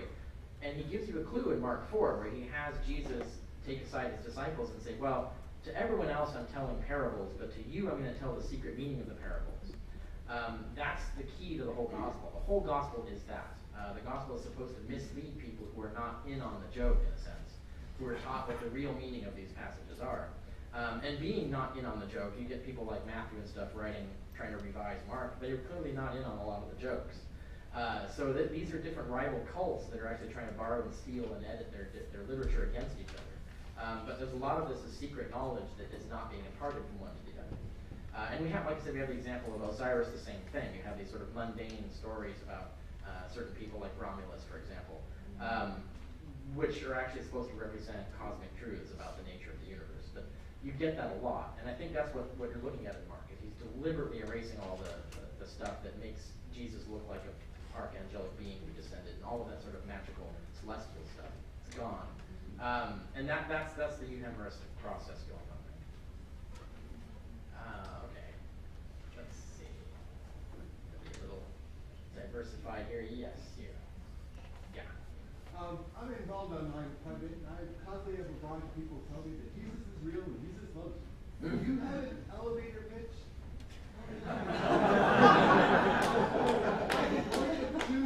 Yeah. They don't want to know what you have to say. No, there isn't really, because just like evolution, like there's no elevator pitch for evolution, because the moment you invent an elevator pitch, they'll pick at every little thing, and even though their picks are stupid, each one of those is a whole long stream of argumentation, where you can even predict every move in that argument is going to take forever. And it's the same for this too. Like you can do like a quick summary of this stuff, but then they'll say, well, what about Josephus? And you go, okay, so let's have a conversation. And that's a long conversation. So that's why the book is so long, actually. That's all those long conversations in one place. Yeah, right there. No, Spreadshirt, yeah. You mentioned the influence of Zoroastrianism in Jewish religion. I want to know, what do we know about any Greek philosophy, whether or not the rabbis knew anything about, Pyros or, anything that has to do with Greek? Yes, no, of course. I mean, certainly everybody who's writing the New Testament's written in Greek, and you don't learn Greek without going to Greek school, and you don't go to Greek school without learning philosophy. Now you wouldn't have learned it like graduate school level, but you would have been exposed to it. And we have examples like Paul in his letters. He's clearly very conversant with Stoic and Aristotelian philosophies, because a lot of his descriptions of things and explanations of things draw on those philosophical traditions, but adapt them into Jewish ways. So he's basically creating a Jewish version of those philosophies. We have lots of examples of that. Philo of Alexandria is a classic example of applying Greek philosophy to Jewish theology, and that was before Christianity came along. So that was happening, yeah, definitely. What do you got? Time? Excellent. Very good. Mainline New Testament scholars, they tend to put the synoptics, Mark, Matthew, and Luke into a category separate from John. Yeah. And there's even some outliers who have suggested that actually John might have been the first one written, because it squares so much. John's Jesus squares so much better with Paul. And so I guess there's two aspects to my question. Why aren't you making that distinction between the synoptics and John? And second of all, is John's Jesus Paul's Jesus? Okay, I'm going to bring this up so you can see the sequence. The first three there, Mark, Matthew, and Luke, are the synoptic gospels. John is generally regarded by most scholars to be after them all. Now, I actually make the case and I cite tons of scholars who agree with me on this, including many of the world's leading experts on the Gospel of John, that the Gospel of John is actually responding to Luke, that in fact he borrows material from Luke and he argues with Luke, so that we can actually establish that John is writing after Luke, which is the last of the Synoptic Gospels. Luke, in turn, we can show is actually using Josephus' Antiquities as a source document to put color information into his history. That was written in 93, so we know Luke is post-93, therefore John is even later than that. There's other evidence to corroborate that point. I'll document it in the book as well. So it's very definite that's what John is doing. What John is doing, though, is he's not doing it the same way Matthew and Luke did, where they just rewrite Mark, where they, in the sense that they steal all of Mark and then just add stuff and make small changes. John does what was actually more commonly taught in Greek schools, which is he rewrote the entire thing in his own words. That was the most common way to redact a source, is that you would just rewrite it in your own way. But you're still using the source, so you're still rewriting it, changing it, and all of that, relying on it, and so on. Although even though there are some direct literal lists as well in some of John. So I reject the idea that John is an earlier thing.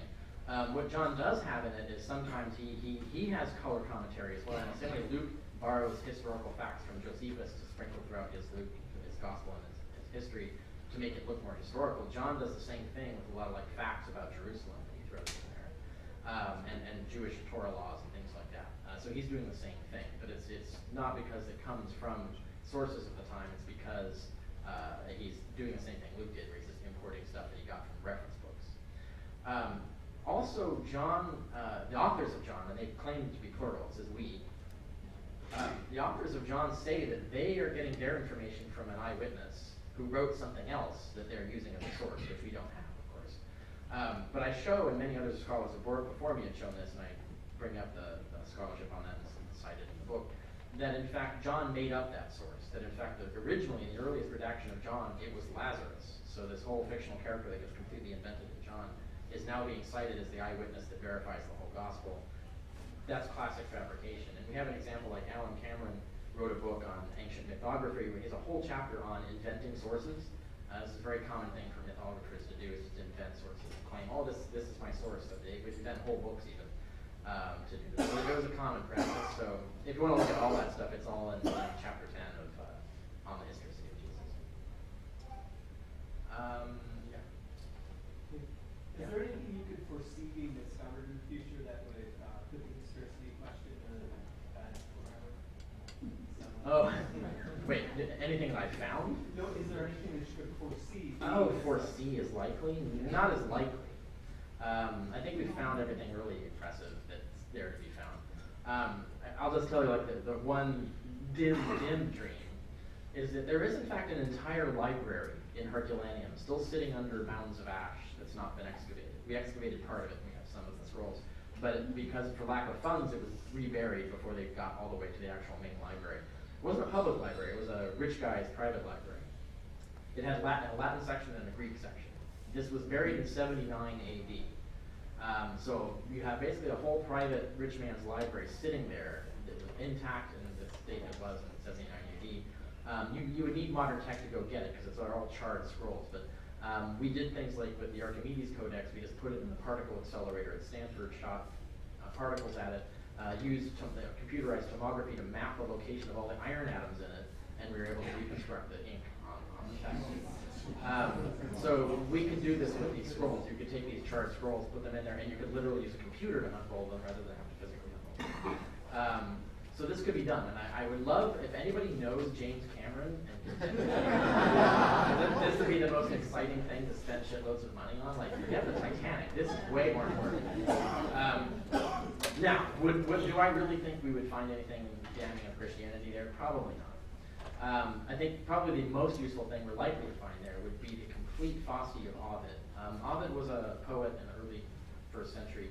He wrote this big long poem that was basically put in verse all the rituals and ceremonies on the calendar, the Roman calendar. We only have 6 months of it. The other 6 months, the one that has the passion play of Romulus in it, is gone. We've lost it. Really, really good odds, because it was such a common, essential thing for a Latin library to have. Very good odds that it's there. So it would be interesting to find, if we find his complete description of a Romulus passion play. What would that entail? And I think it probably wouldn't give us any new revelations. I think we have enough description of those plays. But that's an example of the kind of thing we could find. I mean, obviously the most awesome thing you could find would be an actual account of the Christian belief at the time being about a revelatory being, and that would just end the religion on that tone. Christians would have to retool at that point. But that's extremely unlikely that such a thing would be there. This is a pagan rich guy who had an obsession with the Epicurean philosophy of poetry, which is probably one of the most boring subjects in antiquity. This example, that was just one of his interests. We know this because we got that part of the library. Anyway, so it's unlikely, but there is that library sitting there. There could be stuff there. You don't know. Yeah. One more question. All right, one more. Okay, yeah. I don't know. Y'all looking fully awesome. I'm going to go for one of the panel or the tablers there. Obviously, the mythicist position has blowback from religious circles, but it seems there's been a blowback even from secular circles. Obviously, I've read the wonderful interactions of you and Bar Berman, and I'm assuming that a lot of the atheist community is also pushed back. Do you feel this is true, and why so? I mean, is it one of those things that if there is no Jesus, both sides can't sell books?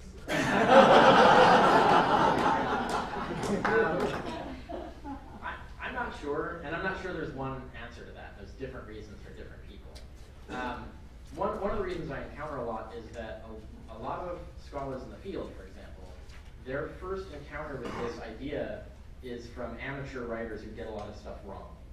And so they think it's crank or silly, or outright crank in the case of Joseph Atwill, who's, I think that's total tinfoil hat kind of stuff. And so they think that's what it is, and it can be really hard to get back that respect for the theory again when they've already been exposed to that part of it. And so it makes my job harder, because I just say, look, University of Sheffield, past peer review, this is serious, this is not Joseph Atwill. So you have that to push back against, and so there's that reaction. Also, I think one of the things is that atheists think it puts the atheism into disrepute, partly for that reason that it gets atheism associated with like Joseph Atwill, which we don't want, but also partly because it's a bad argument for atheism.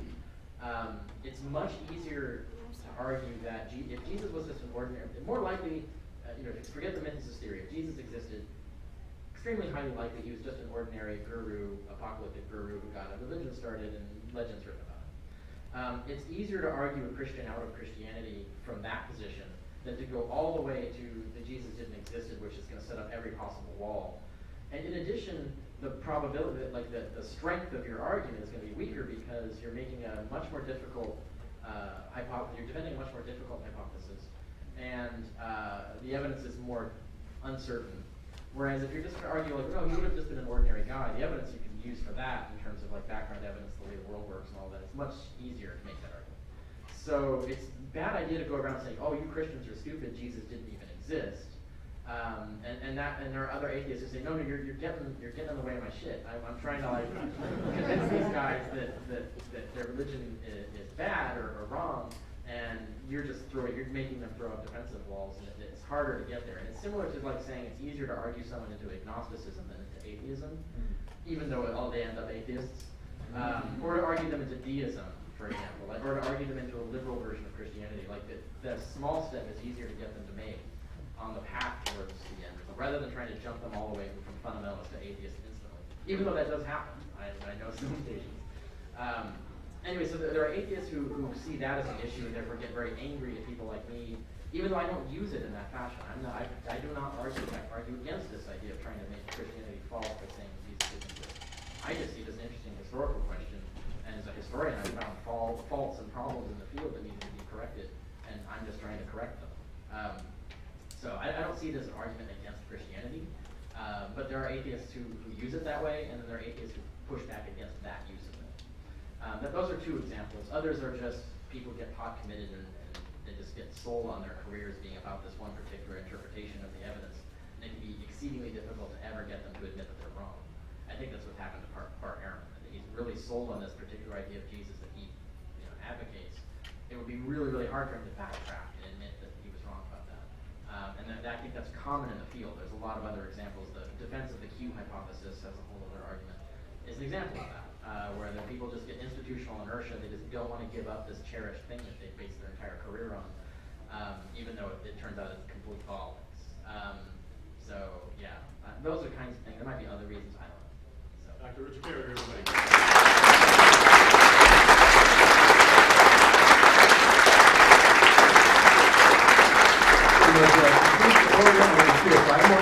Thank you all so much for coming. This has been extremely gratifying to see the full house here. The idea is for us to do this every year. Any money that we bring back into this effort is going to be put right back into doing this next year. And the fact that this room is full means that we'll probably have to get a bigger space next year. So another round of applause for you. All of our sponsors and all of our great speakers. I'm going to bring up now the hardest working guys in atheism, the Mythinformation Milwaukee founders and team themselves. Let's have a round of applause for Sean and Tony.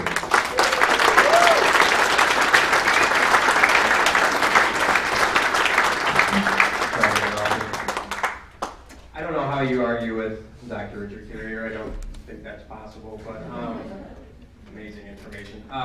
We just wanted to thank everyone again. Being openly secular weekend, what better way to celebrate that by coming out?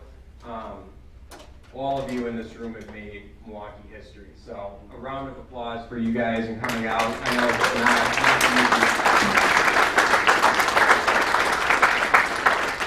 easy. When we started Mythicism Milwaukee, it was me and Fritz meeting in coffee shops to two regular dudes. We had no idea, what it was going to be.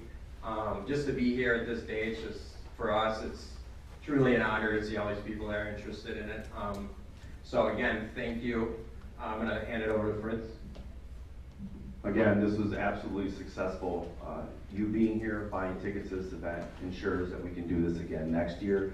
And one of the philosophies that we've had is, again, we're just two regular dudes that found this information and said, mythicism needs to be presented and displayed and showcased. And We have a podcast, a weekly podcast, the Mythinformation Milwaukee Show. Rob is our co-host, and Brian, he's our other co-host, and he actually put his money where his mouth is, and he funded this entire event. Our goal was to recoup that fund so that we could do it again next year. And we're working right now with Black Nonbelievers from Milwaukee to bring Mandisa Thomas, who is the founder of Black Nonbelievers nationwide. She will be coming in the next few months. But again, we want to make sure that we have a Mythinformation Conference every year.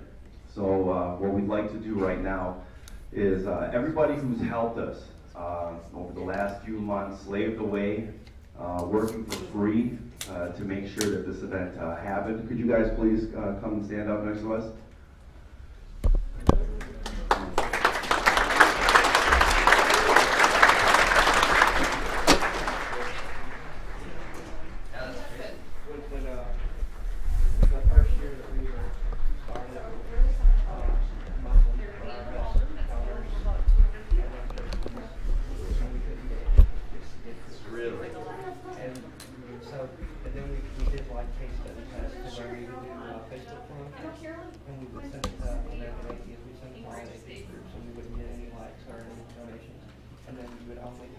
Audience thing, Catholic Church. Bam.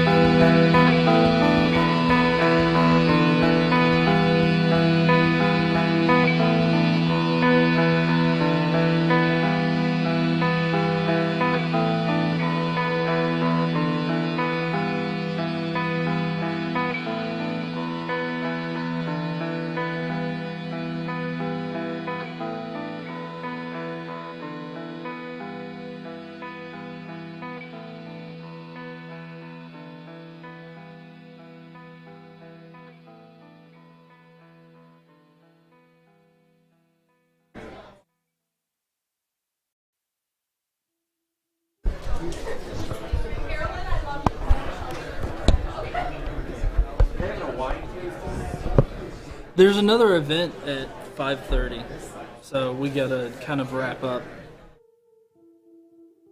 I know I need to get Hemet. I gotta get Hemet and Carrier. So.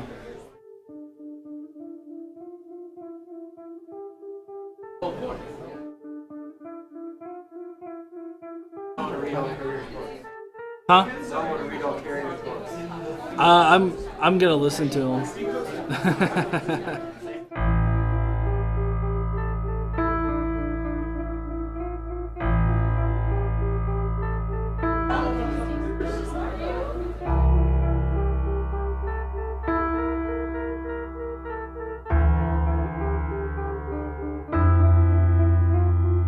Yeah, I don't know the specifics behind the whole, Q thing, but I bet it is interesting.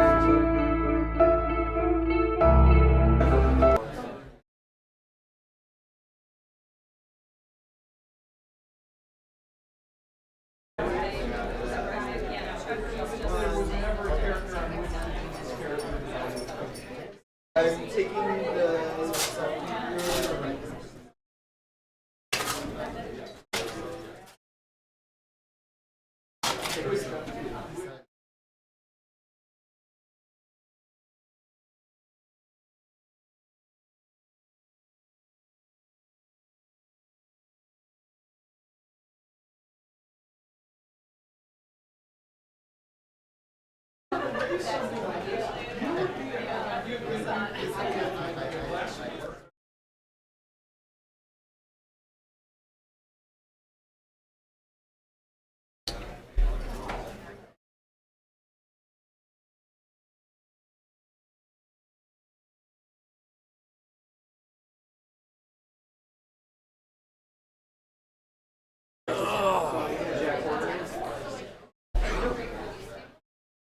I am tired, if you cannot tell.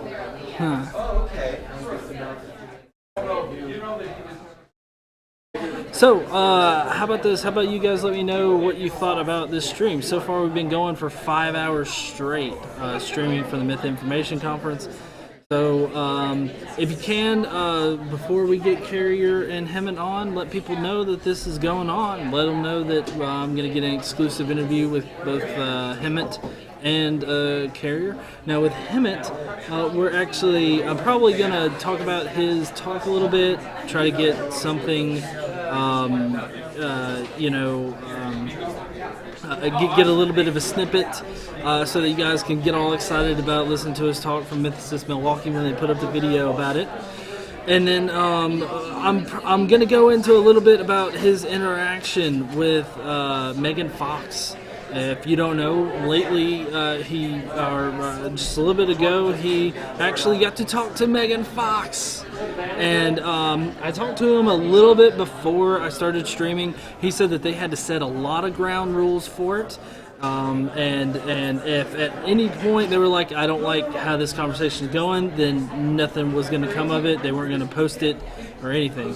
So I'm glad that they, really liked the conversations that they had with each other, and they were able to post it. So hopefully soon I'll be able to get Hemet on here. I'm just waiting for him to get some PR stuff out of the way, talking to people, selling books and whatnot. I'm kind of curious if you guys want to see more conferences streamed like this. Like seeing, the live streaming aspect of it, being able to hear from a whole bunch of different people. If so, then I'm going to try to do this a bit more. Try to get some conferences done and see if I can live stream them as well, because I think it's very important, these conferences. The community that you feel with them is so important. I really hope to be doing that a whole there's a reason. Oh, he was awesome. Because it's theological, Miro. It's theological. The reason they Well, hey, Sean. Dude, are you real busy? You gotta say Kinda. Why? What's up? Okay. Oh, for an interview? Oh, I'd love to. At the after party. All right. That'd be awesome if we can do it. Or sometime after. I just gotta take all this down. No, that's fine.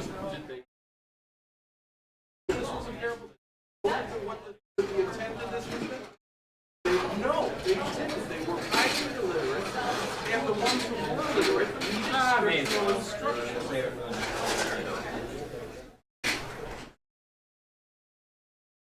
There were no Bibles. When you get the surveys, Every Bible was handwritten.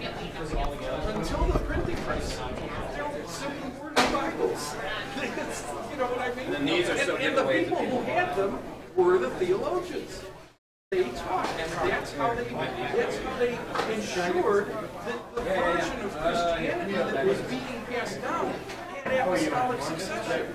That they actually came from the people who they believed created them.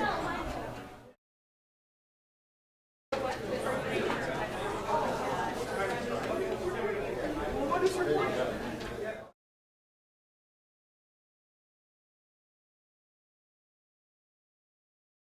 Yeah, no, people in case They were like Cubans back in the 1400s.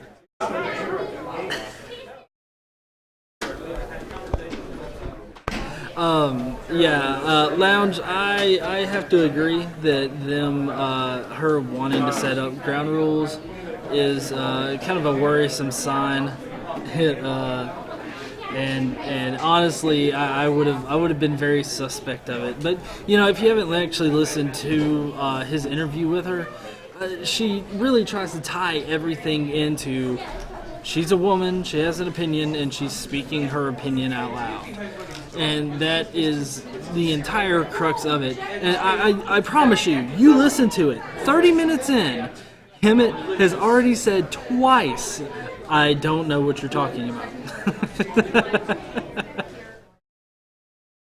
Alex Jones, when he took his video camera and spied on the Bohemian Grove. Yeah.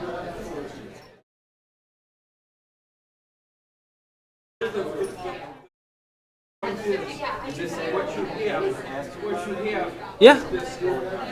Okay. Huh? No. They were atheists.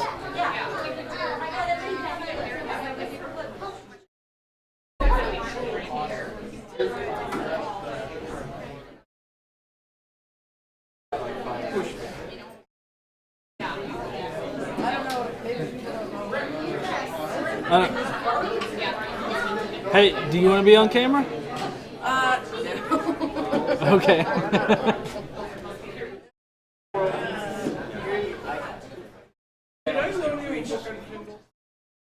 Yeah, well, see, yeah. Hey, these are free if you would like to take one.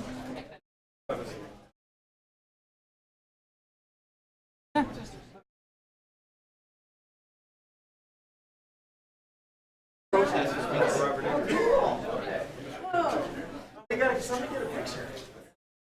We gotta document that. We need eyewitness. I'm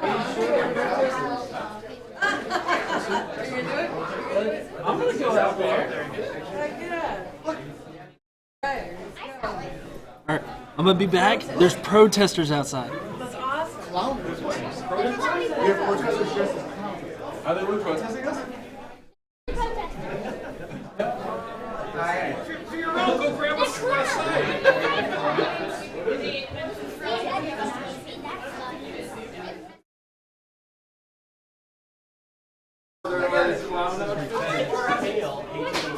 What's happening?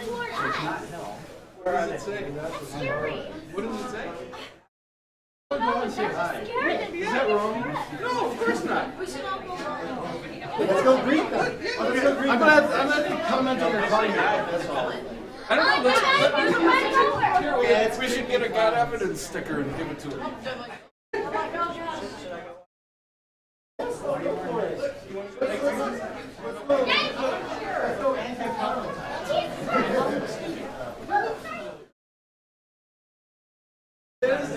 I just heard about this now. Yeah. Howard Cat. You've never been. I'm good at those guys.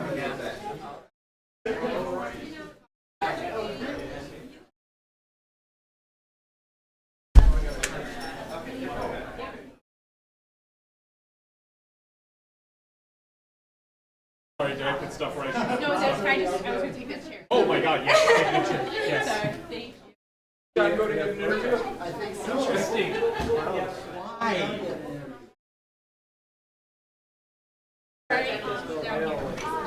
How did they find out? You know, how did they find out? There'd be like small crowd up here protesting this. And there is. That's much smaller than right on.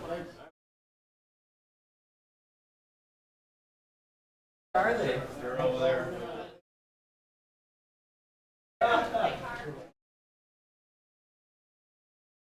Godless out there? Yeah, they're all out there taking pictures. Oh, that's true. Yeah, I'm gonna Rob's taking a picture. Yeah, Rob's taking pictures. The protesters. And they're dressed up as clowns? Is that kind of ironic? No! Wait, I know what this is. What? I know exactly what this is. Okay. What is it? I know all these people. Oh, okay.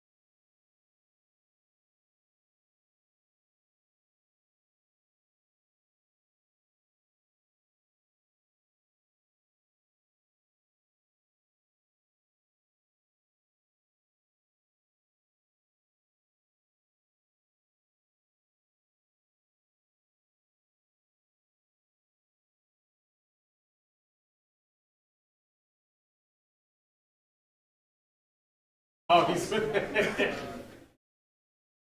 I go get him for you? No.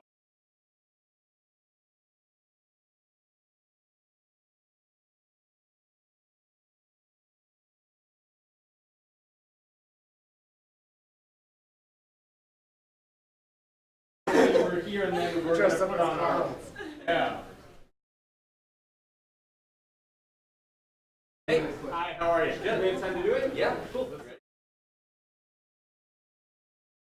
Watch for you.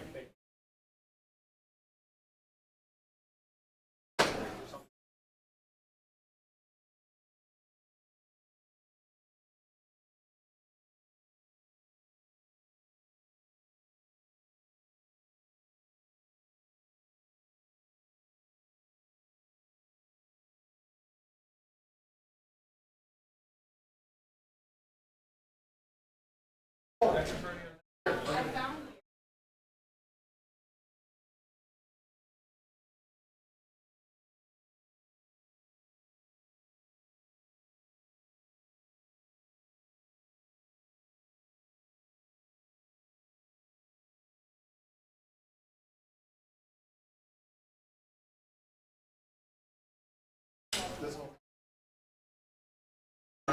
Yep.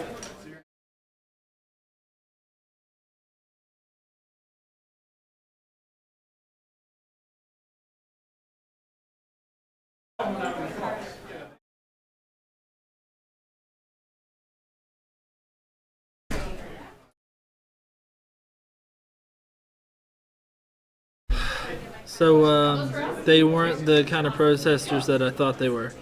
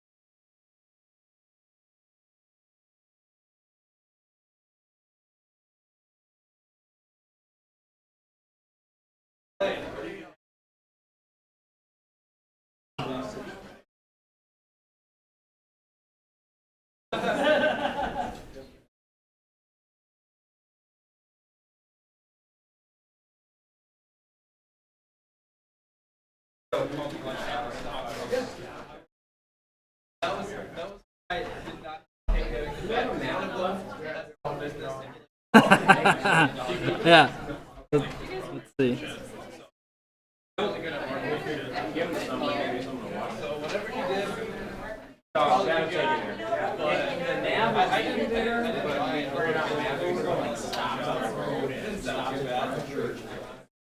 They have to keep going past the church. They will have you'll see all of actually 6:30. Yeah, taking your time.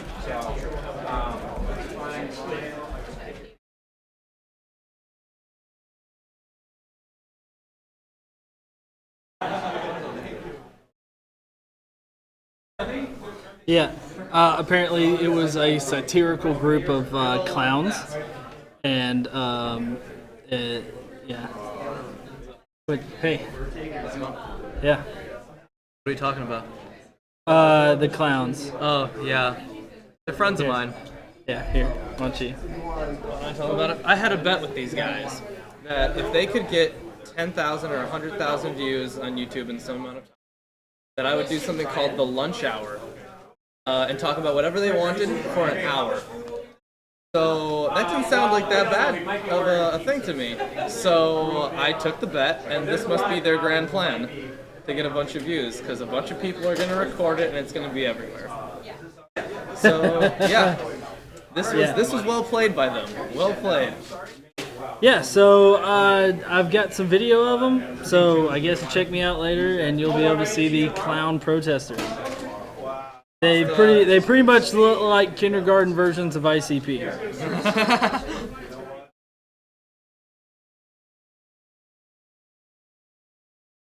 We got half an hour.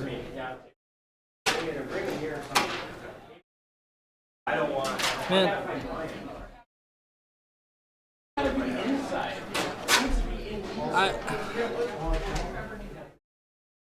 I had so many of these stickers and hardly anybody picked them up.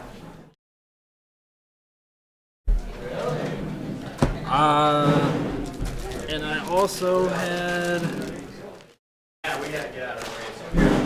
these. Actually, this is the last one. All I have are envelopes. So this is the last one for that.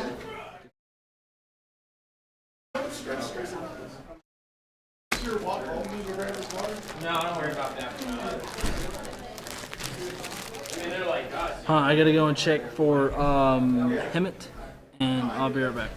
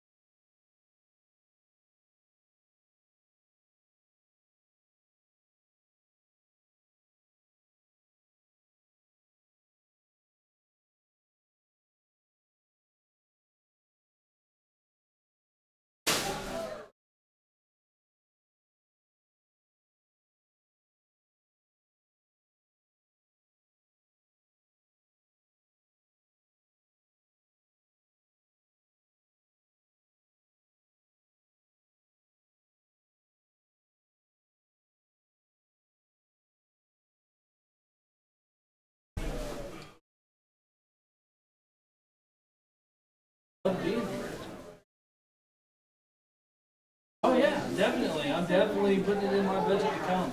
Cool, man. All right. Well, it's nice to know you might be a staple for us then. Yeah. Godless Engineer, podcasting live again. Oh yeah, if you guys will let me do it again. Hopefully there'll be competition. Right? Unless you have to think about it now. I'm still streaming because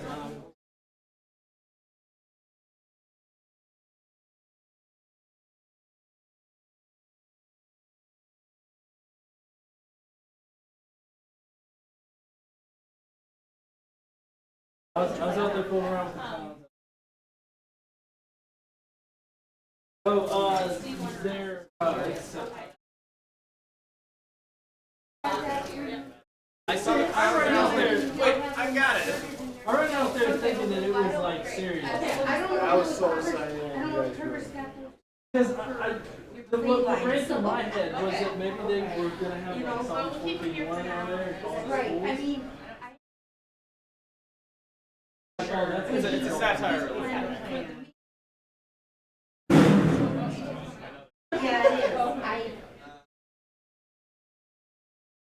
Actually, the most effort I've seen them put into anything ever. Like, they have not actually worked this hard into anything.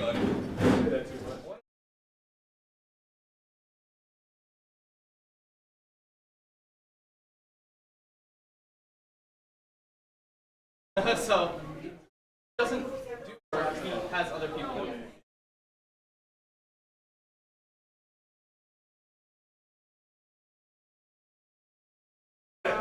Yeah. Oh,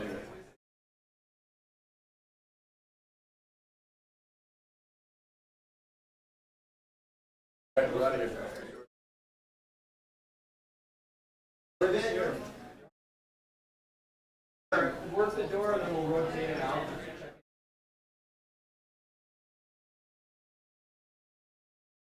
This table. Oh. Yes. Well, he's good on it.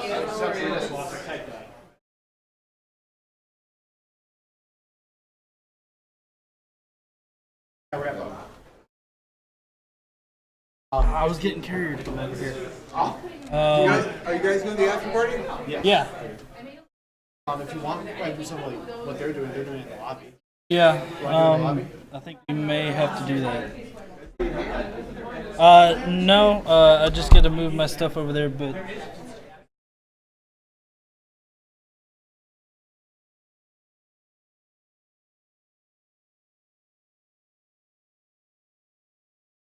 We got caught up with everybody else.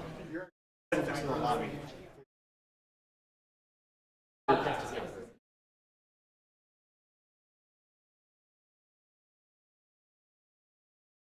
Ours starts to feel the heat. Pressure. We're gonna try to get away. We didn't realize, we thought we would have the space by. So we're kind of, we have a lot to set up. No, please. So, yeah. Get us out. We just need that table and that to be free. You got the maps home? I wonder if they're in either that or I just follow somebody over.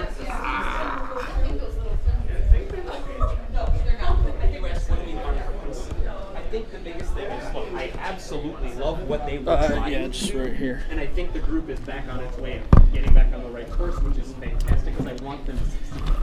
But when good intentions are nice, but you still have to do things the right way. And there are so many ways to get that. Podcast here. You start doing it. Wow. Like, well, what do you I'm sorry. How do I make sure it gets the message out, the tone, topics? Say hello to the talk camera. about? There's a lot of initial. You don't just say, okay, I'm going to start it, and then boom, it works. Like, no, there's a lot of things you have to do first. That didn't do its due diligence, and unfortunately, no one in a position to do something about it. All right. Yeah, I got my brand new Is that close enough? Yeah. Okay. That's good. Yeah. So, hey, Dr. Carrier, how are you doing? Doing well, actually. Yeah. How'd you like your talk? It went very well. Yeah, and some good questions too in the audience. Oh yeah. I was trying to pay attention to so many things. I think I missed one. Was there any particular question that you really kind of centered on? Really found intriguing? Not really. No. No. They were all interesting questions. I mean, I generally remember questions that I found less productive than the ones that I find more productive. But no, there was some good hitting the table there. No, there was some interesting questions about the issues, and it's interesting finding audiences that are very intrigued by certain things that come up and want to explore more. Because obviously I have to cut so much stuff from the slideshow to fit it in time, and it's always nice to have the opportunity to like fill in a blank for someone that, you know. Right. So that was nice. Well, and I have to say that I saw your debate with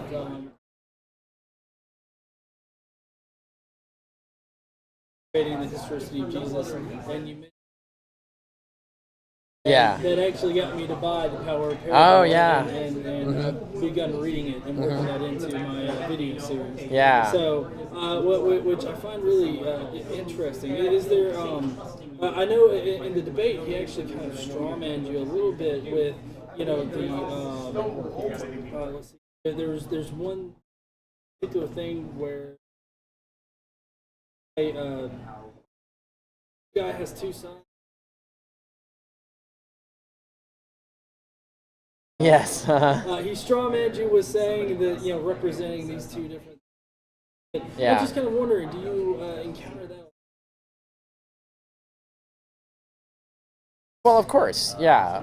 I mean, they're always trying to rationalize their position, right? So they're always going to look for anything that they think that they can twist a certain way, or even they might even see it that way, right? Like they're not even like really paying attention to what you're saying or what your argument is. They see it as something else and then attack the thing they think they're seeing, even though that's not really what you argued and so on. So I deal with that a lot in both philosophy and history. Now, another thing, another book that you mentioned was Gospel of Fictions. I'm wondering, did you use that a lot with your research, just like these general books that were put out by other authors? Well, yeah, Gospel Fictions by Randall Helms. That was actually sort of a doorway into a whole body of literature. Not just by him, but by a bunch of other people. I did use some of his material, especially the stuff I could vet independently, and through my own skills and through the literature that there is. But also that made me realize, wait, is there more of this kind of stuff done? Like, he can't be the only guy. And then so I did a lot of researching into articles and things like that, and found a lot of peer-reviewed literature, books and articles of scholars doing the same thing, but on different passages of the Bible. So you pull them all together, and you can kind of cover the entire 4 Gospels with all these analyses, right? Just by pulling together all these different authors who've analyzed them in different ways. And so you'll see, like, there's a lot of examples in chapter 10 of On the Historicity of Jesus, where I've done a Randall Helms-like thing on a different passage that he didn't cover, using existing peer-reviewed literature where some scholar has done that already. So that was the main use for the book, and its value for the public is that it's a short read, it's an easy read, and it has some of the best examples of what's going on, you know, the phenomenon of this kind of scripture updating that the Gospels represent. Yeah, one part that, or at least the last part that I stopped on and I kind of wrote an episode for me to record, was him describing how myths have kind of evolved within like, you know, starting in Mark, there's not a lot of special effects. But then as it progresses, like, he eventually gets more and more, like, powerful. That's right, yeah. But I'm kind of curious, do you see that, like, throughout the gospel, like just it getting more and more spectacular? You mean within the 4 or within all Gospels that we know about? I guess just within all Gospels that we know about. Yeah, I mean, it's hard to say whether there's a fixed trend, because you find certain other Gospels, like even the Gospel of Judas, for example, which was uncovered recently, looks pretty mundane from the material that we have, or the Gospel of Mary, or the Egerton Gospel. These don't seem to be any more miraculous or amazing than the canonical Gospels. Sometimes they have little miracles in them, but they're not. There doesn't seem to be evidence of a trend in that sense. What I think we have is that Mark is more interested in the allegory than in the special effects, as you say. So that's the reason there's not a lot in there. And also, the special effects are either allegorical things, like the walking on water and the whole, what that means about faith and other aspects of what water represented in Judaism, especially stormy water represented. And also the whole idea of making Jesus the new Moses, some certain elements of that. So you have that going on, but you also have what Mark is doing is emulating miracles that actually happened in the church. So when Jesus does healings and exorcisms, these are models for actual healing and faith healing acts and exorcism acts that Christian missionaries are engaging in. So he's creating models for real things that happen. And you'll notice that, like, the the amazing miracles are always private, and they're always with the disciples, and they always have some sort of symbolic, theological meaning. But all the public miracles are just mundane, ordinary magic tricks that you would find any, street preacher would be performing back then. But that's because he's modeling actual street preachers that were actually doing those things. Now, when you get the later authors like Matthew and so on, they want to make Jesus more grandiose.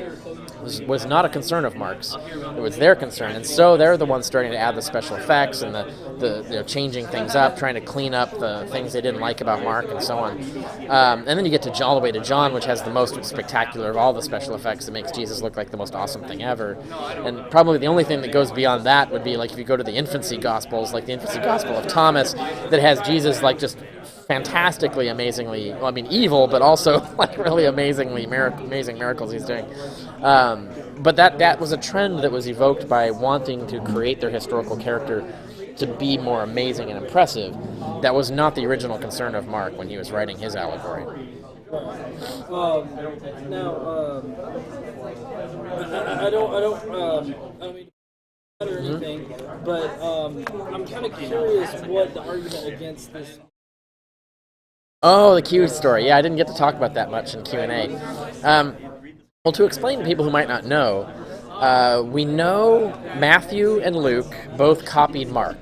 It's because they quote him verbatim. They use most of the material, and but there's material in Matthew and Luke that's identical between them, that's not in Mark.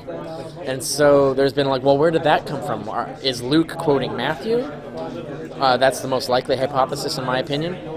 Or is there another gospel that they're both quoting, something like Mark, but that has become lost? And the proposal is that existed, that there was some other gospel that they're using, and it's called Q because it's German for the letter for Quelle, the German word for source. So it's just sort of like a variable designating this lost gospel that we don't have. And so that's the Q hypothesis, and it became hugely popular over the course of the 20th century. But then certain scholars started questioning the evidence for it. The evidence is actually really weak, whereas the evidence for Luke copying from Matthew is very strong. And then you have certain scholars like Golder and Goodacre and many others. I cite all the best ones on the Historicity of Jesus, where I talk about the Q hypothesis. And when I looked at the evidence myself, I tried to find the best evidence for the Q hypothesis there was, and I just couldn't find any. Like, the best, most ardent advocates of it just don't have any arguments. Like, they're really weak. Whereas the authors who have arguments against the Q hypothesis, that it's all just Luke copying Matthew and changing it up, their case is really strong. So I think the Q hypothesis really should be dead by now, and I think it's just sort of the institutional inertia, this sort of refusal to give up on this tradition that people have built their careers on, is preventing people from seeing the light on that. And I think that's sort of preventing progress on this issue. To kind of change it up a little bit, how do you feel about people in the secular community that are reacting really harshly to this idea that Jesus might be a historical figure? Because, I don't know if you've experienced it, but I know I have. Yeah. People get really angry. Yeah.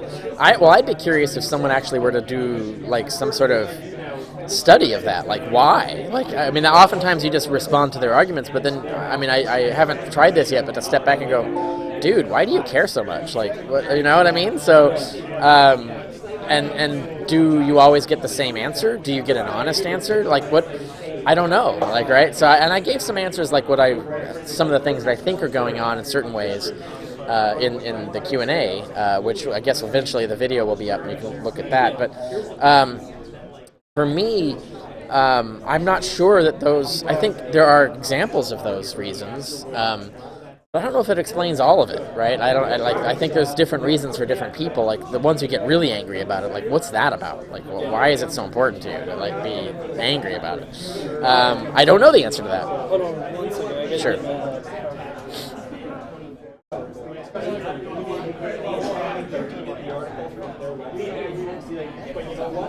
It's here.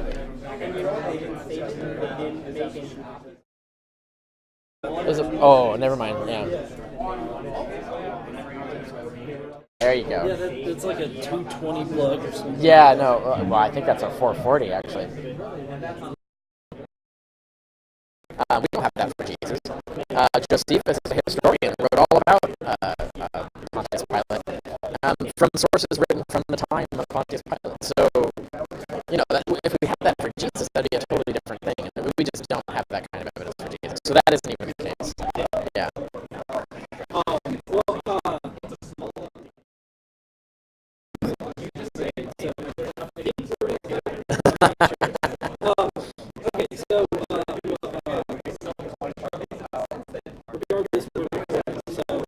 All right.